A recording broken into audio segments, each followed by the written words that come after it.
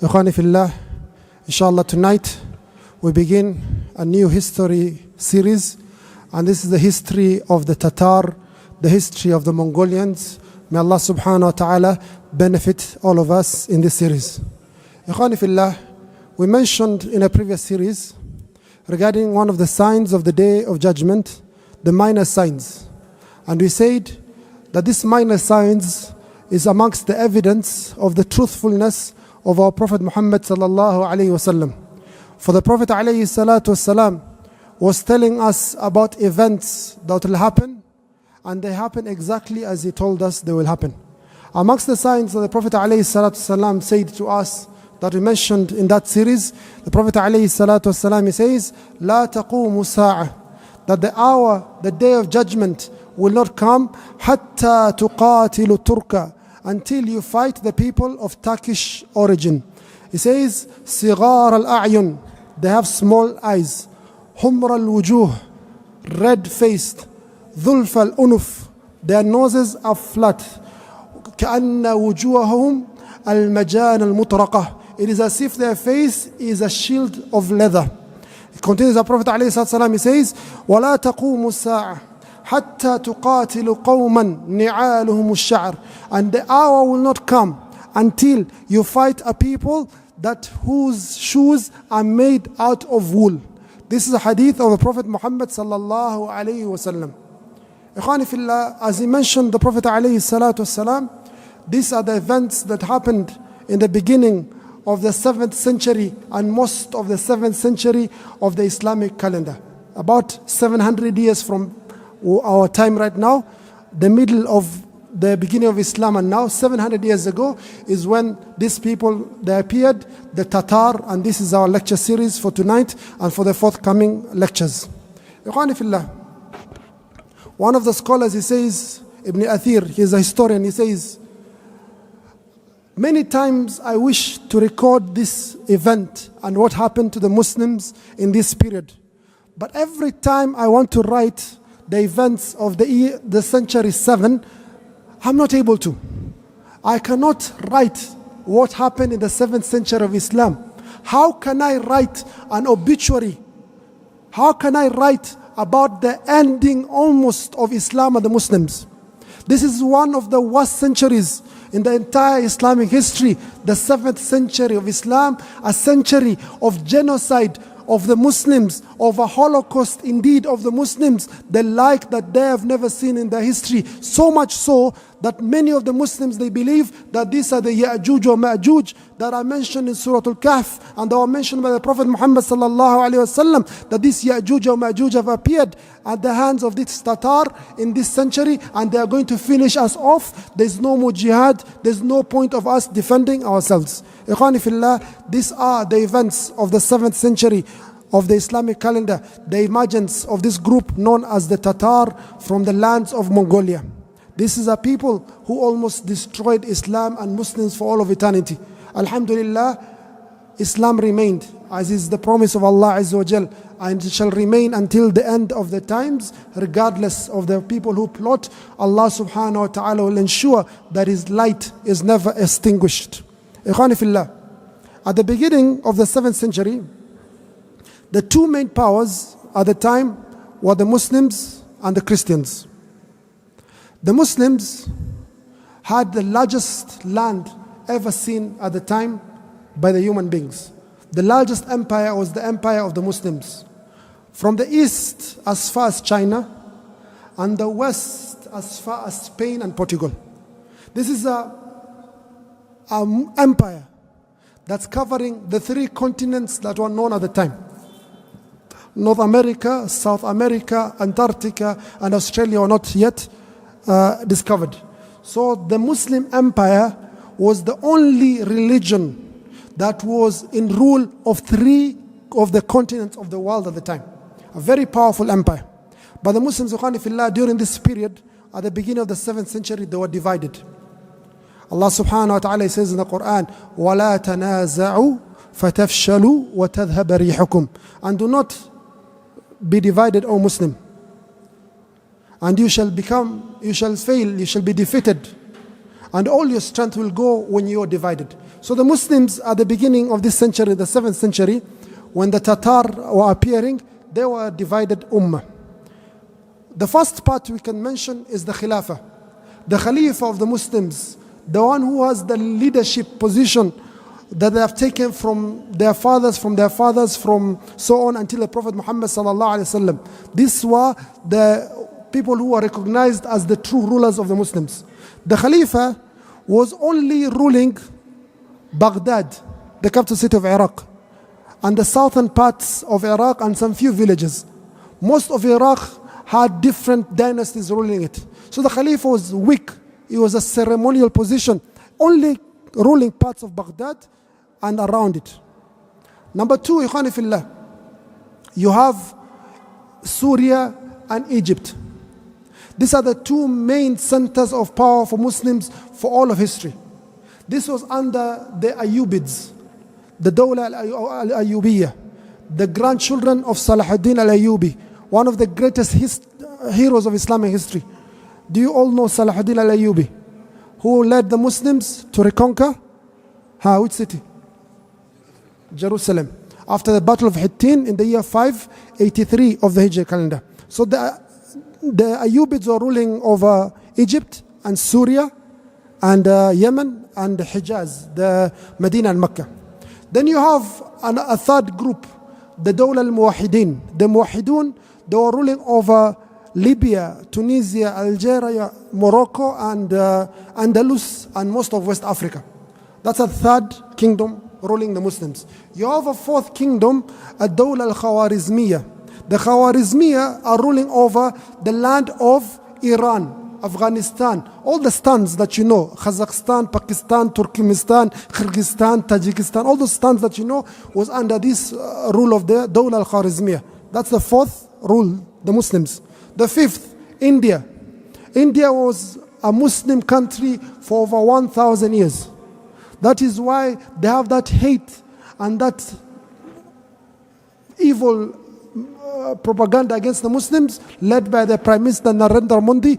They are very hateful of the Muslims because as Muslims we ruled them with justice for over 1,000 years. So this land of India was under the Dawla al-Ghuriyun, the Ghuriyun. So that's 5. Number 6, west of Iran, there's a small group of Shias known as the Ismaili Shias. The Aga Khan, most of you have gone to Aga Khan Hospital or Aga Khan School, you know the Aga Khans. So they are ruling this part of West Iran, these Ismailis. And Khanifillah, this is the scariest sect in all of human history. They are known as the Hashashiyun, the assassins. If you read history, they killed many of the greats of Islamic history, of the Christians, of other communities. They are very scary communities. They are ruling the west of Iran. Number 6 or number 7? No?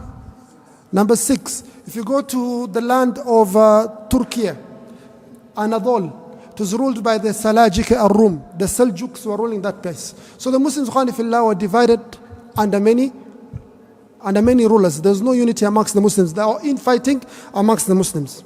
The second empire was the Christians, the Crusaders. The Christians had Europe, Italy, Germany, England, France. They're always fighting the Crusades. They had launched the Crusades against the Muslims to take over the Holy Land of Jerusalem as they claimed it to be theirs.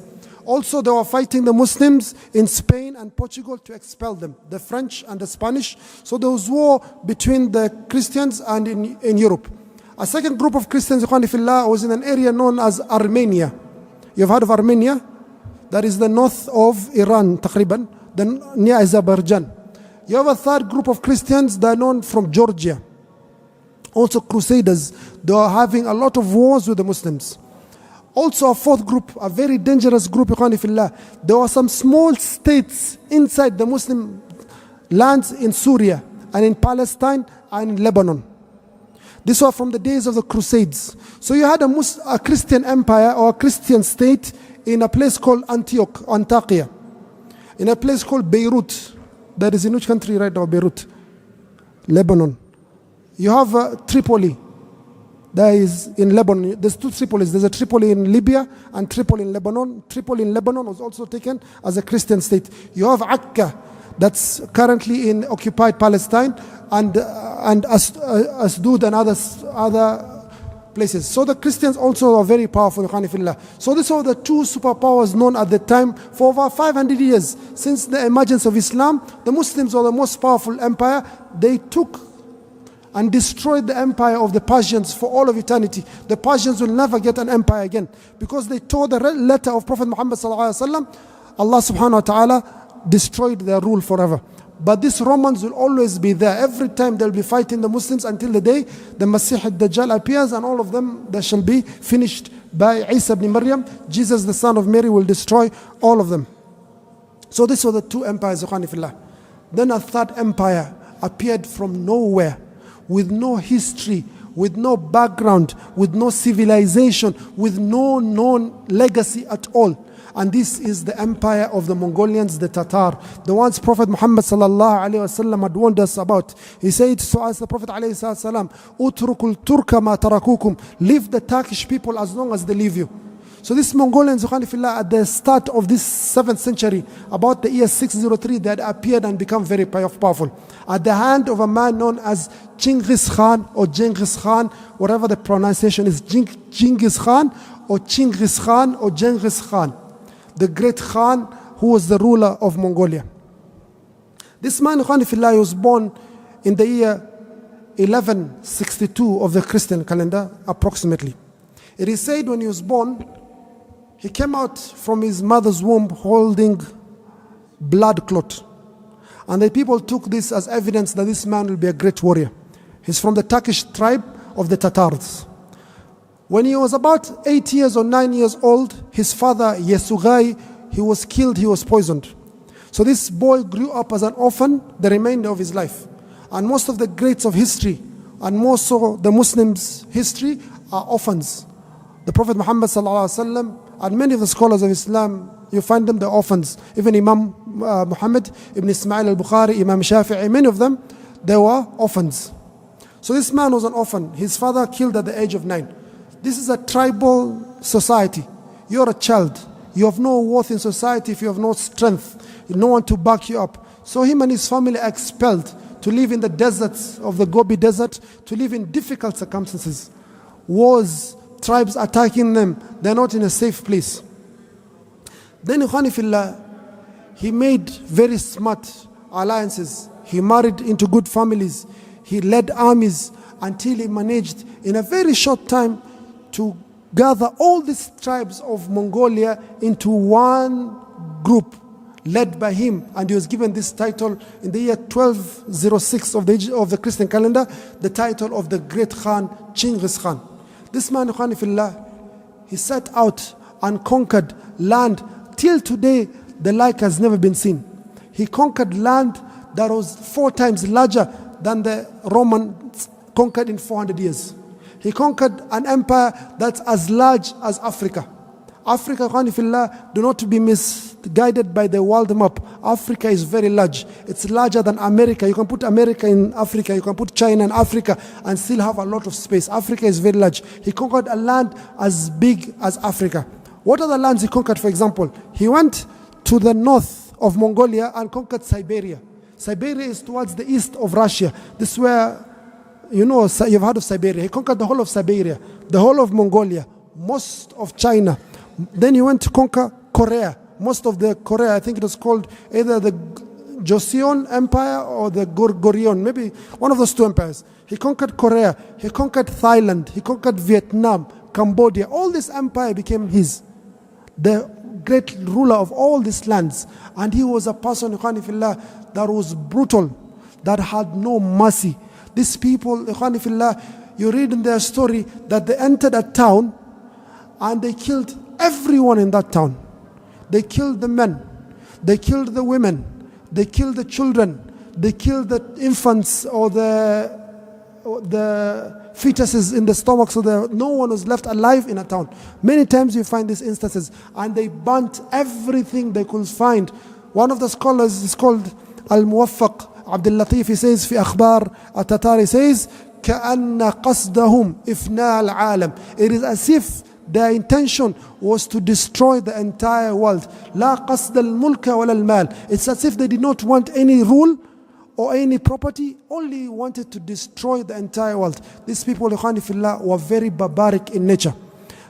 They will fight in the desert, they will fight in the mountains, they will fight in the hills, they will fight distances of 1,000 kilometers, 10,000 kilometers from their home country.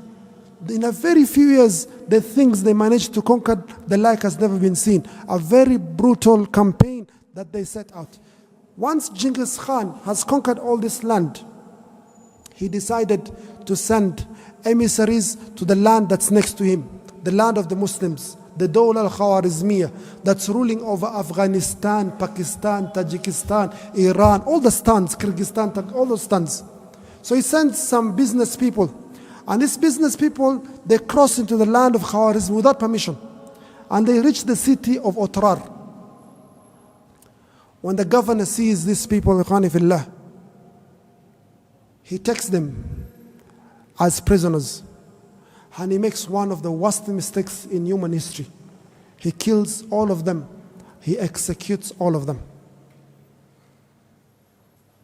What do you think that this tyrant, this evil man, Genghis Khan, will reply when he hears that his merchants, that his citizens have been killed by the Muslims of Khwarazm, and more so in Otrar? Ikhwani fillah, sometimes one single event in history has such a profound effect that it changes the entire of human history. If you look at the greatest war ever fought by the human beings, is definitely World War II. World War II, over 70 million people lost their lives. But what is the reason that World War II happened? World War II, the major reason, it was a carry forward from the events of World War I. World War I was from 1914 to the year 1918. World War II was from 1939 to the year 1945. So it was a carryover from World War I. World War I, almost 20 million plus people died. So World War II and World War I, almost 100 million people lost their lives. Almost 100 million people lost their lives. But if you look at history, what is the trigger of this World War I that ended up later to trigger World War II? It was one single event. A young man known as Gavrilo Princip, a Bosnian Serb, 19 years of age. Only 19 years of age. 19 is still a teenager. He takes a revolver and he goes and shoots and kills and assassinates the Archbishop, the Duke of the Austro-Hungarian Empire, and he kills this person who is the crown prince or the next ruler of the Austro-Hungarian Empire, thereby starting the events that are World War I and World War II. Almost 100 million people lost their lives. The same way, ikhwani fillah, what this governor of Otrar, from the governorship of the Khwarazm Empire, he did, led to events that almost ended the Muslims and Islam for all of eternity. What happened, ikhwani fillah, when this governor decided and he executed these people for espionage? What are the events and the tragedies that occurred thereafter?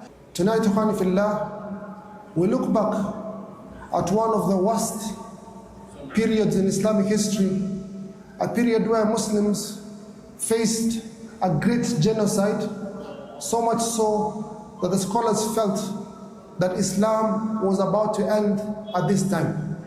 If there was a century in Islamic history where Islam and Muslims were to end, it is the century where the genocide and the Holocaust of the Muslims occurred, and this is the 7th century of the Islamic history calendar, the worst century for the Muslims in the entirety. This is the genocide of the Muslims at the hands of the Mongolians, the Tatar, and we begin our lecture tonight, inshallah. Ikhwani fillah, in the year 1162 of the Christian calendar, in the lands of Mongolia, a young leader, a tribal leader, comes back home victorious. His name is Yesugai. When he comes back home, Yesugai is informed that your wife has given birth to a baby boy. And this baby boy has has come out in a strange manner. He has come out holding a clump or a piece or a blood clot. He has come out in a manner that shows that he will be a great warrior. So this young boy, in the year 1162, he was named Temujin. He was called Temujin. So Temujin lives in Mongolia with his family, his father Yesugai as a tribal leader. When he's 8 or 9 years of age, 8 or 9, his father is killed. He has to run away for his life. He's become an orphan at this age. Temujin, the son of Yesugai, has become an orphan at the age of 8 or 9, about the year 1170 or 1171. He runs away into the Gobi Desert with his family. Difficult life, very harsh life. But in a space of 20 or 30 years, this young boy Temujin became a great leader in these lands, that he combined all the tribes that were there at the time, the tribes of the Tatar, the tribes of the Mongolians, the tribes of the Uyghurs and other Turkish tribes, and he formed a dynasty the likes the world has never seen. The greatest empire at the time was built by this young man, this young boy who was born holding a clump or piece of blood. His name, from the year 603 of the Islamic calendar, the year 1206 of the Christian calendar, became known as Genghis Khan. Genghis Khan, Genghis Khan. And this man and his children and grandchildren are responsible for the greatest genocide of the Muslims, the Holocaust of the Muslims, where tens of millions of Muslims lost their lives because of this evil leader, Genghis Khan or Genghis Khan. So in the year 603, he declares himself to be Genghis Khan or the Great Khan. And he conquers the entire of Mongolia. He conquers the Jin dynasty in northern of China. He conquers the Goryeo dynasty, Korea. He conquers the entire of Korea, Vietnam, Cambodia, Laos, Tibet. He conquers most of Southeast Asia and is the overall ruler of this land. He is a new empire that has come out of nowhere, no history, no legacy, except brutality. It is common for these people in the history that they have entered a town and they have massacred everyone in that town. They have massacred the men, they have massacred the children, they have massacred the infants or the unborn babies in the wombs of their mothers. No one survived in this town and that town and that town and that town. This became like their sign or their emblem or their signature for the Mongolians, the Tatar. So when he declared himself Genghis Khan in the year 603, the world was divided into a number of empires. The first empire that was a superpower for most of history is the Muslim Empire. So the Muslims were bordering the land of Mongolia. The land that was bordering Mongolia is a Muslim empire known as the Khwarazmiya, Ad-Dawla al-Khwarazmiya. You've heard these days of about AI and programming. Algorithms comes from this man, al-Khwarazmiya. It comes from this area of the world. Algorithms, algebra, all these things come from this part of the world. So the Muslims were divided into a number of empires. The first empire that was literally bordering Mongolia was Ad-Dawla al-Khwarazmiya. The second empire was the Khalifa, the leader of the Muslims based in Baghdad, in Iraq. But he was a ceremonial, he was a very weak leader. He was only ruling over Baghdad and around Baghdad. The third was the Ayyubids, the Dawla al-Ayyubiyya, that was ruling over Egypt, Syria, Mecca and Medina, and Yemen.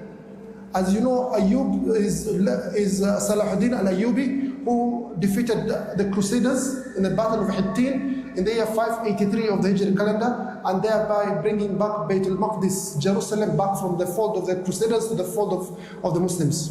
So the Muslims were divided. This is the third empire, the Ayyubids. The fourth empire, the entire or most of North Africa and Spain and Portugal and West Africa was under the Muwahidun. Number 5, Turkey right now, Anadolu, was under an empire called the Salajika. Number 6, India, or that part of the world, Pakistan, was under the Goryeo. Number 7, near Iran, in the mountainous region, there's a small group of Shias known as the Hashashiyun, the assassins, the Aga Khan family, the Nizari Ismailis. One of the most feared terrorist assassinating group in history is this group of the Ismailis, the most feared sect in Islamic in world history. They massacred and assassinated a lot of Muslim leaders. Most famous is the Wazir Nizam al-Mulk, and they massacred also Christians. So the Muslims were divided until at least 7 empires. 7 empires. Number 2, the other power is the Crusaders, the Christians. The Christians have Europe. Muslims are the most powerful. Muslims are in all the continents that are known at the time. The continents were 3 at the time: Africa, Europe, and Asia. North America, South America, Antarctica, and Australia were not yet discovered. So the Muslims were in all 3 continents. The Crusaders were mostly in Europe: Italy, Germany, France, England, and the ones who were fighting the Muslims in Spain and Portugal. Also, the Christians had rule in a place called Armenia, that's above or north of Azerbaijan. Also Georgia, also near Russia. Also they had some Crusader states in the heart of the Muslim land, in Syria, in a place called Antakya, in a place called Beirut, a place called Tripoli, that is in Lebanon, Akka, Asdod, and of those areas. So this was the world at the year 603 of the Hijri calendar. The Mongolian Empire, number 1. Number 2, the Muslims. And number 3, the Christians. In the year 614 of the Hijri calendar, Genghis Khan is bordering the Muslim Empire, the Khwarazmiyah. These are 2 large empires, and most likely they have to collide. So he decides to send businessmen, traders, 450 of them, into the land of Khwarazm Shah without permission. So he sends these people to trade. So 450 of them leave the land of Mongolia, or the lands ruled by Genghis Khan, and they enter Khwarazm. They come to the city of Otrar, 450 of them. The governor of Otrar, Khanifillah, he sees these people and accuses them of being spies. And he kills all 450 of them. One of the greatest mistakes in history was what this man did. Inal-Chuk, Yanal Khan. So Genghis Khan is informed that your traders have been killed. You are acting like you're the most powerful leader, and yet you cannot protect your businessmen. Look what the Muslims have done to your traders. 450 of them have been massacred just because they were carrying some wealth. The Muslims were greedy for their wealth. You have to revenge. Genghis Khan is very angry. He's in a heated state.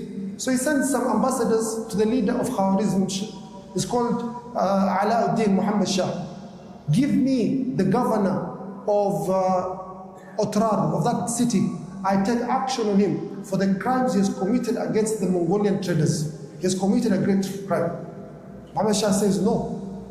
If he has done a mistake, he can be brought to our court system, through our system. You are transgressing. I am a ruler like you are a ruler. Do not disrespect me. He kills one of the ambassadors, tells them, go back, you have no shame. So this even irritates Genghis Khan more. So Genghis Khan, la'natullah alayhi, he declares war on the Muslims. And there begins the genocide we mentioned of the Muslims, one of the most difficult and darkest days of our history. Genghis Khan, in the year 616 of the Hijri calendar, they meet the armies of Genghis Khan versus the armies of the Khwarazm Shah. About 600,000 from the Mongolians versus 300 to 400,000 of the Muslims. They fight day 1. The Muslims are, mashallah, they're advancing, they're killing a lot of the Mongolians.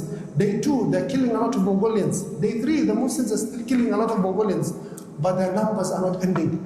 These people are multiplying and adding and increasing. There's no end to these numbers.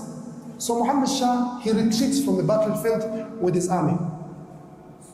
Genghis Khan says, now you shall see and pay for the crime of treachery. You Muslims shall see. So he sends a group to that city that killed his traders, the city of Otrar. Get for me that governor at all costs. So a small army comes and besieges the city of Otrar. Besiege it for 5 months. They're not able to capture it. One of the members of the army, it's called Karacha or something of that sort, he betrays the Muslims and opens the gates for the Mongolians to come in. The Mongolians, they come in, they massacre a lot of Muslims, but the leader, he retreats back to a fortress, a citadel within Otrar, and he continues fighting. He knows he's wanted by these people, he has no choice except to fight, because he cannot surrender. And surrender is one of the worst decisions Muslims will ever make in the history. Never accept to surrender, accept any other terms apart from surrender. And we should see this a lot when you're going through the history, is that these people, whoever is fighting the Muslims, they don't keep their word. They don't accept the agreement that they have signed. They will break their word at the smallest opportunity they get. So he captures Otrar, and he wants to capture this governor. This governor fights for his life. He goes to the fortress, he fights, he takes bricks, he throws at them, he takes tiles, kills them with tiles, until he falls into a house of a woman next to the citadel and is captured. He's taken before Genghis Khan. Genghis Khan tells him, you're the one who's greedy for wealth. You wanted to take the wealth of my traders, that's why you killed them. Let's see what this wealth will benefit you. So he tells his army or part of his soldiers, go melt some silver. So silver is melted, and this governor is brought, and the silver is poured into his eyes and to his ears. He's killed in such a brutal manner that even his brains boil because of the heat of the metal silver that was put on his eyes and his nose. Thereafter, Genghis Khan, in one of the most amazing maneuvers militarily, he comes through the desert and he besieges the city of Bukhara. The city of Bukhara is the city of the great Imam Muhammad ibn Ismail al-Bukhari rahimahullah, who passed away in the year 256 of the Hijri calendar. The man who has the most authentic book ever compiled by a human being. After the book of Allah, the greatest book for us as Muslims is the book of Sahih Bukhari. So Genghis Khan comes and besieges this city of Bukhara in the year 616 of the Hijri calendar. He besieges it, and the Muslims do not want to surrender. They have a lot of debates. Some of them say, let us surrender, let us accept the terms, let us just surrender, let us just give out the town. A group of them, they say, no. Hayatul dhulli la nabtaghiha. We are not going to accept humiliation. Either we die upon Islam or we live upon Islam. We're not going to accept any other terms. So the group, majority, they do not want to fight. So they open the gates to Genghis Khan after Genghis Khan has promised them that no harm will happen to them. This other group that was debating and refusing to surrender, they went inside the town more and they besieged themselves also in a fortress, in a citadel, ready to die fi sabilillah. So Genghis Khan enters Bukhara, tells them, nothing will happen to you. We're the same. We come from the Turkish tribes. All of us are Turkish. All of us are from the Turkish. Nothing will happen to you. We're here to liberate you. We're here to bring you freedoms. All that nonsense that the conquerors, they say when they come. So they open the town to him, and initially he's very good to them. They exchange pleasantries, they talk, but they say, now Genghis Khan says to them, now your brothers over there, they want us. I'm your guest that they are fighting me. You have to help me fight them. So the Muslims, they take initiative to support the Mongolians in fighting their brothers who are besieged, who are surrounded. So they go, they cover the trenches, the moors where there's water. You know, sometimes in the fortresses they keep water so you can't enter or easily access you'll be shot by arrows. So they cover and they cover all these trenches so it's easy for the Mongolians to attack the Muslims. So this small group, they attacked and they all killed. Genghis Khan walks around Bukhara. He's very impressed by the architecture and the civilization of the Muslims. So he comes to one of the buildings and he thinks, this is not your palace. But they tell him, no, this is a mosque. This is where we perform our worship. This is your mosque. Where do you keep your money? Show me your wealth. You guys are very wealthy. So the businessmen, they show them the wealth. After a short while, as expected, he says to his army, the horses need to be fed. The horses are hungry, they need to be fed. So Mongolians who are a few minutes ago just laughing and smiling and being merry with the Muslims, they take out their swords, and they start massacring the Muslims. They start killing the men, the women, the children. They start humiliating, raping the woman in front of her husband, raping the daughter in front of their father. So much tragedy and massacre happened. In a few days, 600,000 Muslims were massacred in the city of Imam Bukhari, the city of Bukhara, in the land of Uzbekistan. All this time, the leader, Alauddin Khwarazm Shah, he had run away from the battlefield. He's besieged himself in the capital city of the Khwarazmi Empire, a place called Urjanda. He doesn't care. Those are Muslims of Gaza, let them die. Those are Muslims of Bukhara, let them die. It's not our problem. Those are Palestinians. Those are people of Bukhara. It's not us. It's not our problem. That's a mistake. The Ummah, Muslims are one. The thing that happened to those Muslims there will come and happen to you one day. It will happen to you. If you've read the story of the cows, the white cows and the other cows. So the city of Bukhara, most of the population is massacred. Apart from the people who have skills. The people who have skills, they're taken and they're sent to Mongolia. Engineers, the artisans, the craftsmen, go assist us in Mongolia. Another group of women taken as slaves to satisfy their needs. Another group to join the army of the Mongolians. So, La'natullah alayhi, Genghis Khan, he has completely destroyed the city of Bukhara. He's burnt it to the ground. He's finished most of the population. Thereafter, he goes to another city, the city of Samarkand. The city of Samarkand, also in Uzbekistan. He comes and besieges the city of Samarkand. Within the city of Samarkand, 50,000 from the army of Alauddin Shah, the leader, are in this city. So the Muslims tell them, defend us. No, we don't want to. Let us make peace with these people. Let us talk to them, and so on and so forth. Muslims are wondering, what has happened to Bukhara just a few weeks or a few months ago? It has reached us now. We cannot act the same way as the people of Bukhara. We have to take a different course of action. We have to follow the action that Allah subhanahu wa ta'ala has kept for us in His book. So there's a lot of debate. The army refuses to fight. 50,000 of them approximately. So the scholars, the ulama, the imams, the businessmen, the common people, they take up their weapons and they come out of the city of Samarkand ready to fight the Mongolians. The Mongolians initially try to provoke the Muslims into a fight. They bring the Muslims that they have brought from Bukhara and they start executing them in front of them so that they can break the morale of the Muslims. So the battle is almost starting. As the battle is almost starting, the Mongolians, they do something very strange. They run away, they run away. But these Muslims, they're not trained. Hamasa, there's a lot of passion for fighting for the deen, but they're not following the ways of battle that are required. So instead of going back to their fortress, they follow the Mongolians to finish them as they go back home. That's the assumption that they have.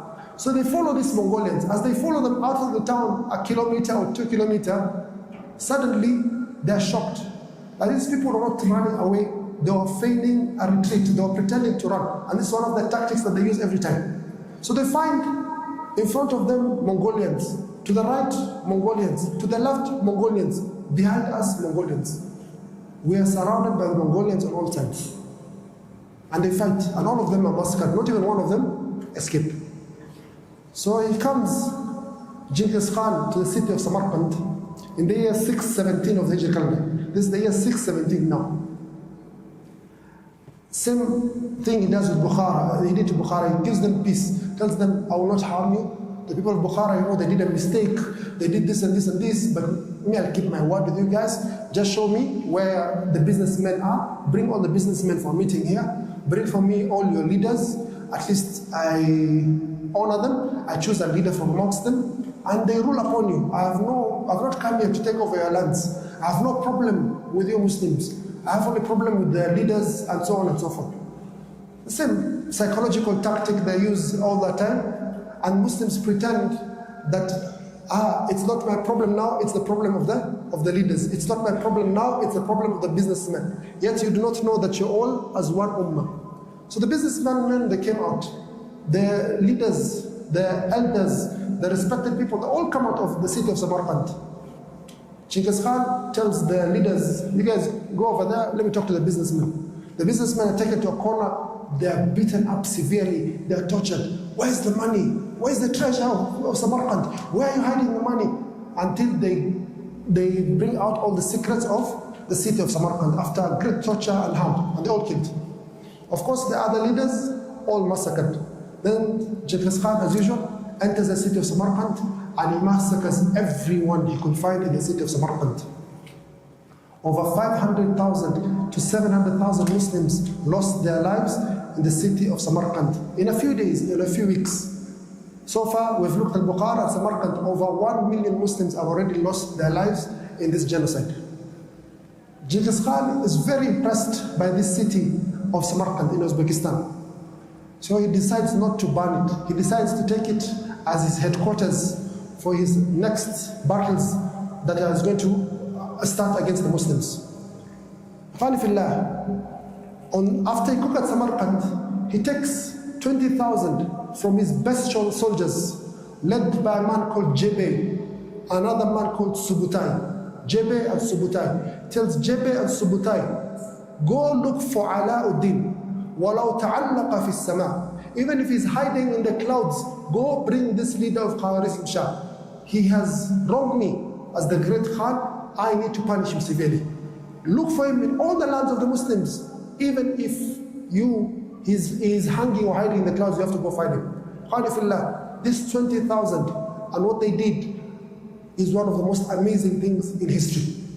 أعوذ بالله من الشيطان الرجيم بسم الله الرحمن الرحيم ألف لام ميم أحسب الناس أن يتركوا أن يقولوا آمنا وهم لا يفتنون ولقد فتنا الذين من قبلهم فلا يعلمن الله الذين صدقوا ولا يعلمن الكاذبين. إخوة الإيمان, we're continuing our lecture series of one of the most horrifying periods in our history, and that is the attack of the Mongolians on the land of the Muslims. With the current genocide that's going on against our brothers in the lands of Palestine, we wish to remind ourselves, dear brothers and sisters in Islam, that there's also a period of our history that went through something similar, rather went through something even worse, that has no measure. Nothing like this has ever happened to the Muslims again. And this, tonight inshallah, we shall be talking about the events of the year 617 of the Hijri calendar. The scholars, they say that this year 617 of the Hijri calendar is the worst year in terms of tragedy for the Muslims. In terms of a massacre or genocide of the Muslims, this is the very worst year. One of the scholars who was alive during this time is called Ibn al-Athir. He says, I wanted to write about these events between the Mongolians and the Muslims, but every time I write, I'm not able to. I shake in fear and I hate to mention it. He says, how can someone mention the obituary of Islam and the Muslims? How can someone talk about the death of Islam and the Muslims?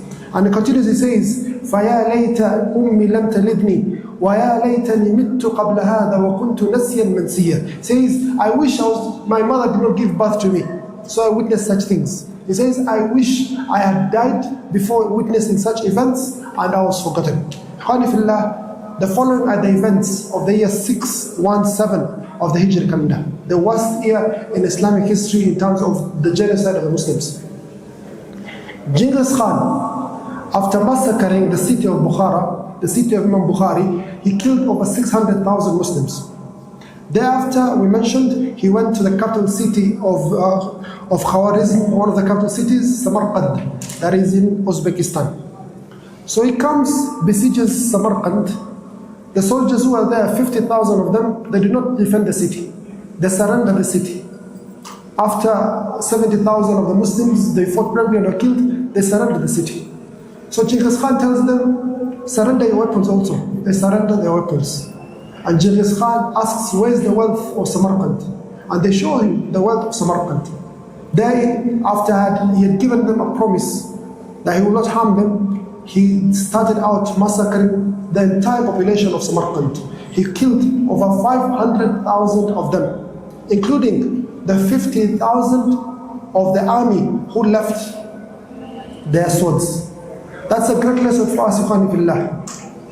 Courage does not reduce your life by a day, and cowardice does not increase your life by a day.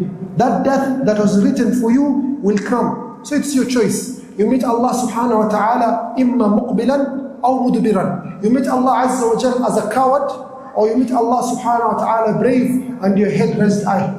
These people, they had the capacity to defend themselves. Their wives and their children were there, but they did not do anything. They sought the mercy of this kuffar, and this kuffar, they broke their word as is their way, and they massacred over 500,000 people of the city of Samarkand. Samarkand was not burnt like the city of Bukhara. Genghis Khan was very amazed with it, especially the mosques and the palaces, so he decided to take it as his headquarters for the conquest of the Muslim lands.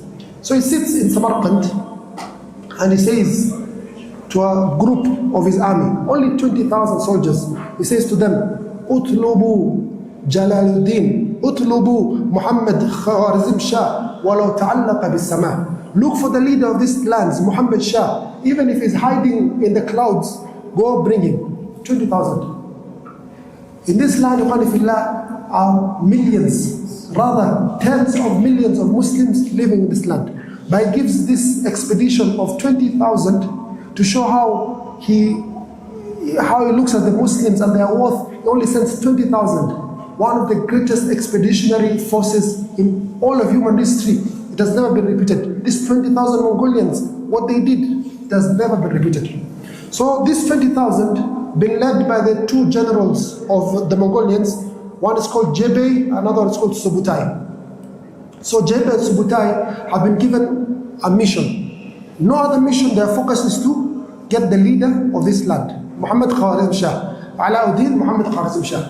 So the here is in Turkmenistan, a place called Urjanda, one of the capital cities. So they go all the way to Urjanda to capture this man and bring him forth to Genghis Khan. They come to Urjanda, but between them and Urjanda is a great river. It's known as the river Jehun or the river Umdaria, a massive river.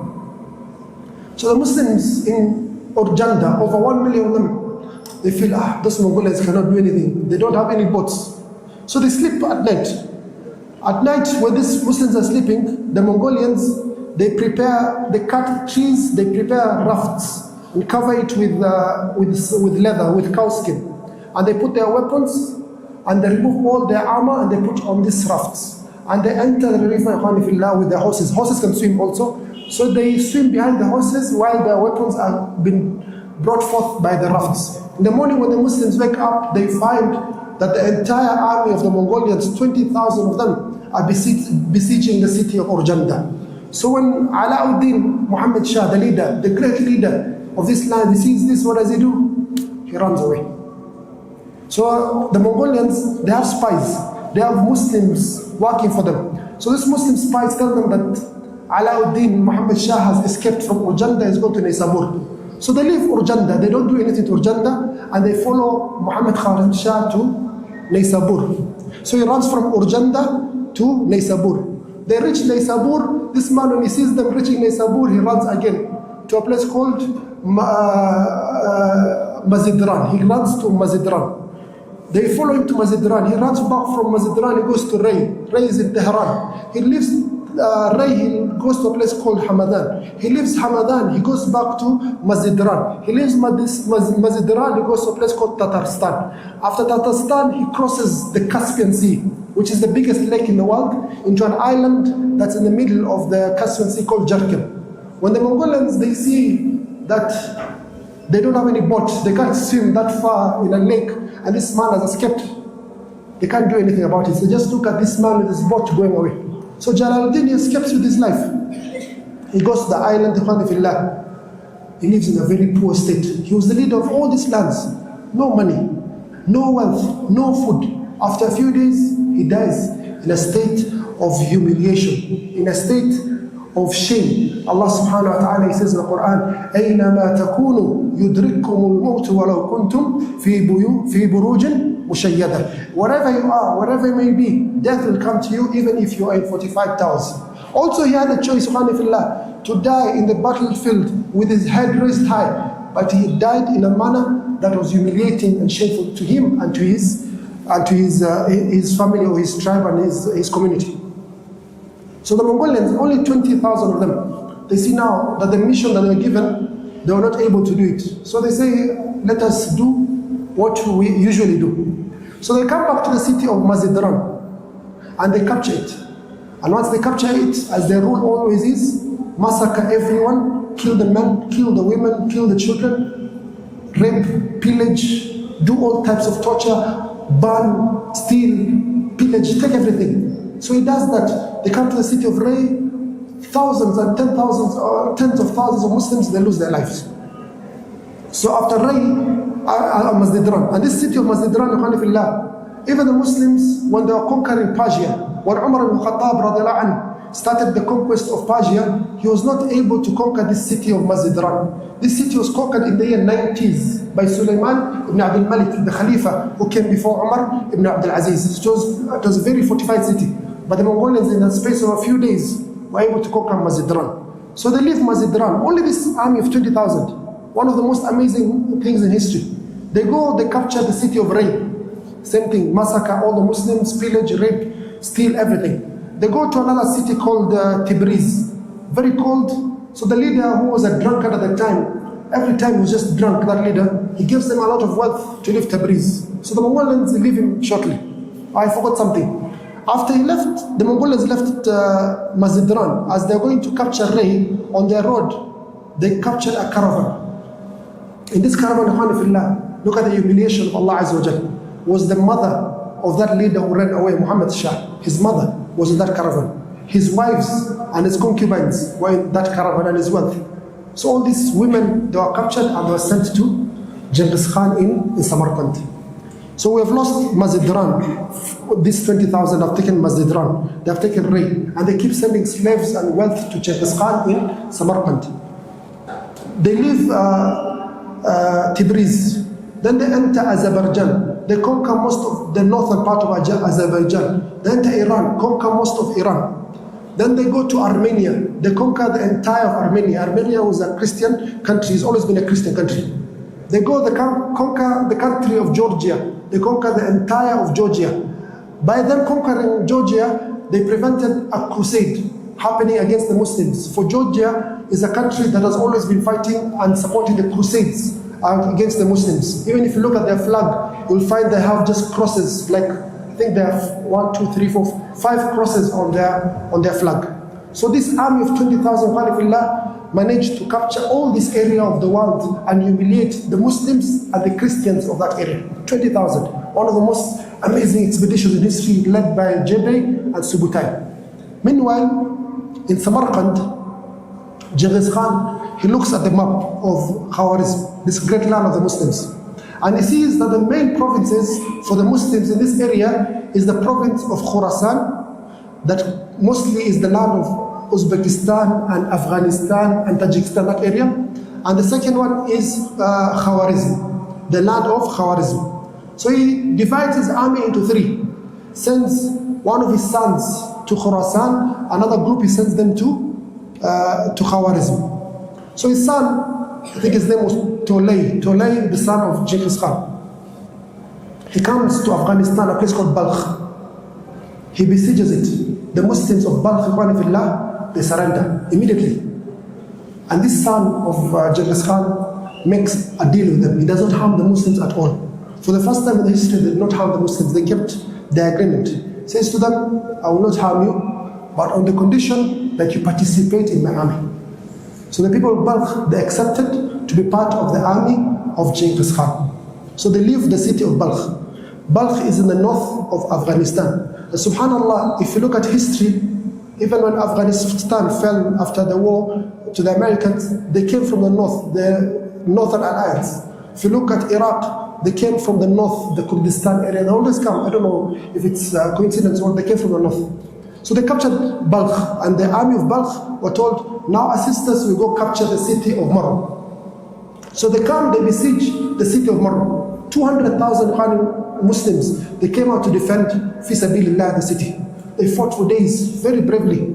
but they were defeated by the Mongolians. 200,000 of them lost their lives.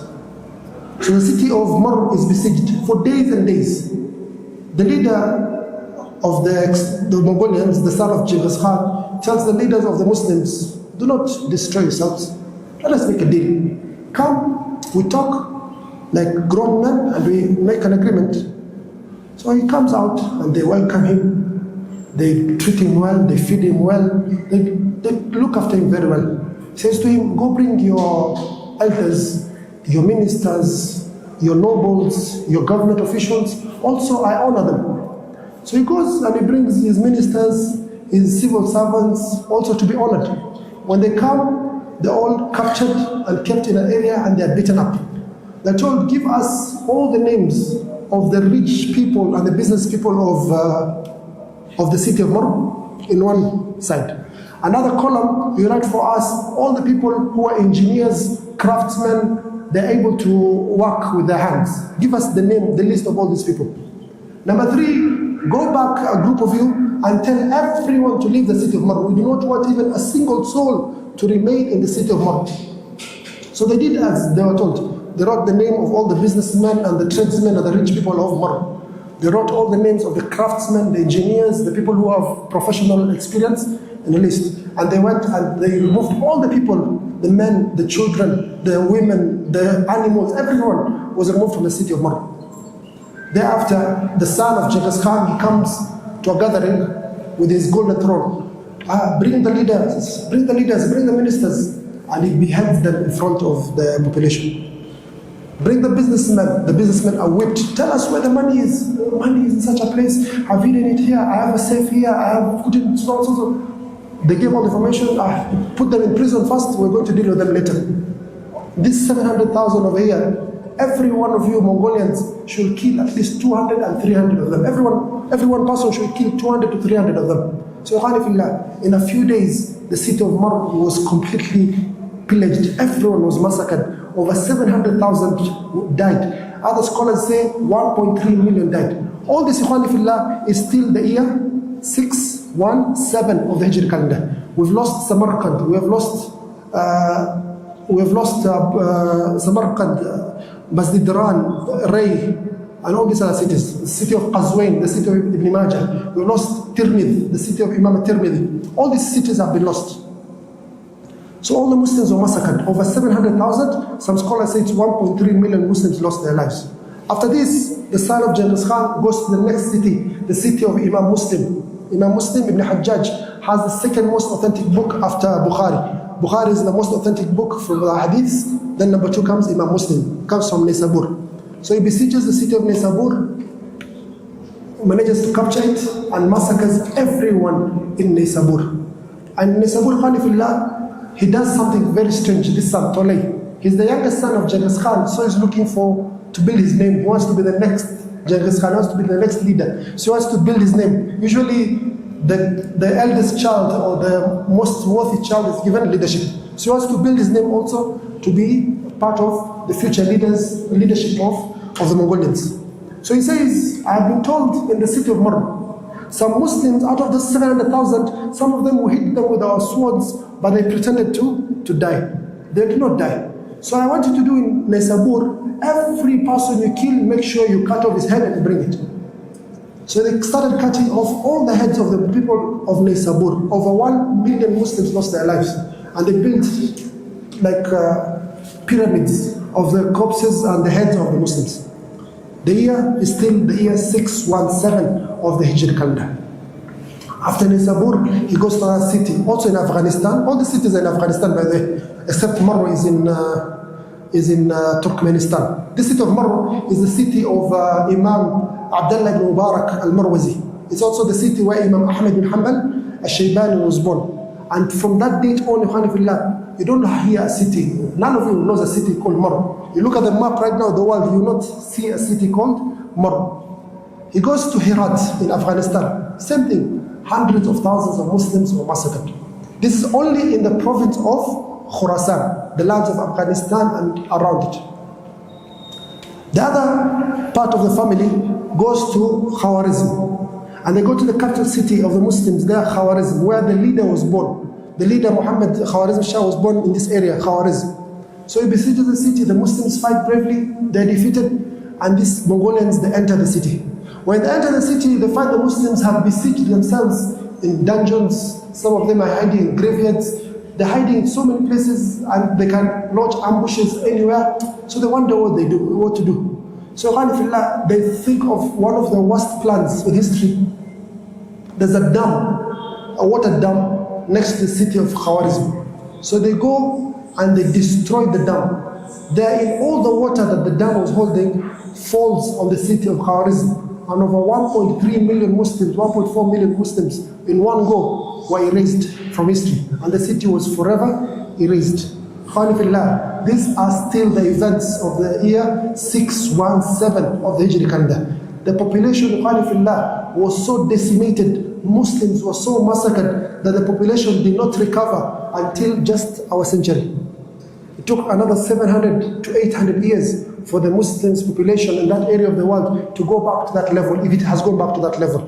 Tens of millions of Muslims lost their lives in this year and the years thereafter. The year 617 of the Hijri calendar has ended. The Muslims are now led by the son of that leader who ran away. He's called Jalaluddin Khwarazm Shah. Jalaluddin Khwarazm Shah is towards the south of the Khwarazm Empire. So he gathers an army in a place called Ghazna in Afghanistan. So he calls the Muslims to a place called Ghazna to meet the Mongolian invaders. So much so that the scholars said, if there's a period that Islam and the Muslims all ended completely, it will have been this period. And more so, what we spoke about in the last lecture, the darkest year, the year where the most Muslims lost their lives, the year 617 of the Hijri calendar. We mentioned, dear brothers, that in this year 617, Genghis Khan, he sends his son, his fourth-born son, Tolay, to conquer the lands of Khurasan. And we mentioned how he came to the city of Marw and massacred close to 1 million Muslims. Thereafter, he went to the city of Naysabur, the city where the Imam Muslim Ibn Hajjaj, who was the second most authentic Sahih book, Sahih Muslim, was born, he came from. So he comes to the city of Naysabur and he commands all the residents of Naysabur to come out of the city. He separates the men from the women. And he hears that from the city of Marw that he had attacked previously, some people pretended to have died after being struck by a sword. So this news reached him. So he said, in Naysabur we're going to do something different. Every man that we have, you kill him and decapitate him. You remove his head to make sure that he is dead. So all the men of Naysabur, they were killed and they were decapitated, they were beheaded to make sure that they were indeed dead. Close to another 1 million Muslims lost their lives in the city of Naysabur. Sometimes when we hear the news, 100 Muslims have lost their lives today in Gaza, what should be your emotions be like as a Muslim? What was the emotion of the Prophet ﷺ when he lost 70 of his companions in the lands of Najd? The Prophet ﷺ lost 70 of his companions in the land of Najd, and he spent an entire month making qunut against those mushrikeen for killing his Sahaba. The Prophet ﷺ lost about 70 of his companions in the Battle of Uhud, and this really affected him. Even before his death, he went to make dua for them. 70. Yet here we're talking about close to 1 million Muslims that have lost their lives in this year in Naysabur. And other millions have lost already, we mentioned in the previous lecture. So after Naysabur, the Mongolians, they go to the next city, or the nearest city, and that is the city of Herat, southwest of Afghanistan. The city of Herat. So you come to the city of Herat, the same thing, massacre the men, take the women as their slaves. The king of Herat, he runs away. He does not protect his people. Malik Shah, he runs away to another land, the land of Ghazna. So Muslims have lost their lives also in Herat. All this is in the year 617 of the Hijri calendar. We also mentioned that another army from the army of Genghis Khan goes to the birthplace of the leader of Khwarazm, Muhammad Khwarazm Shah, the city of Khwarazm, and they attack this city, massacre the Muslims, and they do not stop there. They destroy a dam that was next to this city of Khwarazm, and the Muslims, all of them, not a single survivor, not any other left of that city, completely destroyed and overcome by the water, the huge floods that were being held by the dam that was on the river Jehun, the river Amudarya. So Muslims lost their lives also in Khwarazm. This was a very difficult year. The Muslims were not able to fight these Mongolians. Most of them, they used to believe that the Mongolians cannot be defeated. That these are the Ya'juj or Ma'juj that Allah subhanahu wa ta'ala has mentioned in Surah Al-Kahf. And these are the Ya'juj and Ma'juj that the Prophet alayhi salatu wasalam mentioned in the hadith. The Prophet alayhi salatu wasalam, he says, وَيْلُ لِلْعَرَبِ مِنْ شَرٍ قَدْ اقْتَرَبْ إِنَّ قَدْ فُتِحَ الْيَوْمِ مِنْ رَدْمِ الْيَهُودِ من ردم يأجوج ومأجوج هكذا. Prophet ﷺ says, woe upon the Arabs. A great trial is following them. A great trial is going to befall them. It has been opened, the wall of the Ya'juj Ma'juj this much. And the Muslims were fearful when just this much of the whole of the wall that's holding back the Ya'juj or Ma'juj. So the Muslims had the defeatist mentality. They said these people cannot be defeated. The leader who had died on that island by himself, his son was in the southern provinces of this great kingdom. This kingdom, Khanifillah, is very large. It's very massive, the land of Khwarazm. He was in the southern kingdom. So he goes to a place called Ghazna in Afghanistan, about 150 kilometers from Kabul. And he gathers an army there. The army of Jalaluddin Khwarazm Shah. Secondly, the army of his father who had run away, parts of his army. Number 3, the army of Malik Shah who ran away from the city of Herat, we mentioned right now. And number 4, the army of a man called Saifuddin Burqaq, a person of Turkish origin. So they gathered this army in Ghazna. The army of the Mongolians is still pillaging and massacring Muslims wherever they can find them. So they come to the city of Ghazna. All this is still in the year 617 of the Hijri calendar, about 800 years from our time right now. He comes to the city of Ghazna. The Muslims declared jihad on these people. The word jihad was forgotten by the Muslims for a very long time. And they fought a brave battle against the Mongolians. For days they fought the Mongolians. And for the first time in their history, in open battle, they were able to defeat the Mongolians. And they were very happy and glad with this victory. Alhamdulillah. Thereafter, he sends another letter. The leader Jalaluddin Khwarazm Shah sends a letter to Genghis Khan. Says, we Muslims are here, we're staying. Send another army. So Genghis Khan sends a second army, and they meet in the city of Kabul. The city of Kabul is one of the most mountainous cities in the entire world. There's mountains on one side of Hindu Kush. There's the mountains of Suleiman and so on. It's surrounded by mountains. It's a very heavily fortified area, mountainous area. So the Mongolians come for a second battle. They fight a great battle against the Muslims. And alhamdulillah, the Muslims are victorious once again. All this in the year 617 of the Hijri calendar. Thereafter, Ikhwan, the fitna that befalls the Muslims, the wealth, the ghanima, the war booty that the Muslims have gathered in this battle is so great. Allah subhanahu wa ta'ala says in the Quran, مِنْكُمْ مَنْ يُرِيدُ الدُّنْيَا وَمِنْكُمْ مَنْ يُرِيدُ الْآخِرَةِ. Amongst you are people who want this world, and amongst you are people who want the hereafter. The Muslims, they gathered a great war booty. A lot of the jewelry, the camels, the horses, and so on and so forth that they captured from these Mongolians. And they were able to free many Muslims who were prisoners of war. Tens of thousands were freed. But this wealth now, how do you divide it? Some small things, they fight over one thing. And the Muslims, because of this wealth, they forgot the reason they were fighting, fi sabilillah, and they started fighting amongst each other. The Muslims started raising their sword against each other. And Muslims died. And for the people who died in this civil war amongst the Muslims, is the son of that great Turkish leader, Saifuddin Burqaq. He was so angry. How dare you kill my brother? I am leaving this expedition. I am not going to be allies with people who kill my own family. And he lives with 30,000 of his soldiers. 30,000. Meantime, Genghis Khan is burning with anger, with vengeance. How dare these people who are beneath me do this to my army and do this to my son? How dare they kill the blood of Tatars and Mongolians? I shall show a Muslim a lesson. So he comes with his army to the city of Kabul. But the Muslims are divided.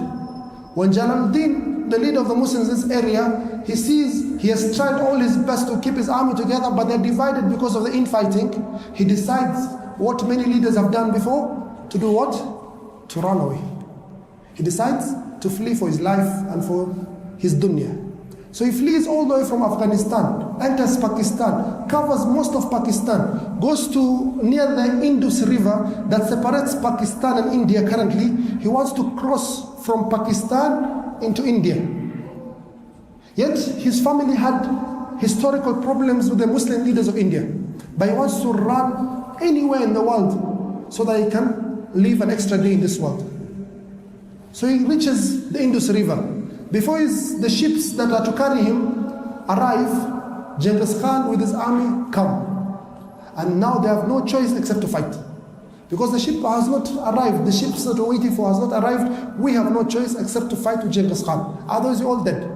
So they fought a battle for 3 days, a great battle. The scholars, they say every battle that preceded it, that was before it, was nothing in comparison to this battle.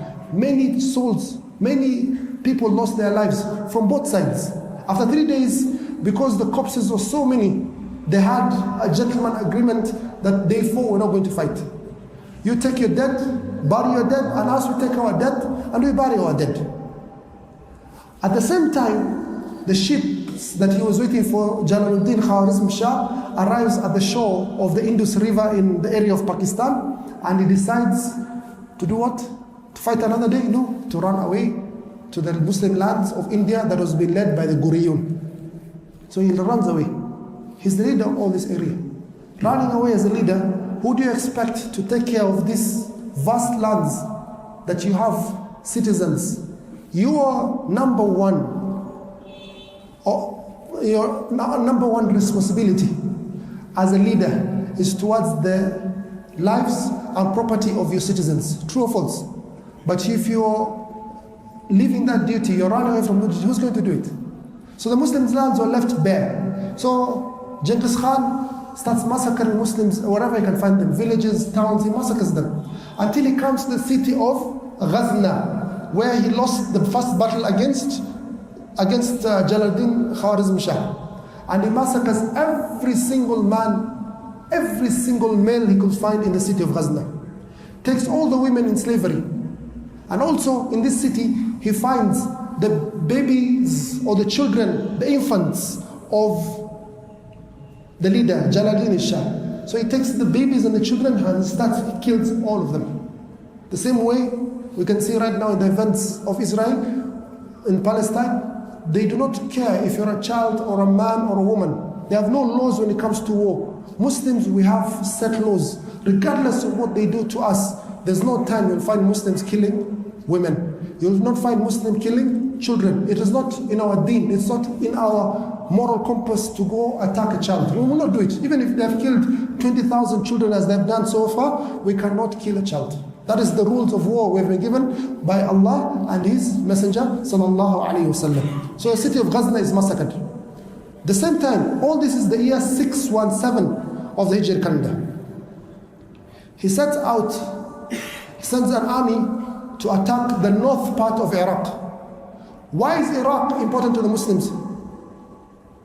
Iraq, Khanifillah, is the capital city, where the capital city of the great Islamic state is based, the Khalifa. The entire Muslim empire that stretches all the way from China to Andalus, all these great lands, is ruled by the Khalifa in Baghdad. So you come to attack Iraq, you have come to attack the heart of the Islamic world. So he sends his army to the city of Arbil in Kurdistan. Arbil is the north of Iraq. So the Muslims in Arbil, in Mosul, that are very close to Arbil, they're all fearful and they want to run for their lives. The Khalifa in Baghdad, as we mentioned previously, was not a strong Khalifa. He was only ceremonial.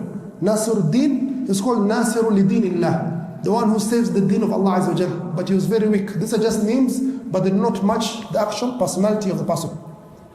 So he decides, the Khalifa, a history of 500 years of the Abbasid Empire, since the year 132 of the Hijri calendar, now in the year 617 of the Hijri calendar, almost 500 years of history. He decides to bring out a great army to fight the Mongolians. How great was the army prepared by the Caliph of the Muslims?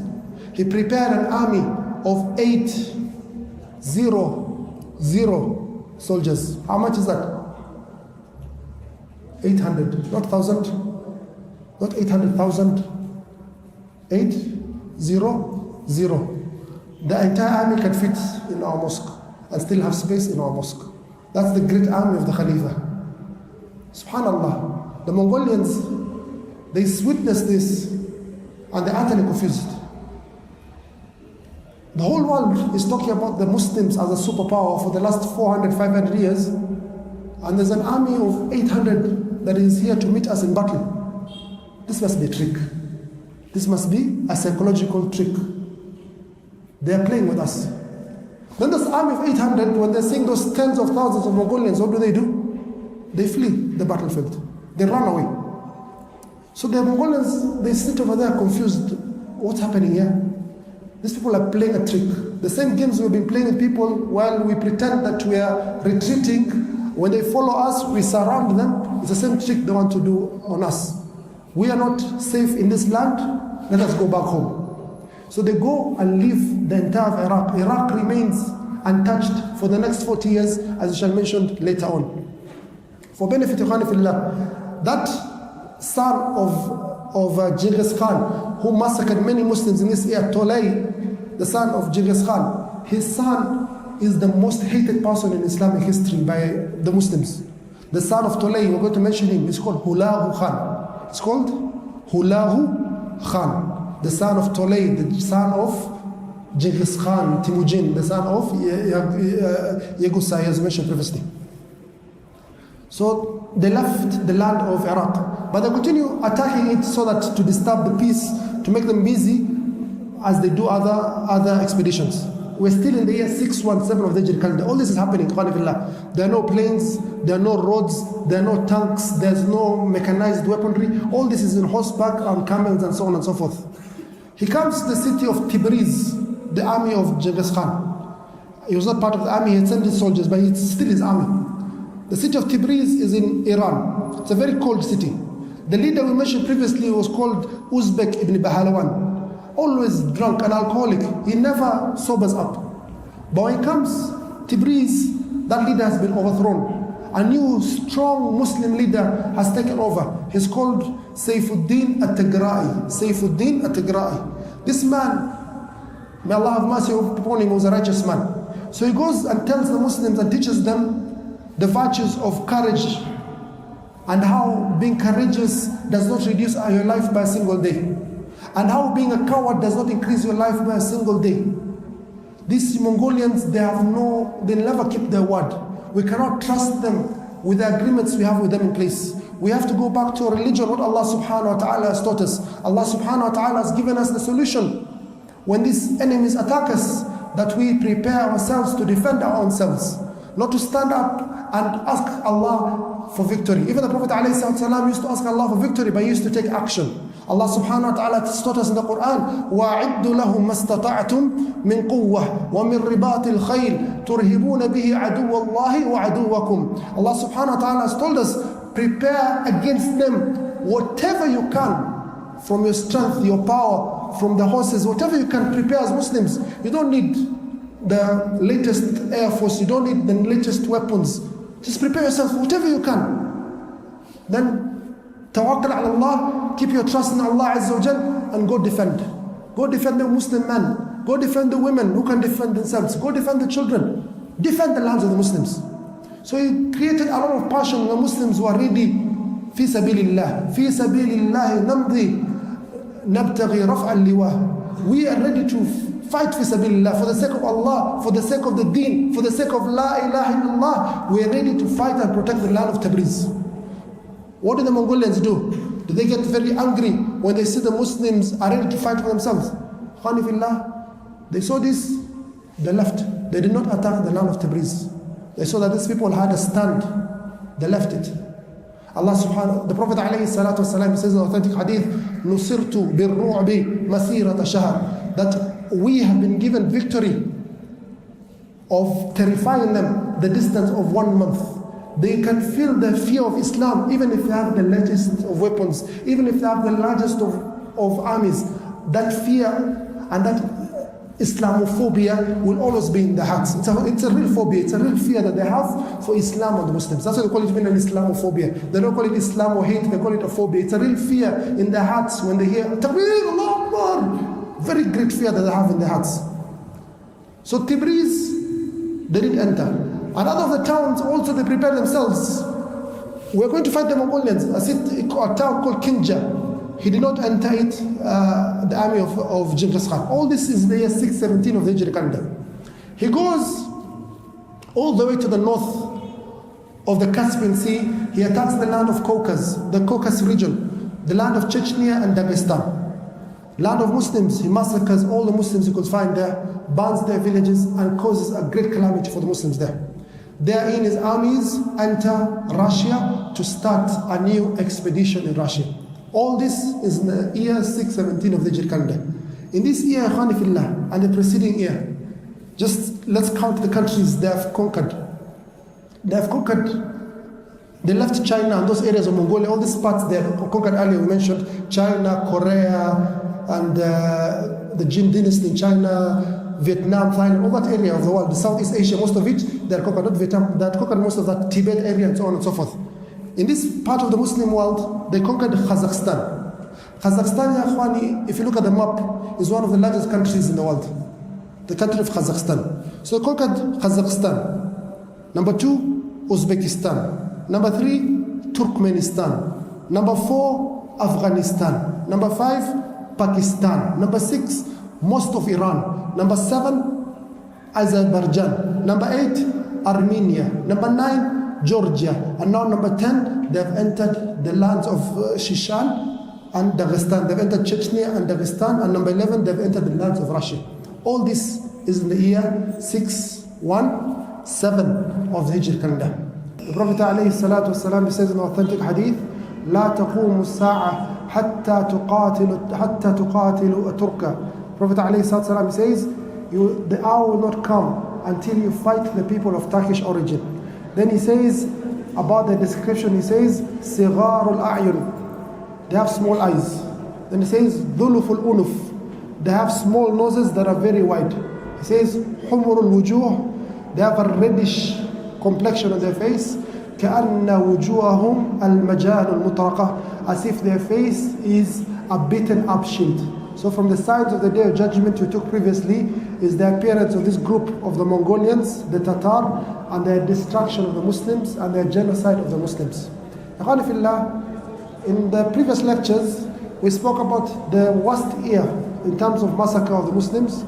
The year, which year was it? 617 of the Hijri calendar. Also in this year, I forgot to mention one town that was captured is a town in Azerbaijan called the town of Maragha. This town or this area of Azerbaijan, it was being ruled by a woman. What were the men? The ruler was a woman. Right. So the Mongolians, they come, they surround, they besiege, and they manage to conquer this town that's very wealthy. So they start, as usual, kill the men and take the women as slaves. So they found a lot of wealth in this town. They took a lot of gold, a lot of silk. Whatever they could carry, they carried. Whatever they couldn't carry, they would take and burn it. From the events that happened in this city is a Mongolian lady enters a house and she finds family, men, women and children, and she takes out her sword and she kills all of them by herself. Not even a single Muslim raised up his hand to defend his family or to defend his religion. Also mentioned in this city of Maraga is that a Mongolian man came to a house where 100 Muslim men were hiding from Mongolians, and he found them in that house. And he takes his sword and he starts killing them one by one, and none of them defend themselves. This will also happen later on when we study what happened between the Mongolians in Baghdad. A Mongolian is in the town of Baghdad, the capital city of the Muslim Empire.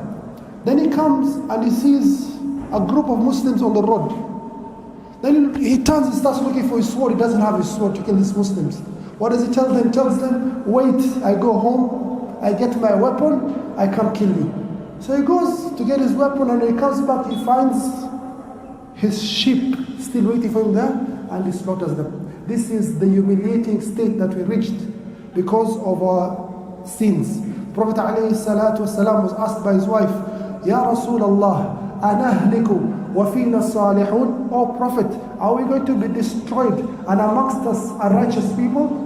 Qala na'am idha kathura al-khabath. Yes, you shall be destroyed if there is a lot of filth in your society.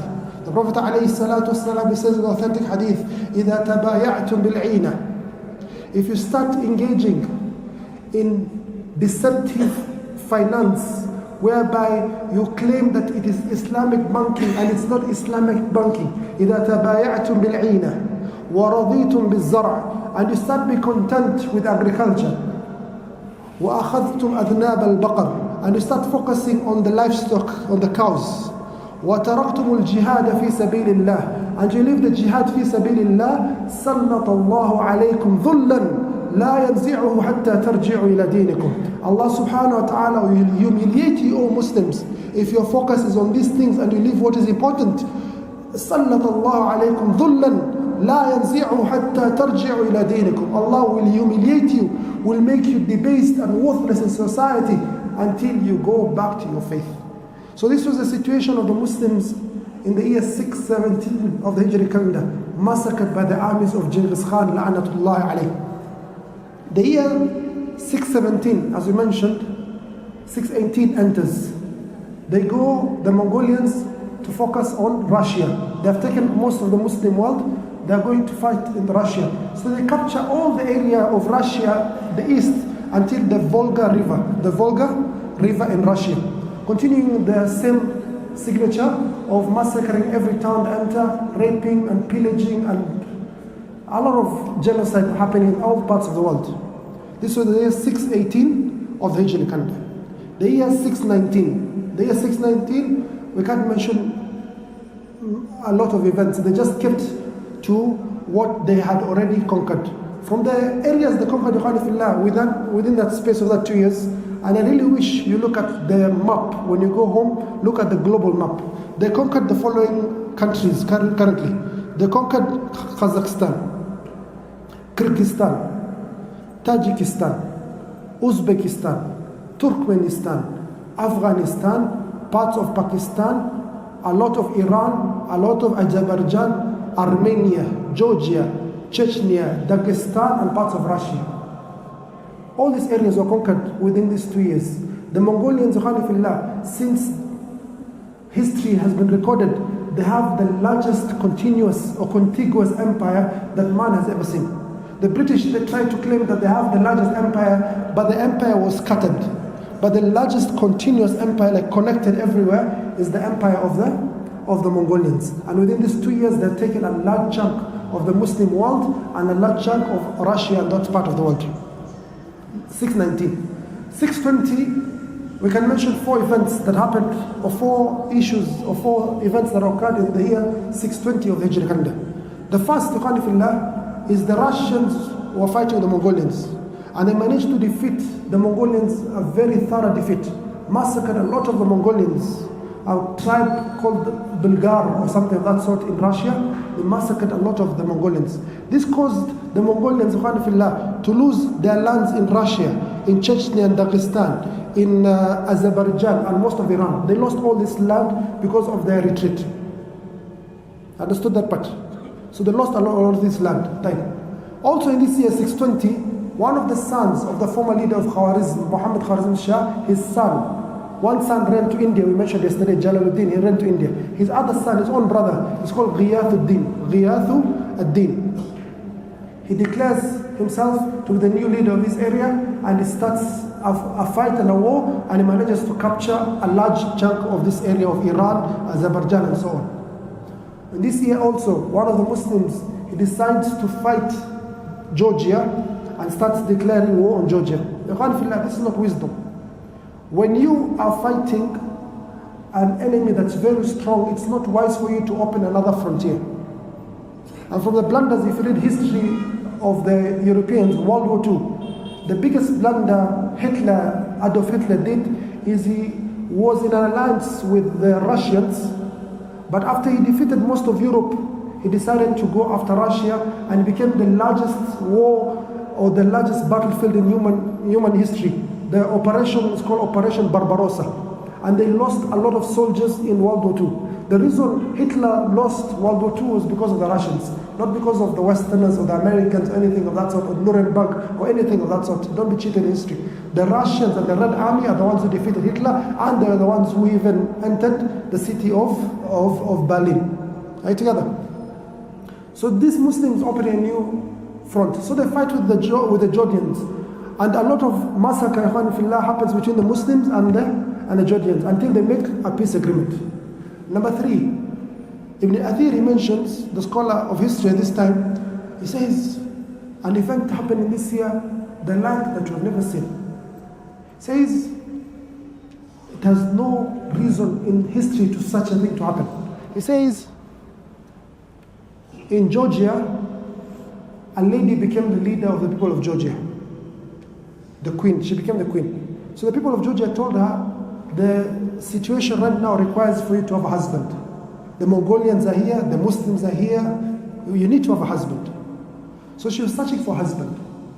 One of the Muslim leaders in Turkey, in Anadolu, the Seljuk Romans, is called Mughithuddin Turgul Shah ibn Khalj al-Salan. Mughithuddin Turgul Shah Khalj al-Salan. That's his name. So he says, "Oh queen, my son is very handsome and very brave. You can take him as your husband." But you're a Muslim. I can't marry a Muslim. She says, I'm in a Christian country. Georgia is a Christian country. As I told you, if you even look at the flag, it has cross, and a cross in the middle. 5 crosses. Are you together? It has participated in the crusades against the Muslims. How can I marry a Muslim?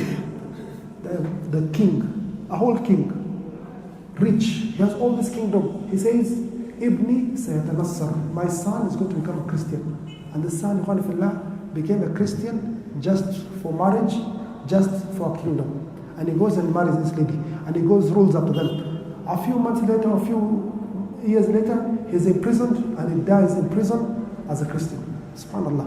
That's a 3rd event that happened this year. A 4th event in the year 620 of the Hijri calendar. Prophet ﷺ says, إِذَا كَثُرَ الْخَبَثِ Allah subhanahu wa ta'ala will destroy if there's a lot of filth in society. Look at the filth. What happens? Allah subhanahu wa ta'ala, in this year, He sends locusts to destroy the lands and the agriculture of the Muslims. So locusts appear and they start destroying the agriculture in Iraq, the crops in Iraq, in Syria, in Al Jazeera, the land between the Tigris and the Euphrates, in most of Iran, and there's a severe drought and famine on the Muslims. All the prices go up. Allah subhanahu wa ta'ala says, فَأَرْسَلْنَا عَلَيْهِمُ الطُّوفَانَ. Allah sent to them a flood. We've seen a flood. Khwarazm, what happened to the city of Khwarazm? Allah says, فَأَرْسَلْنَا عَلَيْهِمُ الطُّوفَانَ وَالْجَرَادَ. He says, locusts. Then he says, وَالْقُمَّلْ وَالضَّفَادِعْ وَالدَّمْ. These are the 5 signs that are sent to Fir'aun. So Allah subhanahu wa ta'ala uses these things as punishment. So number 2, He sends the locusts. So this is the year 620 of the Hijri calendar. The year 621 of the Hijri calendar, it comes. In this year, Ghayathuddin, the son of Muhammad Khwarazm Shah, he starts entering into a battle with one of the leaders of that part of the world. It's called Sa'aduddin ibn Duqlaq. These names are difficult. Sa'aduddin ibn Dawlaq or something like that, or Dulaq. So they start a battle, they fight with each other, and a lot of Muslims lose their lives. And they decide, let us make peace. And we divide the entire Muslim state into two. Sometimes you look at history and you're wondering, are these people really normal? Does it make sense? I don't even think animals, maybe they will do. Animals, you find maybe sheep fighting and the wolves are surrounding them. The Mongolians are just at your doors. Yet these Muslims, what do? They infight. Why? Because of Al-Kursi, because of the throne or a seat. What ignorance is this? And you're spilling Muslim blood that's even more sacred than the Kaaba. You rather destroy the Kaaba than kill a fellow Muslim. It's such a great sin to kill a Muslim. Even the non-Muslims, they have dignity and sacredity in terms of their blood. If they don't fight you, why will you kill them? So they fight. And it's something you see even if you look at the current world history. You look at, for example, Egypt and Sudan. There's a place on the border that they have disagreed upon. Libya and Chad, they have some issues in the border region. Algeria and Morocco, Western Sahara, you have heard of Western Sahara. Mauritania and Senegal, the river Senegal. Saudi and Yemen, Al-Asir province. Emirat and Iran, Abu Musa. You find Iraq, Turkey and Syria, many areas of the Muslim world till to date. There's a lot of tension and a lot of problems because of land and such things, and it's not the correct way. Also in this area, a great army of the Mongolians, great in quotes, enters the land of Iran. How large is this army? 3,000 soldiers, only 3,000 soldiers. They enter Iran, and they enter the city of Ray. The city, if you heard of Imam al-Razi, any Imam al-Razi, Fakhruddin al-Razi, or any other Razi, they come from this city of Ray. It's very famous in Islamic history. Enter the city of Ray, the city of Qum, the city of Hamadan, Qashan, and so on, and they massacre every single Muslim man they could find, and they take the women as slaves. 3,000. Where are the Muslims? You can't fight only 3,000 people? And these are the events of the year 621 of the Hijri calendar. The year 622 and 623, Genghis Khan, la'natullah alayh, is busy trying to conquer parts of China, the western Shia province of China. So he's left most of his army to go to China, and a few remain in the lands of Central Asia, where the Muslims are occupied. So Jalaluddin, remember the son who ran away from Pakistan into India, from across the Indus River we mentioned yesterday, he decides to cross back Indus River and back to his land. So he comes back and he finds his brother Ghayathuddin is ruling over most of the north part of the former Khwarazm Empire, and this other man Sa'aduddin is to the south. So look what he does, and this something repeats strangely in history. Blood brothers. He decides to form an alliance with Sa'aduddin to fight his own brother Ghayathuddin, and declares war on his brother. So he starts fighting with the brother, subhanallah, and he's victorious over his own brother, and he takes this land. I forgot an event that happened also in the year 620 of the Hijri calendar. This Ghayathuddin, when he took over, the Khalifa in Baghdad declared war on him and started paying his uncle Ighan al-Ta'isi to fight with Ghayathuddin. So the maternal uncle was fighting also with his Ghayathuddin. And now in the year 622, his own blood brother is fighting against him. So he manages to defeat his brother and takes all this part. Muslims fighting Muslims again. Yet the bigger threat of the Mongolians is still remaining. So you ask yourself sometimes, why has the punishment of Allah subhanahu wa ta'ala fallen on these people? بِمَا كَسَبَتْ أَيْدِيكُمْ. It's because of what your hands have done. Jalaluddin, the son of Muhammad Khwarazm Shah, he declares war on Iraq, the Khalifa. He comes, besieges the city of Basra, the south of Iraq. He besieges it, massacres Muslims. Then he says, let me go to Baghdad. Then he goes to besiege Baghdad. Then the Khalifa of the Muslims, our ruler has been ruling for 47 years from the family of Prophet Muhammad sallallahu alaihi wasallam. He says it's from the Ahlul Bayt. What does this Ahlul Bayt person do? How can you be from Ahlul Bayt and do such a thing? He decides to seek help from his fellow Muslims. No.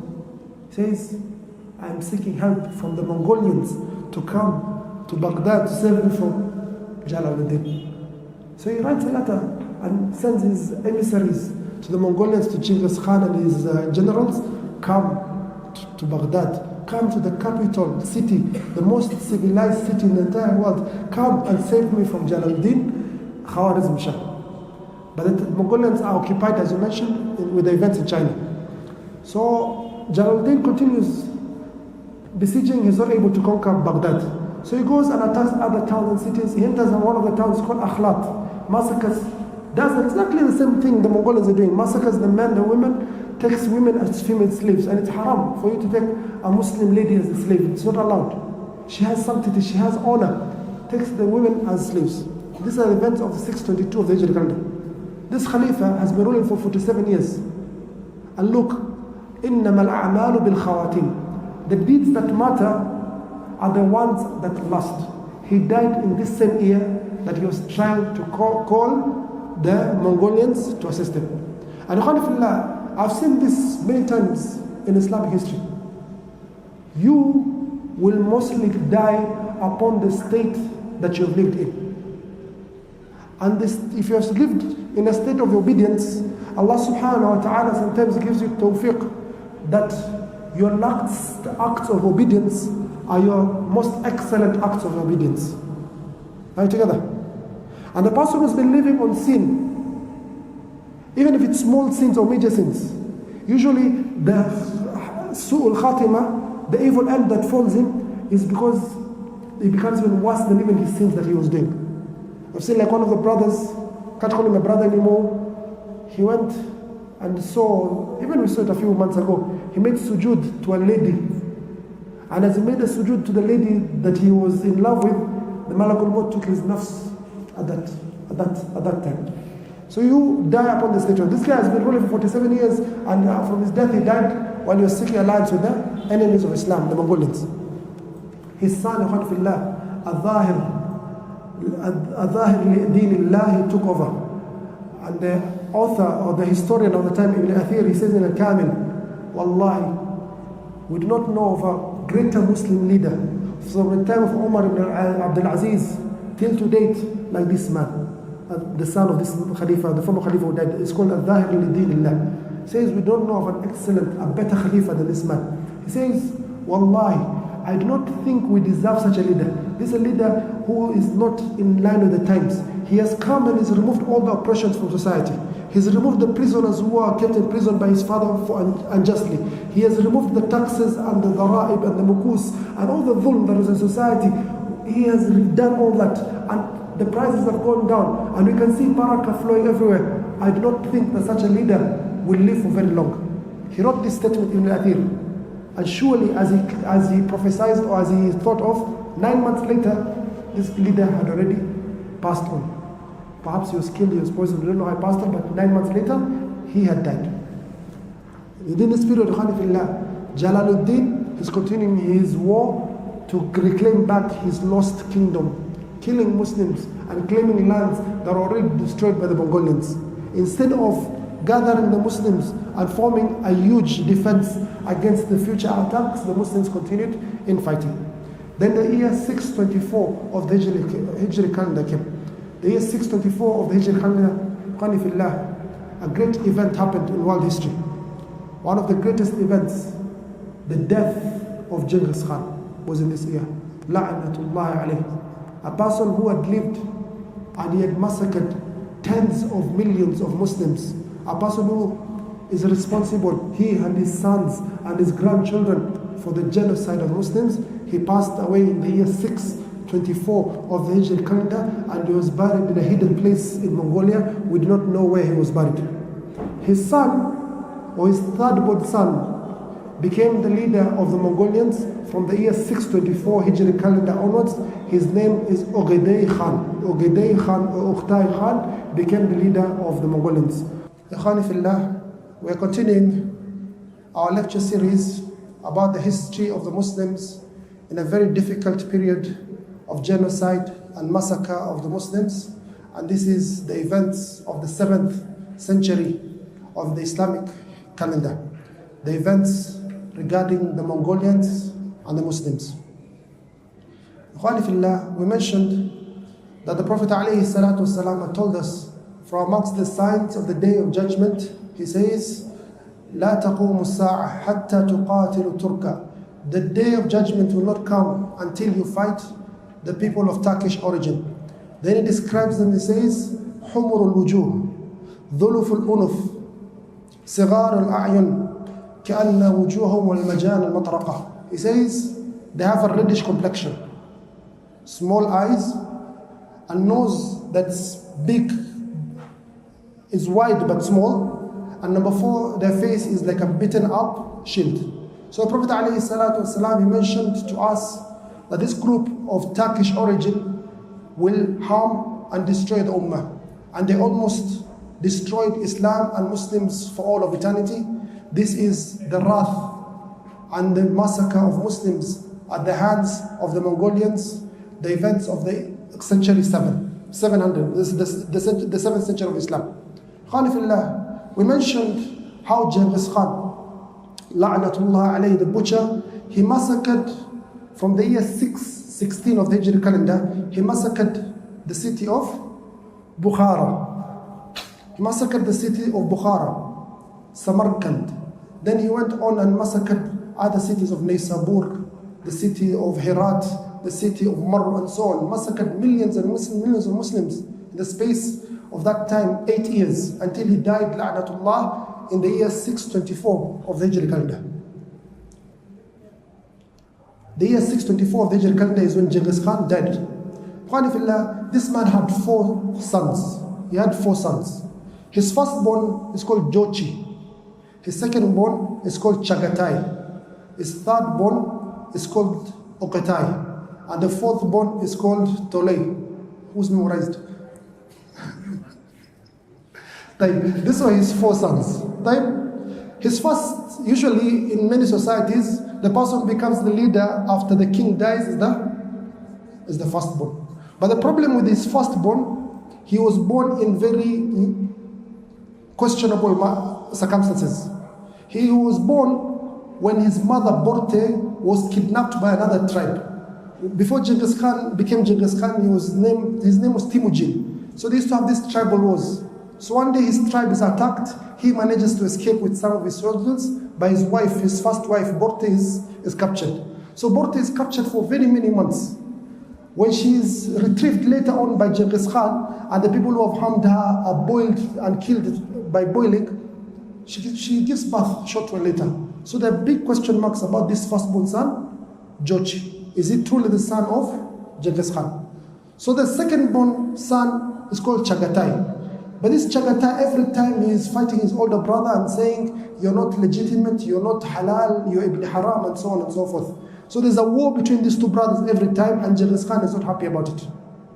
So he prefers that his third son, Okatai, becomes the leader of the Mongolians. So Genghis Khan, La'natullah, has passed away in the year 624 of the Hijri calendars.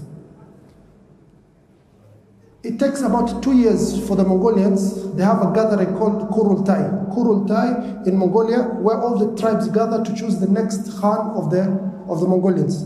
So from the year 624 to the year 626, they're choosing a new Khan. It's a period of mourning and to choose the next leader of the Mongolians. In this year 626, one of the greatest betrayals in Islamic history occurred. In the year 626. One of the leaders, Al-Kamil Al-Ayyubi, alayhi min Allahi ma yastahiq, he made an agreement with Frederick II, the king of the Roman Empire, and he said to him, I'll give you Jerusalem for free.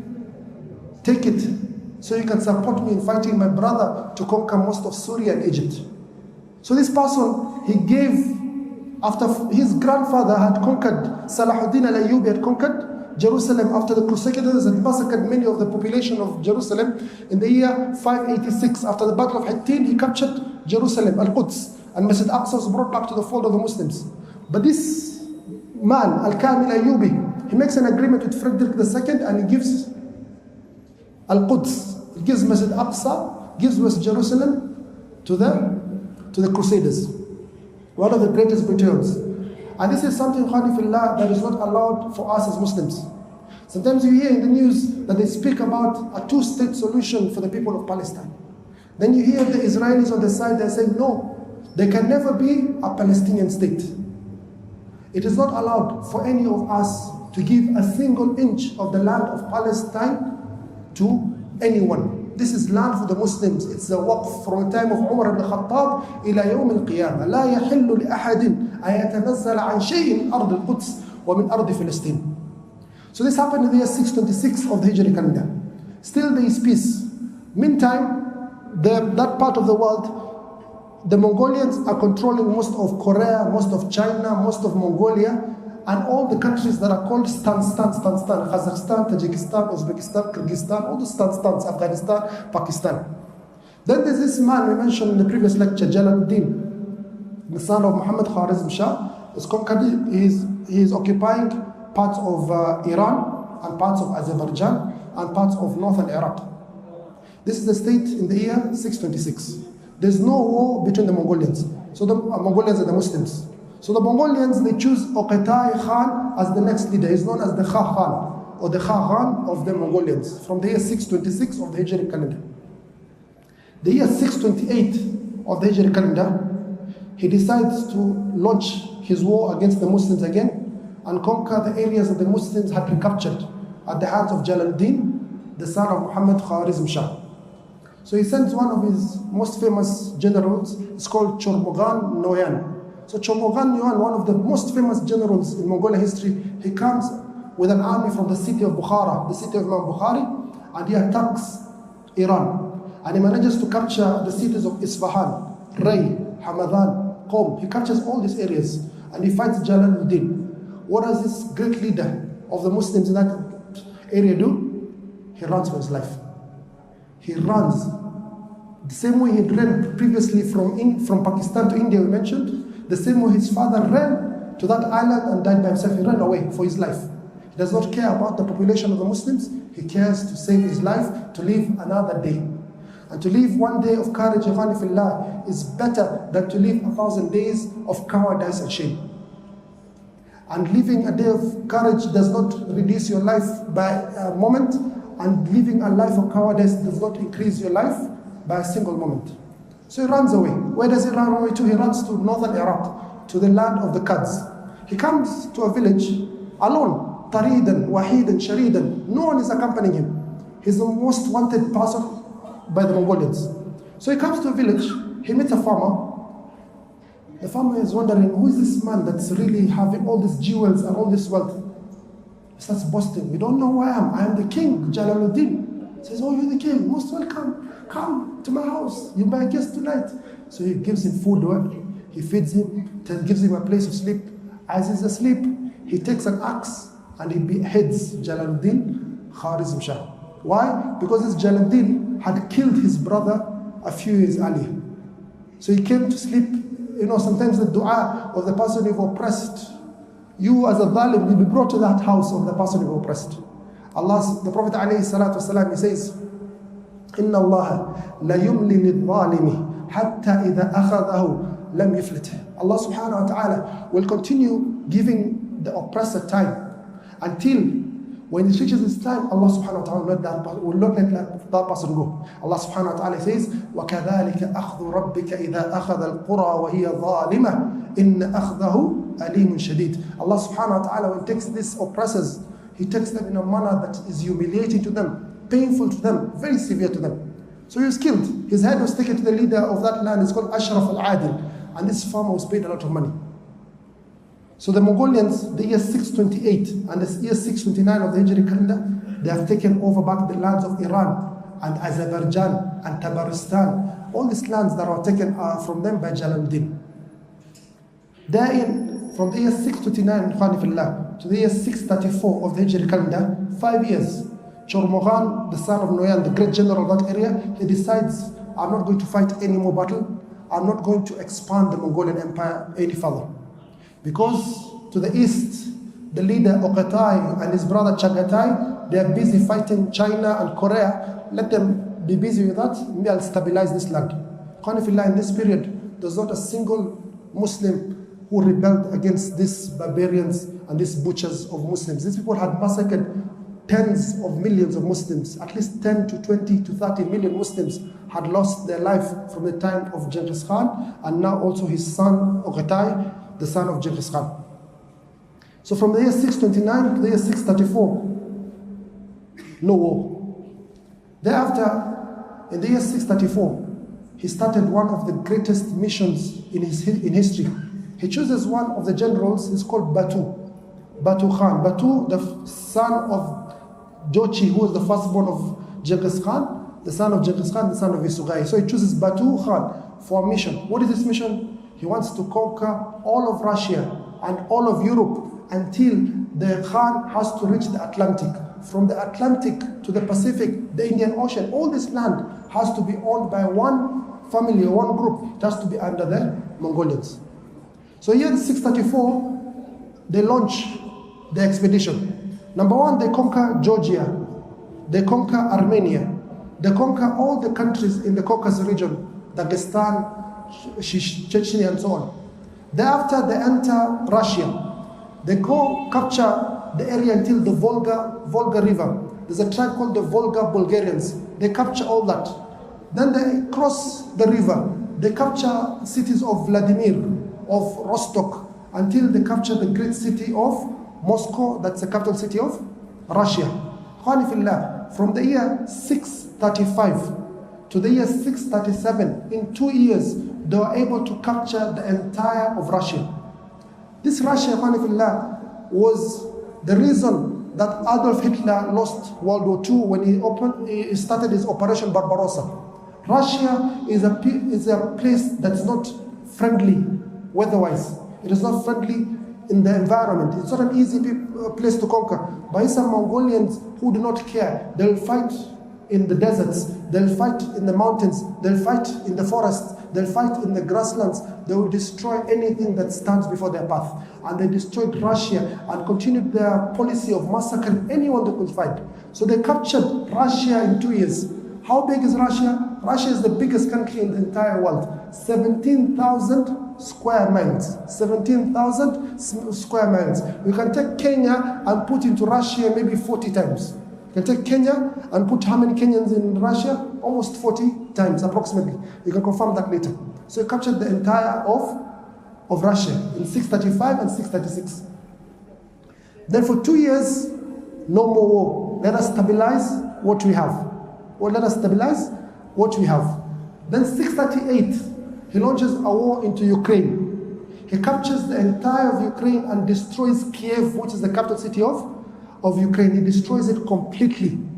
Massacres, destroys the churches, kills, rapes, pillages, does as he's been doing to the Muslim world, the Chinese, he does he did to the Russians, now he does to the Ukrainians. He captures Ukraine. He sends one of the grandsons of Genghis Khan, Baydar, the son of the second-born Chagatai, the son of Genghis Khan, to conquer Poland. So they conquer Poland. In this same year, 638, they conquer Ukraine, they conquer Poland. Then he sends an army southwards. They conquer the kingdom of Magyar, Hungary. All the Hungary until they reach the capital city of Budapest. All of Eastern Europe, was captured. They captured Serbia, they captured Slovakia, they captured Zagreb, they captured the city of Croatia. They captured all this area of the world of Eastern Europe. They reached the borders of Italy, the border of Germany, and the border of Austria. And just a few weeks, they were able to, or they were going to conquer this part of the world. The seat of the Roman Catholicism is in which city? Is in Rome, is in Vatican. Okay, so they were very close to reach to the seat of Catholicism. So the whole Western world was shaking fear because of these people. In that same year, the year 639 of the Hijri calendar, news reaches Batu, who was the leader of this expedition, and Subutai, who was also one of the leaders, and they're told the Khan in Mongolia, in Karakorum, has died. Oghatai Khan has died. You have to go, all of you, back to choose the next leader of the Mongolians. So they stop the expedition. The Christians are happy. They're saying, God has saved us from the Mongolians because of our dua, blah, blah, blah, and so on and so forth. They make a propaganda out of it. So they all go back to Mongolia. to choose the next Khan of the Mongolians. In this period, Ikhwani fillah, a lot of things happened. When the Mongolians conquered Europe, they married some of the European princesses and ladies. And these women had an effect on them by making them into Christians. So a number of Mongolians converted to Christianity. As we mentioned previously, Mongolians did not have a religion. They took from every religion. They took some things from Christianity, some things from Buddhism, some things from Islam, and so on and so forth. And they formed their book that was written by Genghis Khan, Yesuha. So they had no religion. But this group married princesses, so Christianity started spreading amongst the Mongolians. So they go back to Karakorum, the capital city of Mongolia, to have another meeting over there, where they're supposed to have the tribal gathering that we mentioned earlier, the Kurultai. So they go to the Kurultai, who's the next leader? They can't choose a leader immediately. So the widow, she's called Khatan Torogen. She becomes the leader of the Mongolians for about 4 or 5 years until they're able to choose the next leader, and the next leader becomes a person called Kyuk. So Kyuk becomes the leader of the Mongolians from the year 639 of the Hijri calendar, him and the mother, until about 645. Then he ruled until 646 or so, about 2-3 years. Then he died. In this period of Fillah, this man, he decided, I do not want to expand the land of the Mongolians anymore. Let me stabilize what we have first. Let me stabilize what we have first. So it does not expand. So the Christians in Europe, they see this. So the Pope Innocent IV, he knows, like all the kings of Europe, that the Mongolians is a passing wind. It's not going to harm us anymore. These are just barbarians. They do not have any ideology. They don't have any legacy. They don't have any history. The problem that we have as crusaders, as Christians, is these Muslims who are occupying Spain and Portugal, is these Muslims who are occupying the Holy Lands, Egypt and Syria, mostly the lands of Palestine. So our problem is with the people they called the Saracens, or the Sarakiyun. They call us, if you look at the books, they call us Saracens. I wonder what is Saracens? Our name is Muslims. Find later on in history, they call you Mohammedans, or they call you Muslims. They don't give you the correct name that you are. We call them Christians, but they can't call us as they call us Saracens or Sarakiyun, people who have stolen. Or they call us Mohammedans, like we worship Prophet Muhammad alayhi salam. Or they call us Muslims, Muslim, or people who are living in a dark age, or oppressors. So they always give us names. But it's something standard. Even the Prophet alayhi salam used to be called Mudhammam. They used to call Prophet Muhammad Mudhammam during the days of Quraysh. So he sends Pope Innocent IV, he sends an envoy. He's called Giovanni Carpini, all the way from Rome to Karakorum. A distance of 3 months, a distance of 12,000 kilometers. So he comes all the way to Karakorum to meet the new Khan, who is called Kyuk, the son of Ogatai, the son of Genghis Khan. So he says to Kyuk, number one, I want us to make an alliance and we fight the Muslims and we liberate the Holy Lands from the Muslims. Our war is not against the Mongolians. We want to fight the Muslims. Subhanallah.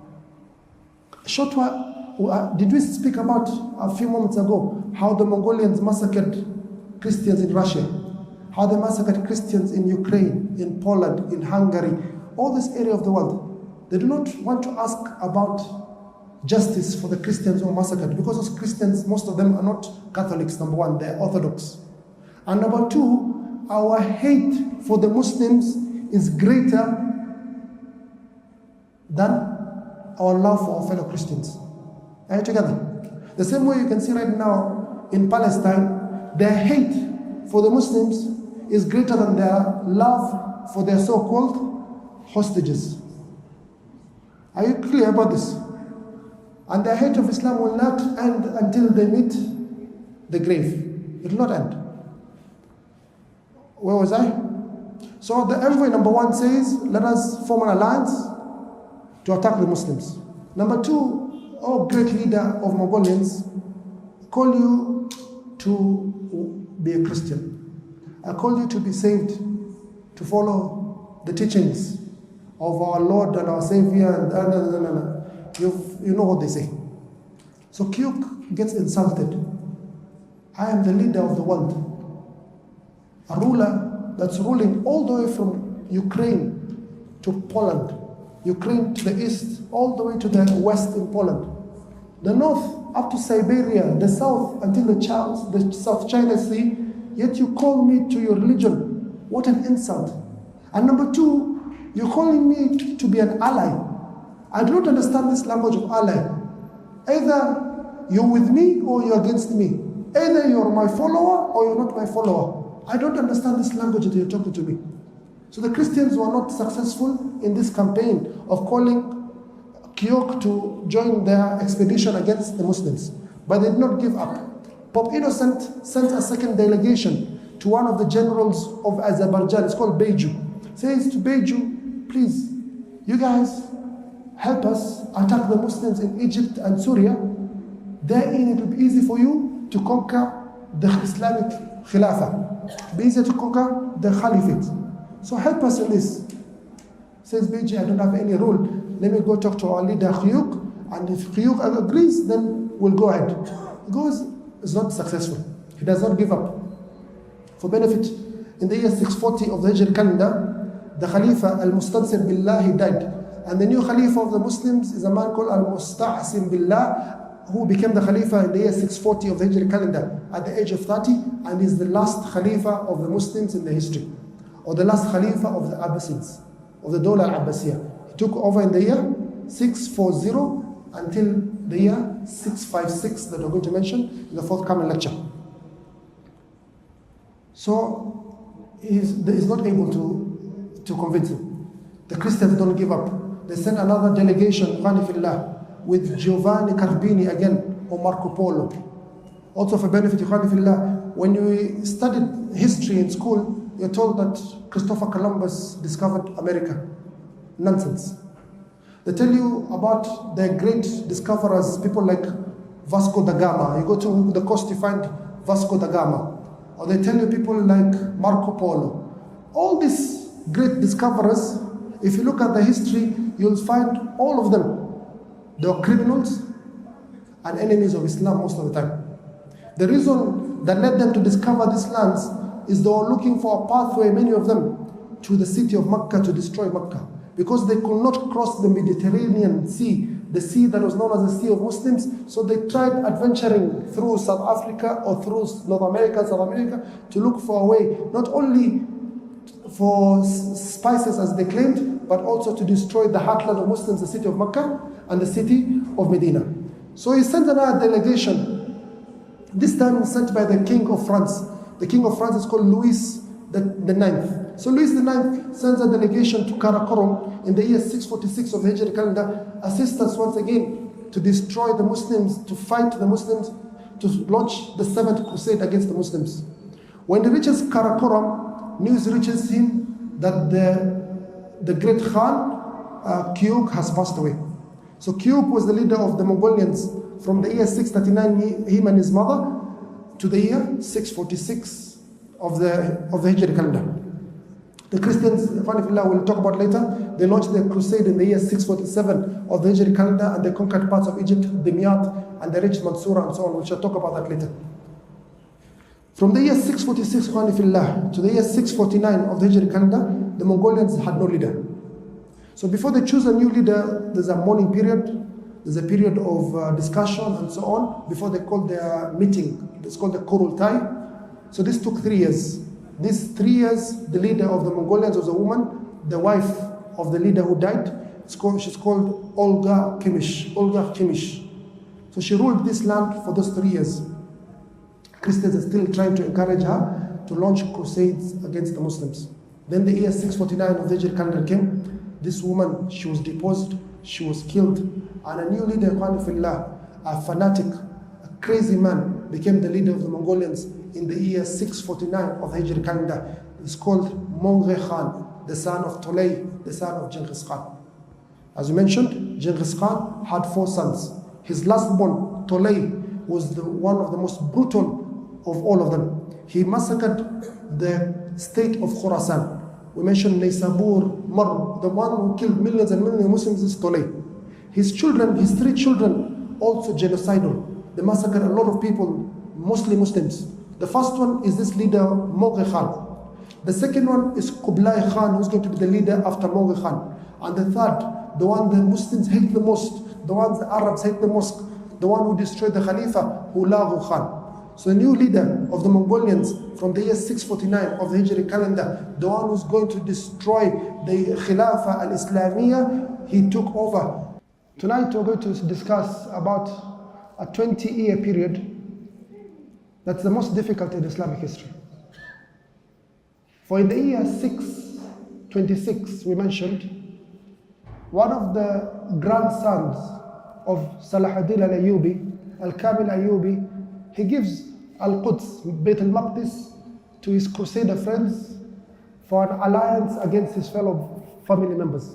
He gives it for free.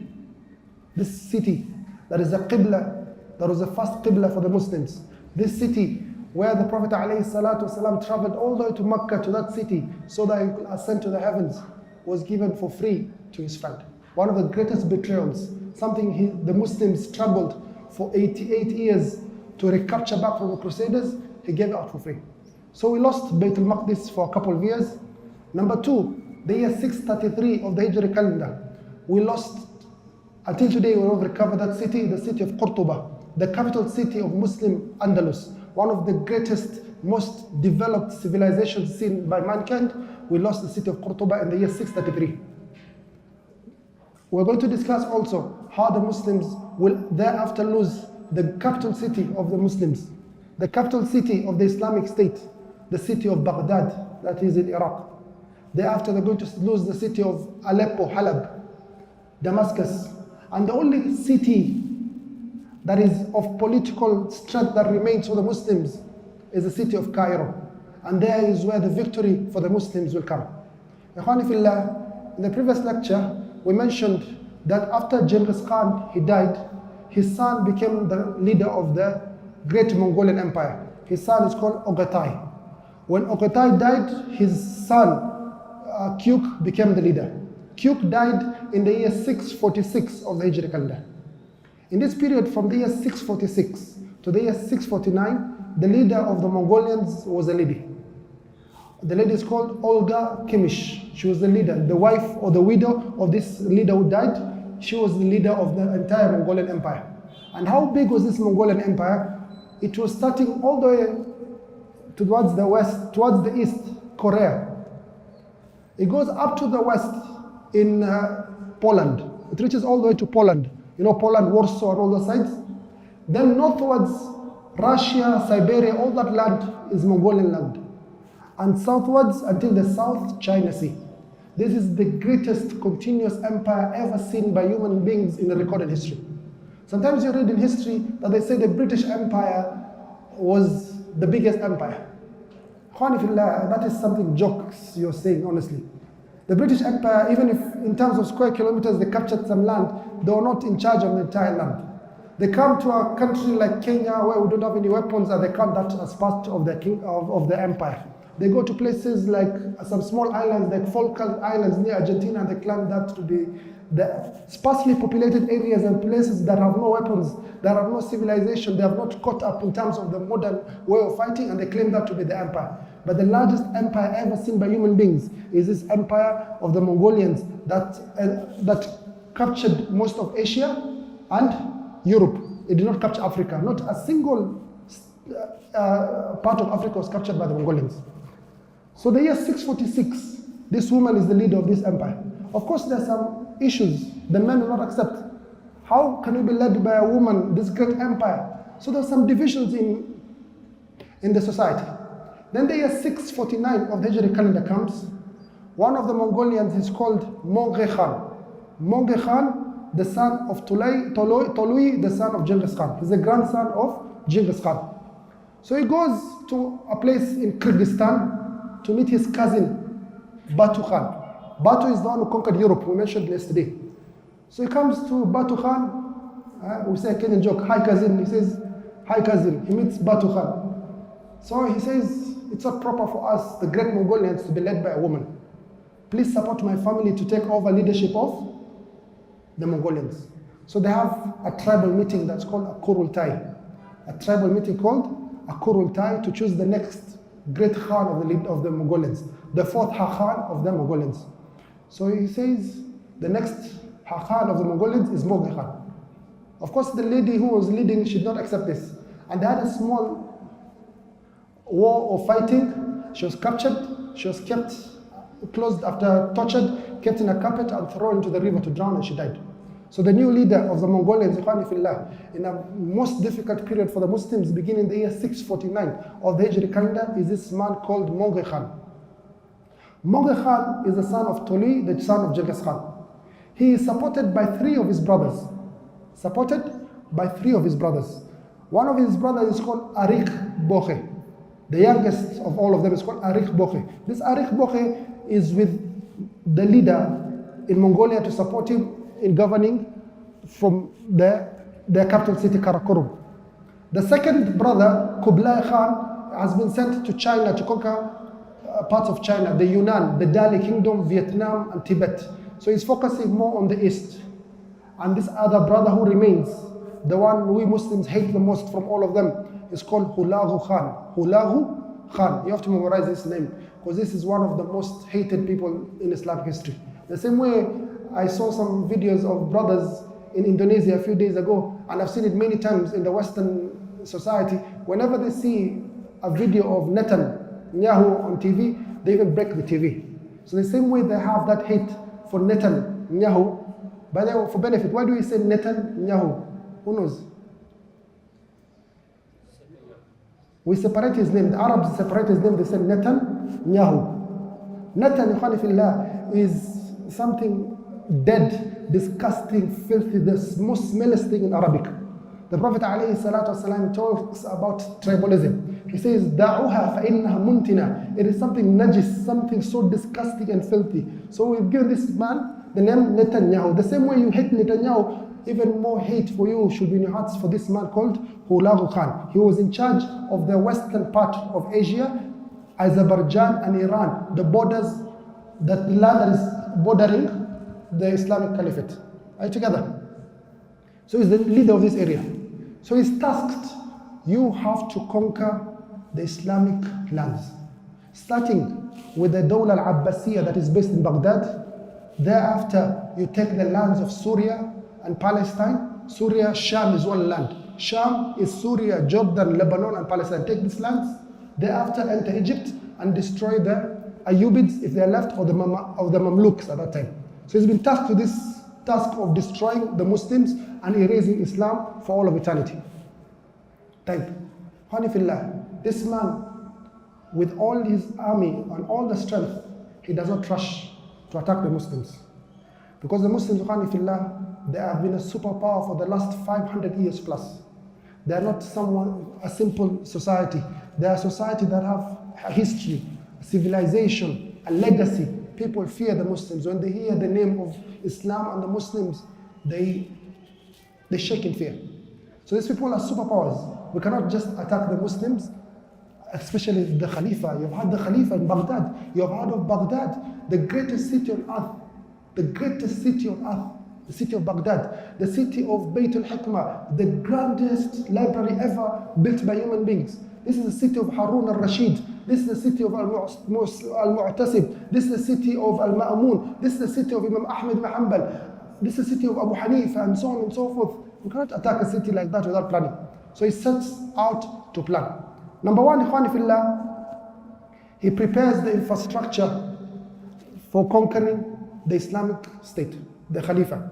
So he says, number one, all the roads from China towards the border of Iraq, all these roads have to be repaired and in good condition. So that when my army is crossing, I do not want any difficulties in crossing. Yes, there are mountainous regions like Tajikistan is very mountainous, Afghanistan is very mountainous, Iran is very mountainous. We'll walk around that. But we want every road repaired, fully ready for this great army of the Mongolians that's going to enter the land of the Muslims. Number two, with regards to infrastructure, we want all the rivers in these great lands, especially the river of Jayhun and Sayhun, bridges. We have to have bridges everywhere. And these bridges are going to be guarded 24/7, 365. Every day they are going to be guarded by a group or part of the army of the Mongolians. Number 3, let us have carriages. We build vehicles or carriages or caravans that we can carry weapons and equipment, so that if the Muslims hide themselves in their fortresses, we're able to besiege them, we're able to destroy their fortresses easily. So we need to carry all this equipment from all the way from China, because in China we have very good engineers. So we need to have great caravans. Number 4, all the towns and all the places that this road passes, we have to have our soldiers in all those areas protecting this path. And number 5, we do not want anyone to use this road until further notice. Why don't you want anyone to use this road until further notice? This road that stretches all the way from China to the border of Iraq, we want the grass to grow fully. We want this place to be green and lush, so that when our horses and our camels and our fighting animals come to attack, they have sufficient food. There are no vehicles during those days. With a vehicle, you need fuel. The same way with the horse, you need fuel. But the difference, with a vehicle, if there's no fuel, you can wait. But with a horse, it dies. The Mongolians used to have at least, each soldier has like 3 or 4 horses. One person has like 3 or 4 horses. One is for his food, one gets tired, he uses another one, and so on and so on. So they can travel great distances. So this is with regards to infrastructure. That is the first of their plan, the 4 items they kept in agenda. Number 2, they said we have to form alliances. We have to improve on our diplomacy. The first part with regards to infrastructure, that is Ministry of Defense. Hulagu Khan is in charge of that. The Ministry of Defense, or the Secretary of War, or whoever terminology was given at the time, he's in charge of that. The second one is diplomacy. I, as the Hakhan, Mongol Khan, I take responsibility for this. King Louis IX had launched the 7th crusade against the Muslims in the year 647 of the Hijri calendar, in the land of Egypt. But he was defeated by the Muslims in Mansoura and in Dimyat, and he was captured. And they paid a great sum of money to ransom him, and he went back to France. But the hate for Islam still remained in his heart. So he writes a letter to Mongol Khan, all the way from France to Mongol Khan in Mongolia, asking him to form an alliance so that they can fight the Muslims.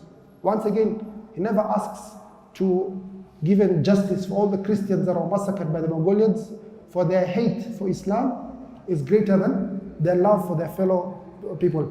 وَلَن تَرْضَ عَنْكَ الْيَهُودُ وَلَن نَصَارَ حَتَّى تَتَّبِعَ مِلَّتَهُم. Allah subhanahu wa ta'ala says that they will not be pleased with you, they will not be content with you until you follow their ways. And even if you follow their ways, they're not still content with you. So he writes a letter to the Great Khan, asking him for an alliance. The Great Khan is not knowledgeable about politics. He doesn't understand the decorum or the etiquettes required when you meet ambassadors and so on and so forth. He does not understand the plastic or the fake smiles. He does not understand all this politics of al-mujamala, of praising people and giving them attributes that do not belong to them. So they have disagreements. He says, number 1, I do not consider anyone on the face of earth to be my ally. You're either my follower or you're my enemy. I am the master, I am the ruler of all these great lands under the sky. I do not consider anyone on this planet to be my friend. You're either my follower or my enemy, and I am your master. You have to accept this. So there are disagreements with regards to these terms or whatever, and the discussions they broke. This was year 651 of the Hijri calendar. Then he learns from his mistakes, the Great Khan. He calls another man, I forgot his name, the king of Armenia. So the king of Armenia comes. Armenia, we said, is north of Azerbaijan. It is a Christian kingdom, one of the oldest Christian kingdoms in history, still present till today. So the king of Armenia has been harmed many times by the Mongolians. A lot of massacres have occurred on his land. But the rule for them, the Crusaders, is that our hate for Muslims is greater than anything else. Muslims are greater than anything. The difference between us and Muslims is an ideology. It's a belief system. The difference between us and Mongolians is just these people are barbarians. We have no difference when it comes to intellectual or ideology of belief. It's something else. So he comes all the way to, he's called Haythum. He's called Haythum, the king of Armenia. Haythum the first. He comes, he's welcomed, he's treated like an honorable guest, he's fed well. And he says, "Oh great king, oh great Khan, I have come to be your follower." He speaks the language that the Mongolians wanted. So the Mongolians really welcome him. They say, "You're a great king, you're a great man, Haythum. We'll give you whatever you want." Number one, whatever personal wealth you have, no one will touch your personal wealth. All the lands that you own, all the animals, all the castles, no one will touch this, will protect you. Number two, all the taxes that will be charging your churches and your monasteries, we're not going to charge any more taxes to your monasteries and your churches. Take that into account. Number three, we're going to assist you to take back lands that were taken by the Seljuks, the people of where Turkey is currently now, people of Anadol, Seljuk Rum, we're going to help you return back all those lands that are taken from you by the Turks. Number four, we're going to make you a senior advisor to the Great Khan with regards to any affair related to west of Asia. So he's given all this. Why? Why was he given all this? Yet he's a very weak leader. Armenia is a country, that's maybe a tenth of the size of Kenya. It's a very small country, like 30,000 or 35,000 square kilometers, very tiny country. So why is he given all this? Number one, the Great Khan, he saw that these people have an experience and a history with the Muslims. They have fought with the Muslims very many times. They have lessons and they have learned about the ideology and the way the Muslims think. So this will help us a lot as Mongolians. Number two, he is going to help us form alliances with other Christian leaders. We have killed very many Christians in our way of conquering Eastern Europe and Russia. We killed so many Christians. We need these Christians and these crusaders in our fold. I understand the politics. Number three, this Haythum forming an alliance with us is going to give a lot of stress and psychological warfare on the Muslims. Fighting the Mongolians alone is one thing. But imagine you as Muslims, you're fighting the Mongolians in an alliance with so many other people. So this is the reason he chose a Haythum as the first leader. So this diplomacy, it passed. The first one with the King Louis the Ninth failed. The second one with the King of Armenia, it succeeded. Third, the Mongolians did not stop there. They're fighting Muslims. These Muslims are scary people. We need to plan and plot effectively. So they send some envoys all the way to the lands of Asham, the land of Lebanon, the land of Syria, the land of Palestine, and there in that part of the world, there are some small kingdoms, crusader states that remained that are not yet liberated by the Muslims. The Muslims did not free these lands. The lands of Beirut, the lands of Tripoli, the lands of Antakya, the lands of Saida, Akka, Haifa, and so on and so forth were ruled by Christian crusaders.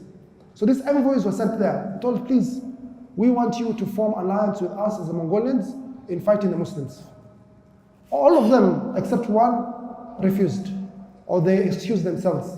Says, right now we're focused on our defense against the Muslims. We don't want to cause problems with the Muslims right now. We're not in a good state. We come back, except the leader of Antakya, Antioch, that is currently in Turkey. He accepted the terms and said, I'm not able to assist you right now, but if you reach Syria, I'm definitely going to join your army. So it's called Bohemond. So this also succeeded, a third alliance, Bohemond. A fourth alliance, there were Christians living in the lands of the Muslims. If you look at our history as Muslims, we have always been living well with these people who are not of our faith. These are people, we found them on their faith. And they have stayed with us and they're still upon their faith, many of them. That's why you find Egypt has Christians, over 10 million Christians. We did not massacre them. We did not cause a genocide of them. We lived side by side with these Christians. We have Christians in Syria. We have Christians in Iraq. We have Christians all over the Muslim world. We have Jews in Yemen. We had Jews in Iran. We had Jews in Morocco, in Tunisia, in many parts of the world. We are not people who la ikraha fi din. We're not forcing anyone upon our religion. As long as you follow the laws of the land, you stay. So you find that Christians have left in our lands in peace, and the Jews and the people of the book all those years without any problem, all those centuries. And they continue doing so. So the Mongolians, they looked for some Christians also to assist them. And they found someone very dangerous, the leader of the Christians of Iraq, the Patriarch of Baghdad. He joined the alliance. So this is also successful. This is the fourth successful part. The fifth successful part, he also called the leaders of Georgia. Georgia is next to Armenia, also managed to form an alliance with them. For the same reason, their hate for Islam is greater than their love for their kin. So they formed, with most of the Christians they could find around the area of the Muslims or bordering the land of the Muslims, they formed an alliance with them. So this was also successful diplomacy. Number 6, one of the most disgusting things also happened. They formed alliances with Muslim states to fight their own Muslim brothers. There are some Muslim states that also formed and joined the alliance to fight or to destroy the lands of the Muslims. The leader of Damascus and Halab, these are the two capital cities of Syria. It's called Nasir Yusuf. He sent his son Al-Aziz to join the alliance of Hulagu Khan. He betrays the Muslims. The leader of Turkey, Anatolia, that place, it's called Karj Atslan, also sends and joins the alliance. So that if Mongolians want to enter from Europe, remember they had conquered all Hungary, all that side, if they want to enter the army from Europe, they can pass the land of Turkey without any problem. So they form alliance also. The leader of Mosul, one of the most evil, disgusting people I've read about, it's called Badruddin Lu'lu. Someone very old, also forms an alliance with the Mongolians. The leader of Hims, one of the cities of Syria, it's called Ashraf al-Ayyubi. These are grandchildren of Salahuddin al-Ayyubi. Salahuddin al-Ayyubi, the person who Muslims love a lot because he rescued Baytul Maqdis. He brought Masjid al-Aqsa back to the fall of Muslims. Then you find his own grandsons forming alliances with these enemies of Islam, these people who are going to butcher the Muslims. So Al-Ashraf al-Ayyubi and his cousin Nasir ibn Yusuf, all of them, they form an alliance. Allah subhanahu wa ta'ala says in the Quran, فَتَرَى الَّذِينَ فِي قُلُوبِهِمْ مَرَضٍ يسارعون فيهم يقولون نخشى أن تصيبنا دائرة فعسى الله أن يأتي بالفتح أو أمر من عنده فيصبح على ما أسروا في أنفسهم نادمين. You'll find people, Allah says in the Quran, you will see people, they rush to the enemies of Islam.